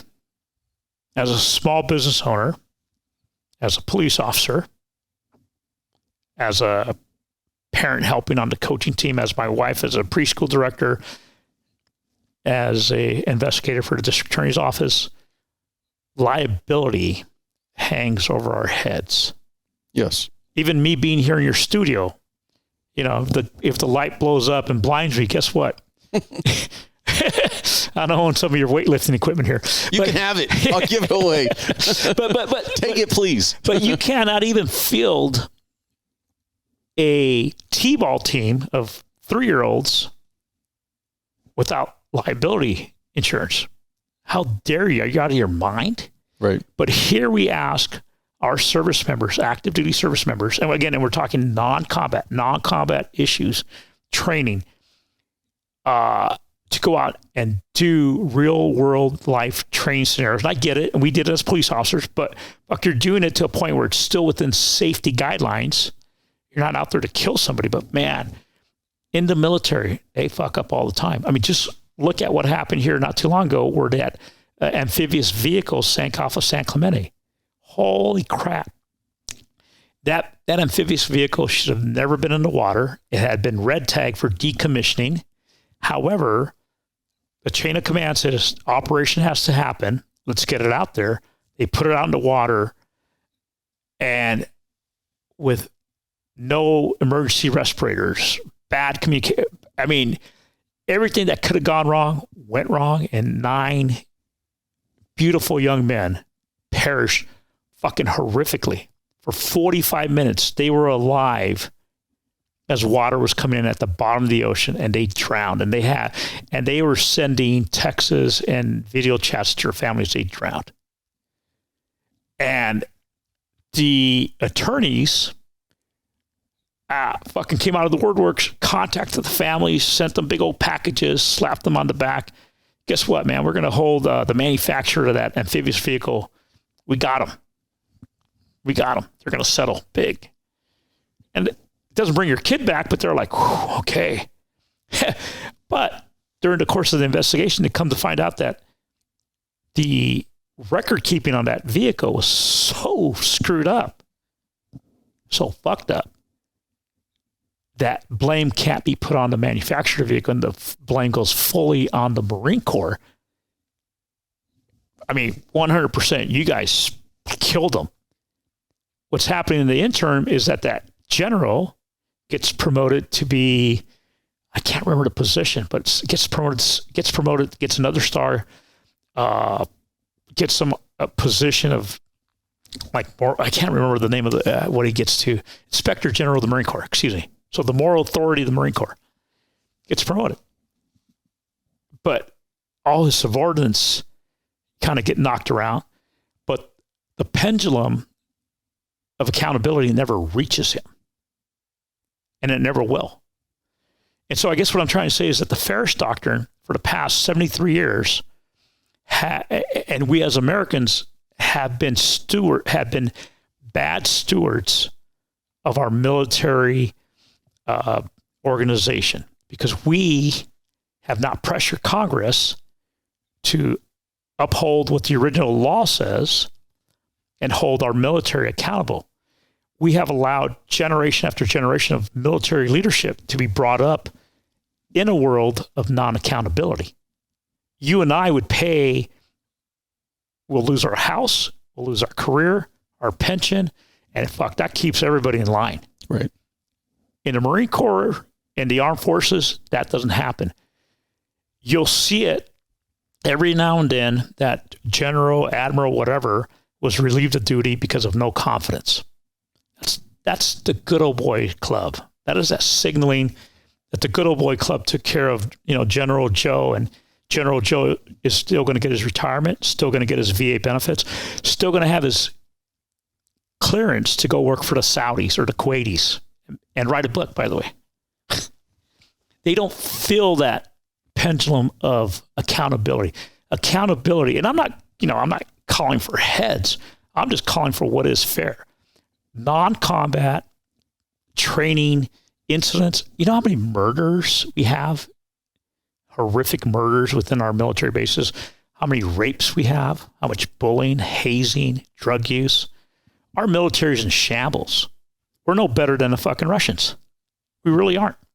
When you stop and think about it, not when our service members don't have rights to know who their providers are, to complain against leadership, to have leadership fixed. That's sad. And when you realize all this, it's just like, you got to do something about it. I was talking to Admiral Mike Mullen. And Admiral Mike Mullen, he and I got introduced at TAPS, at the Tragedy Assistance Program. I've seen him several times there. I've approached him. He's very approachable, likes to talk. We'll sit there and listen. And you'll see other chairmen of the Joint Chiefs of Staffs, other generals running around there, commingling with survivors, their kids, and all that stuff. And my wife said, she said this, and it made sense. She goes, yeah, that's their Catholic guilt. That's their Catholic guilt. They got to go over there and do their penance. They're not there for any fucking other reason but for themselves, because they sent men to battle or they have fucked up leadership that's gotten people killed. They're there doing their penance. And I really believe that. But anyways, with Admiral Mike Mullen, he's made himself available. And I remember I was in a conversation with him, and I was talking to him about my efforts to change the Ferris Doctrine. And I told him, and again, this is, was it keep your friends close, but keep your enemies closer? Mm-hmm. Okay. I know I'm not crazy. I know they're keeping tabs on what I'm doing and who I'm talking to and what I'm pushing, because this is, and I know it sounds crazy and it sounds like, paranoid, but this is huge, because I am talking to the right people, pushing in the right direction, to bring awareness to the best kept open military secret, which is the Ferris Doctrine, and trying to bring accountability, to ring the bell of higher ups to make sure that we can fix the issues. We're not going to fix all the issues. We never will, but fix some of the issues that are obvious to hopefully start to reduce these rates of non-combat deaths. And so in talking to Admiral Mike Mullen, I said, this is not and he knows about my whole church experience. And I said to him, and we're going back and forth, and very smart gentleman, obviously. And he says to me, and he started pushing back, and I pushed back, and I finally says, look, Admiral, this is not my first mountain I climb. And he knows I was referring to the Catholic Church. He goes, well, this is not the Catholic Church. You're not climbing a mountain. What you're climbing is Mount Vesuvius. I'm climbing an active volcano. So whatever message that meant, like, be careful, dangerous, might blow up, you might fall into a cavern, might get burned. Well, you push hard enough, and when you get accountability, it's going to have ramifications, and there are those in any entity, not just the government, not just the military. Accountability has huge ripple effects. Absolutely. That's why we have OSHA. That's why we have workers' comp. That's why we have all these safeguards. That's why you wear, composite or steel toe boots. That's why you don't climb to the top of the rung or the ladder. That's where it says not a step. Right. But in the military, none of that exists. There's no. That's why Preparation H says don't take orally. Exactly. It probably tastes like shit. No, but again, why are we allowing our service members? And I stop and I think of the day that I went to MEPS with my bag of tamales and my two homeboys next to me, and we swore to defend and protect the United States against all foreign domestic. If I could look back, if I could time travel back and look at all our faces, and if I could go to present day today or tomorrow when you have another batch of kids doing the same thing throughout the United States, I could guarantee you that, I shouldn't say I could guarantee you, but I could tell you that the great majority of those kids do not have suicidal ideations, tendencies. They are not looking to be bullied. They are not looking to be hazed. There is no, I'm not going to be a victim of rape or sexual military trauma, medical malpractice. They have no idea. I'm not going to be led by toxic leadership. But guess what? All that shit exists because we have allowed it. We have been bad stewards to our military because we have allowed them to go to West Point, to go to the Naval Academy, without accountability. And this is deep and it's complex. And it's just like the church. It's not going to change today or tomorrow. This is a generational shift in the right direction. But somewhere along the line, it needs to start shifting. And I'm not calling for, the disbandment of, the military. No, I am fighting. When another former Marine or Marine tells me Semper Fidelis, I don't fucking respond anymore. Because Semper Fidelis from one Marine to another means Semper Fidelis, Semper Fi, always faithful to God, country, and corps. What does that fucking mean? That means I run into a burning helicopter, and even though I'm on fire and I'm fucking half shrapnel on my head, I'm still trying to get my brother out because you know what? I don't care if he's fucking toast, but I'm going to get his body out. But what the fuck happened to my son? They allowed him to fade away. Just imagine. He was sick 5 days with the upper respiratory illness, and he fucking physically declined in front of senior drill instructors. The commanding officer that night, basically, the drill instructor says, hey, Vega's throwing up again. Commanding officer says, you know what? We're not going to call EMS for one recruit who's throwing up. He'll be good till tomorrow. And then he lies about talking to my son. And all the recruit statements, my son was delirious, slobbering from the mouth, couldn't stand up. Holy shit, where's the adult in the room? Fucking Balboa is right there, less than 2 miles away. Call the fucking ambulance. Right. Instead, they leave him to the care of fucking recruits who've been there for 500, 800 days who are fucked up themselves. Like I said, one of them called me and started telling me all this. And I hate to say it, but he was suicidal. And you know what? I hate to say it, but I didn't give a shit. That's bad. I didn't give a shit. That's bad for me to say that. But, you stop and you look at all of this and you just try to make heads and tails. And my case is not the only case. The families that we had gathered from, say, our service members, you start looking at their ordeals. Oh, my God. It is a systemic problem that needs to be addressed. And what gets me is that, we honor all our World War II veterans for the greatest generation. But here we are shitting on Lieutenant Rudolph Ferris, and his name has now been associated for 73 years of injustice. If the only thing I ever get to do is to change, it's not even a name change, but to get it to say, instead of the Ferris Doctrine, it's known that in the law books, but maybe start saying it's the military it's the military non-accountability doctrine. That's what it should be. It shouldn't be named after poor Lieutenant Rudolph Ferris. Let the man rest in peace. You know, all that's happening is that we keep on adding service members to the ranks of Lieutenant Rudolph Ferris, which is sad. Well, and I would imagine that this is probably not something that you're going to get closure or resolution to quickly, but I honestly wish you the best in getting, at least for you and your family, what you perceive as the best resolution possible. No, absolutely. And you're right about that. And I'm a very realistic man about what can be done, what can be expected. And so with that being said, I am closely working with other veteran service organizations. One of them is the American Legion.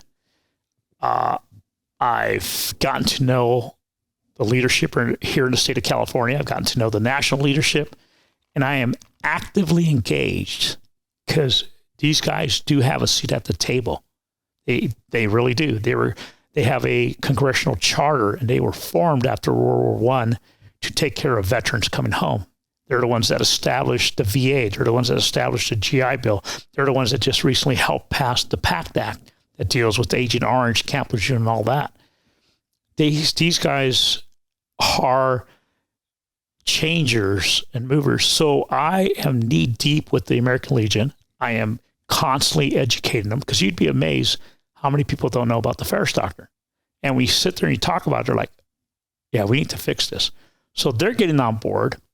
It's going to take again, it's not today, it's not tomorrow, but I'm in it. I have no other choice. And as the momentum will carry it forward. And like anybody knows, it takes a little while to get momentum going, but once it's going, it gets harder and harder to stop. Absolutely. And that was proven. We went to, we took like 10 families, Gold Star families, to Washington, D.C. last June. And I'll tell you what, every door we knocked on, whether it was their chief of staff or the actual lawmaker, opened the door, sat down, and gave us as much time as they could. No door has been closed. And I had Representative Jackie Spears, who was the chairperson for the House Armed Services Committee, subcommittee for personnel, which deals in our issues, look at me and say, where were you at 10 years ago? Where was this group at? Where was your voice? Because we could have changed so much. And that gave me hope. She's now retired. Now it's moved on to the Republicans. I'm off to D.C. at the end of February, March. And I'm going to go knock on some doors and introduce myself, and I continue this effort. That is... Sounds like it's become a full-time job for you. Well, I still own a small business, of which we never talked about the transition to small business. But well, then let's transition to that. And I'm sorry if this is long, but it is a complicated world that we all live in and have to exist in. And if you're crazy enough to own a small business, I've been in business now. This is going into my 24th year. I have 15 employees. What kind of business is it? I tell people that I professionally polish turds. No, it is. And simple terms, we do surface preparation and coatings. What does that mean? I do patio furniture. I do exercise equipment. We refurbish it. We coat it. We'll paint it, camouflage. We'll add Linex, which is a bed liner, to it. Cerakote. We do all of that. And at the same time, I deal with government agencies, which they'll probably cancel me now, but I do I work on large weapon systems on board the ships when we refurbish them, when they come back every 2 years and they take these large systems off and we go through them and we refurbish that. I do a lot of, and I can't say a whole lot of this, but I do a lot of work on things that fly. Now you had this business going before you medically retired from law enforcement. Correct. How'd you get it going? Yeah. So that's another Manny Vega story. So, you know, I've always had that entrepreneurial spirit in me, and I was, I knew one of the guys at the station that had a pressure washing business. He was doing 7-Elevens and Taco Bells, I guess. Just kind of cleaning their parking lots and stuff? Yeah, concrete. And, you know, and to talk in the locker room, say, man, this guy's making dough. And he's showing up in a brand new pickup truck, lifting, like, damn, I want some dough. I want to be part of that. You know, it's how do you do that? So one day I had a conversation with them, and I said, you know, and he told me, and it sounded fabulous, pressure washing. And I said, man, if you ever want to start your business, let me know. And I'm typically, what I say is what I do. That's who I am. Comes back to me about 2 weeks later. My wife is in Europe. We just got our $5,000 tax return. She's traveling. My wife's traveling with her mom. And he says, yeah, I'm ready to sell my equipment, my business, $5,000. He must have seen my tax return. Like, shit. You know, what I say is what I do. $5,000. I drive home with this pressure washer, and I'm looking at it. I'm like, man, I don't even know how to turn it on. What do I do? And my neighbor. Did he give you all his clients too? He gave me a client's list. Okay. Which means nothing. For those of you ever starting the business, don't buy a client's list because it means nothing. No guarantee that they're going to continue with you as the... No guarantee. Yeah. A transition drill lesson number 1 right now. So yeah, worthless. So anyway, so my neighbor comes out. Her name is Lois. She's now passed on. Super nice lady. She looks at me. She goes, Manny, what does that thing do? I said, well, it cleans concrete. You just bought it? I go, yep. And my wife, Amy's going to kill me because I told her, she goes, oh boy. She goes, well, can you clean my driveway? I said, sure. You know, standard driveway, you know, 2 pickups could probably fit, and that's it. How much? I go, I don't know, Lois. I'll pay you $60. I'm like, okay. Fire up the machine, get on it, and you know. And if you ever pressure wash concrete and you don't know what you're doing, you know, you're leaving zebra stripes, you know, you're hitting the little gutter and you're blasting with the little felt that's in there and getting shit in your face. And I'm like, what did I do? I could have written like 4 tickets. Out of the 4 tickets, maybe one of them would have contested a ticket. I could go to traffic court. 4 hours minimum overtime. What am I doing? And I was regretful. I was like, damn, what did I do? How am I going to explain it? And so let me guess, when you bought this, you didn't go to your buddy and go, how about showing me how to do it? I didn't. So, you know, obviously learn as I go, right? And so. What could go wrong? Fire it up and let's do it. Yeah. So anyway, so I start figuring it out. I end up, this is when the building boom's going on. All these tract homes are going up. Again, and this is where conversations with other people, networking.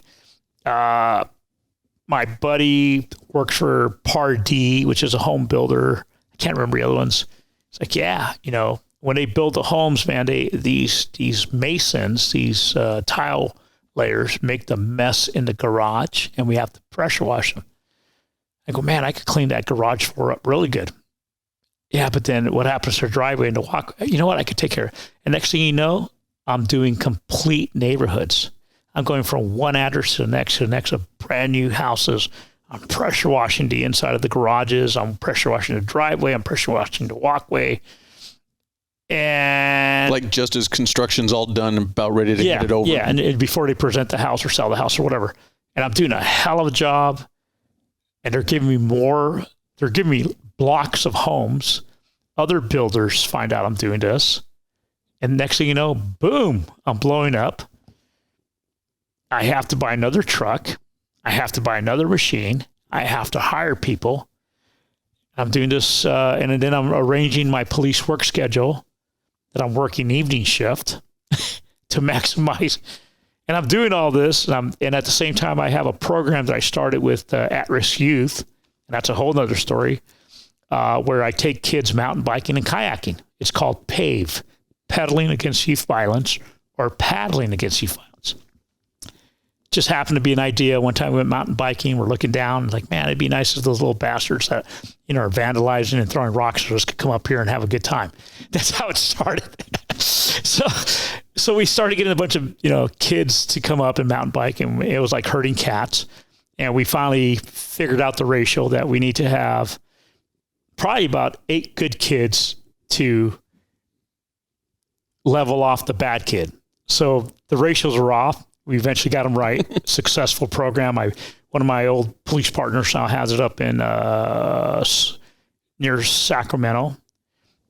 Long story short, somewhere during that whole PAVE thing, came across Mark Burnett, creator of Survivor, the Eco Challenge, and all kinds of other crazy shows. Donated a bunch of equipment. Boom.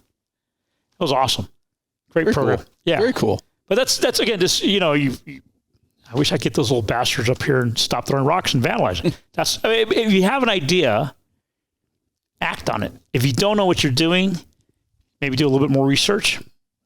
But it all goes to my nature. I'm not afraid. I'm not afraid to try. Right before I came here, I was with the American Legion at their department conference, state conference. And I was talking to one of the guys there that I've met a few times. He's been in it for 37 years. Nice guy.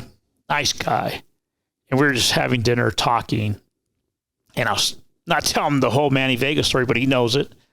And we're just talking. And he says, Manny, I'm impressed with what you're trying to do for your son and for everybody else. He goes, man, I wish I just could do something like that. And he says to me, I have an idea. I've been wanting to do something, but I just never done it. And I felt like reaching over and slapping him. What the fuck, you're 70 years old. Stop talking about it and do it. Just do it. So that's kind of, do your due diligence, do your research. Realize that if you're going to start something, everything that you're imagining that's going to make you money is not going to make you money. There's all these outside things that are going to come in and hit you. If you're to, come to Camarillo and go to my company, Anacapa Inudstries, and walk through, you'll say, man, look at this. Successful. No.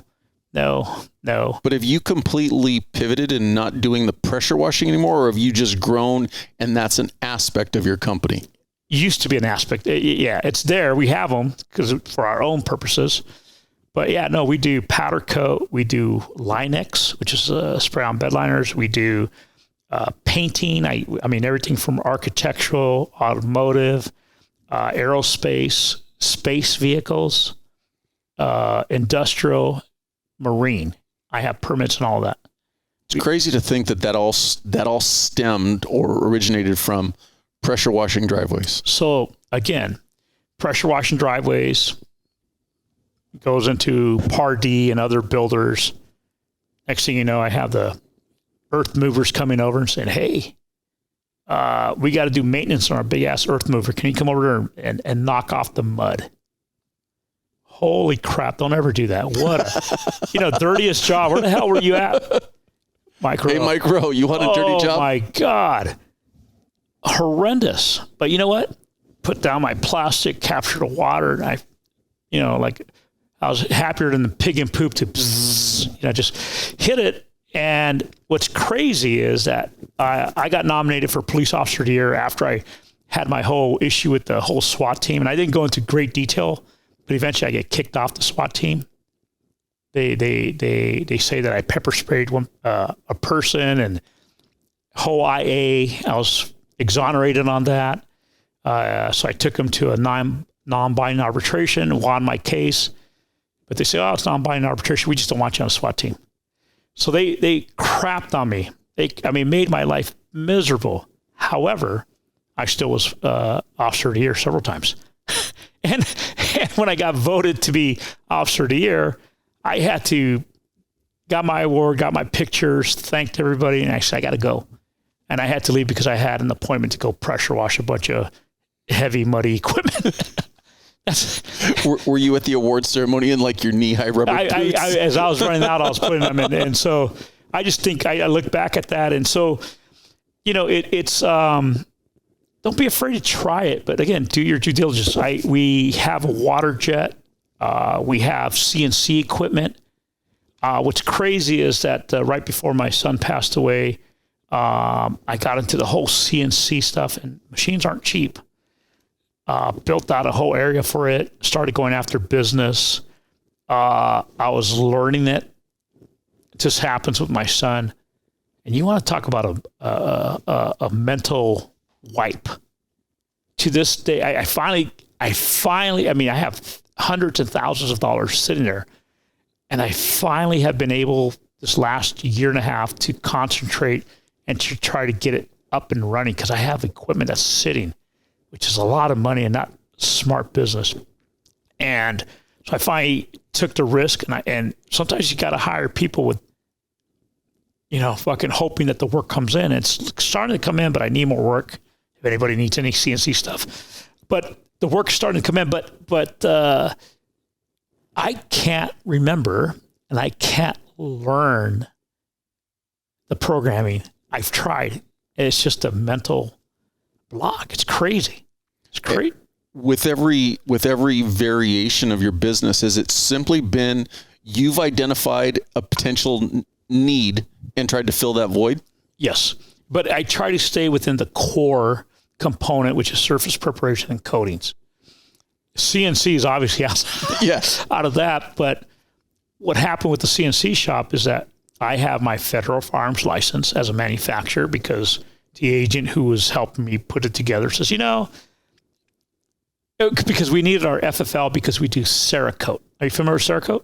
I've heard of it. Yeah, it's a pretty bitchin' firearm coating. We do all kinds of crazy designs on ARs, pistols, hunting bows. I mean, you name it. Go on Cerakote's website, Cerakote, and you can look at all these fancy patterns.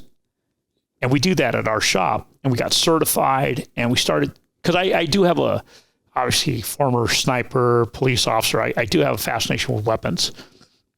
And so we started doing this, and we needed our federal firearms license to accept and hold on to serialized parts so we could code them. And so when I was getting my FFL, the agent said, hey, it's cheaper if you get your manufacturer's license. And I know that one day you'll be a manufacturer. He's passed away now, but he predicted the future, because now with our FFL, we also do small manufacturing of certain weapon systems. So little by little, it's grown. It's taken a life of its own. I'm knee deep in the Porsche world. Never owned one. Seen a lot of them. Love them. What's interesting is that because we went from pressure washing, and then at those homes, they're vandalizing the block walls. So can you pressure wash the vandalism off? Sure. Psh. Well, I still see a little shadowing. I go, yeah. Can you take the shadowing off? I go, I'll paint it for you. Well, no. You don't want to paint it, because then it looks crap. Right. Brand new neighborhood. So you know what? Let me do some research. Oh, soda blasting. Not Pepsi, not 7-Up. Right. But baking soda, sodium bicarbonate. Somebody must have been bored out of their mind and grabbed a bag of baking soda. Let me see what this Shoot does. this at the wall. Yeah. So soda blasting. So it went from Anacapa water blasting, that's the name of my company, to Anacapa soda blasting, a DBA. So I started soda blasting, and it worked bitchin'. But the problem was that as I was removing graffiti off the walls, I was dusting the entire neighborhood with sodium bicarbonate, which is inert, but has a high pH level and is killing the plants. Like, oh shit, I can't do that. So then I introduced water to reduce the dust, and now I'm leaving a slurry in the alleyways. I'm like, I'm gonna get fired. So I'm like, shit. Every I don't want to say solution, but every advancement causes another problem. But again, not anticipating any of this. Right. And so I'm like, man, what am I gonna do? at the same time, and let me back up to my neighbor doing her driveway, and I kicked myself in the butt for like, man, $65 or $60, and I should have wrote a few more tickets on to be better off. So somebody says, hey, what about a floor machine? And now they're readily available. You'll see them. It's a spinner. It's a floor machine where you hook up your pressure washer, you squeeze a trigger, has some jets that rotate at a high RPM. You set them right, man, it's like vacuuming. And you're cleaning those driveways. So is it kind of like the floor waxers, but you're washing a concrete driveway? And then if you ever wash a greasy plate, you're not using cold water and low pressure, you're using hot water and high pressure. Hot water, high pressure washer with the floor. And I was ripping through these neighborhoods that the builders were giving me. I mean, that was like the revelation. So, I mean, so again, everything, like you said, you just got to think it through. And sometimes like, shit, what did I do? But then, you know, what is it? Necessity is the mother of invention, or necessity is the mother. Like, I hope I could make it. And so that led to that. But anyways, so pressure washing to soda blasting, like, oh shit, I'm getting in trouble.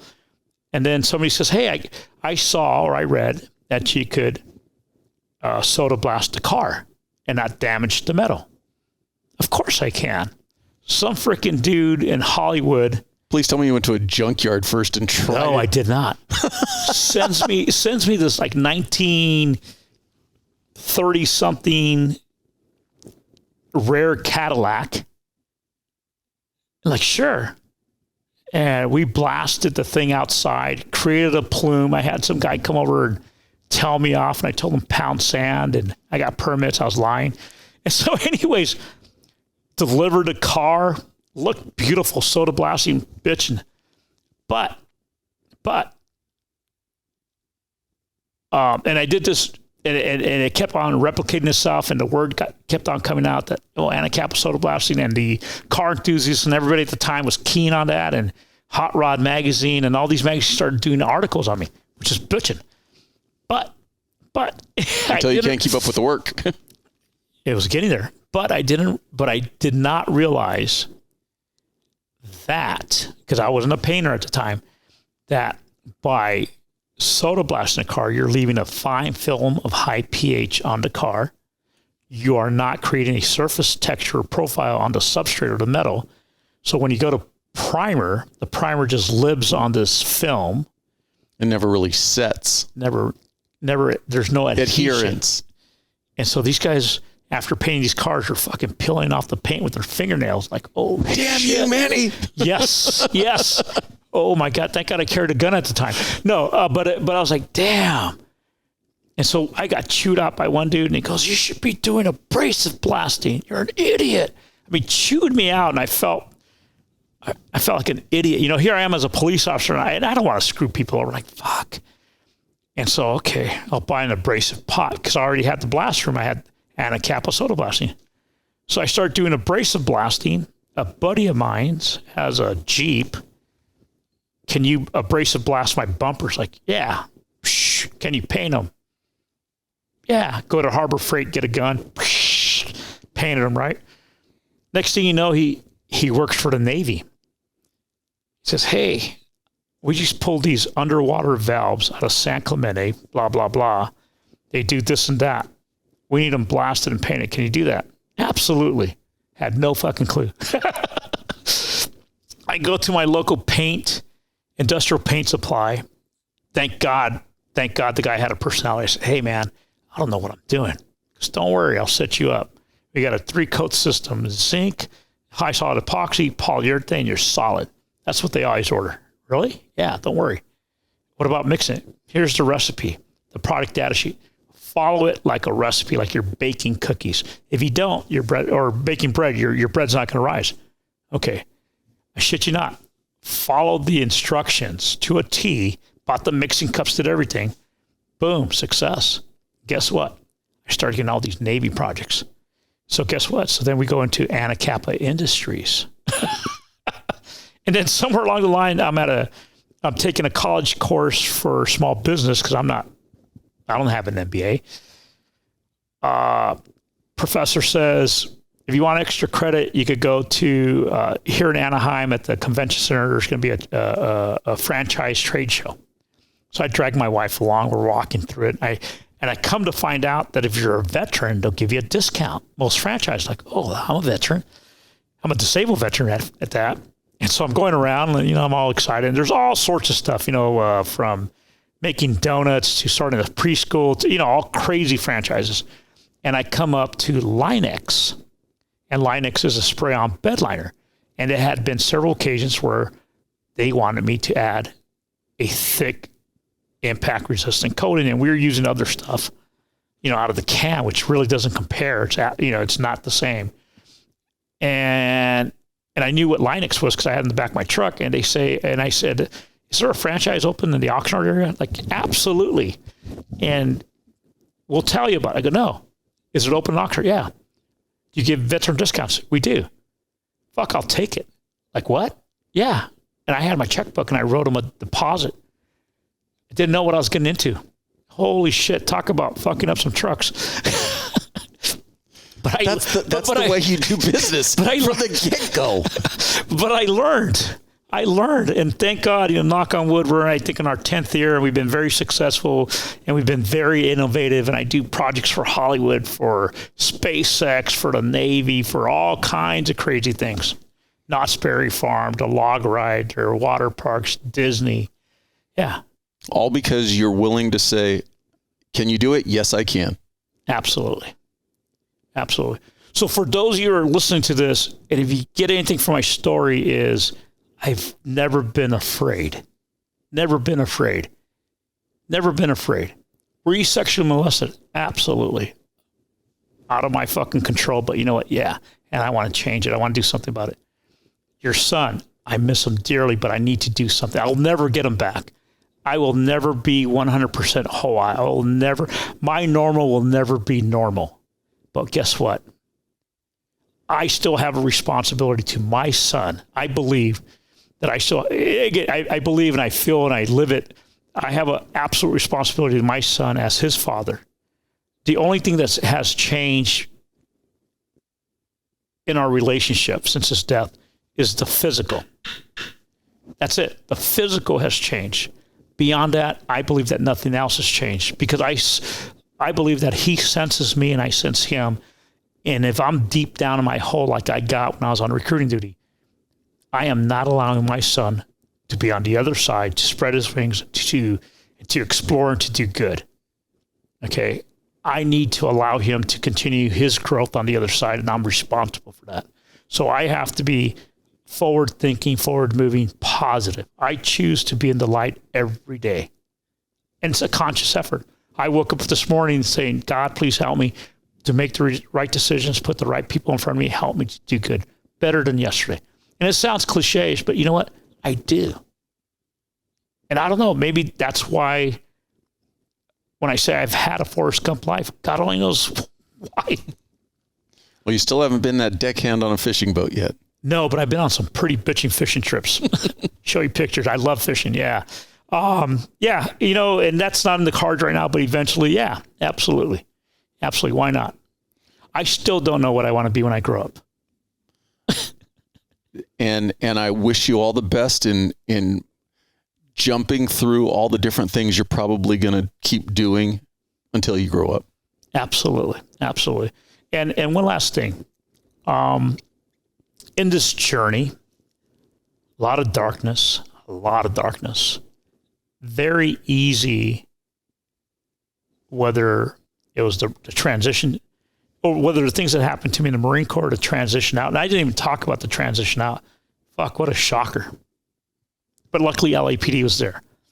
But then the shit I went through as a police officer and transitioning out, what a shocker. Business. You could go to my business, like I was saying, and look at everything that I have. Like, wow, you're successful. No. All that fucking represents is how much pain are you willing to go through?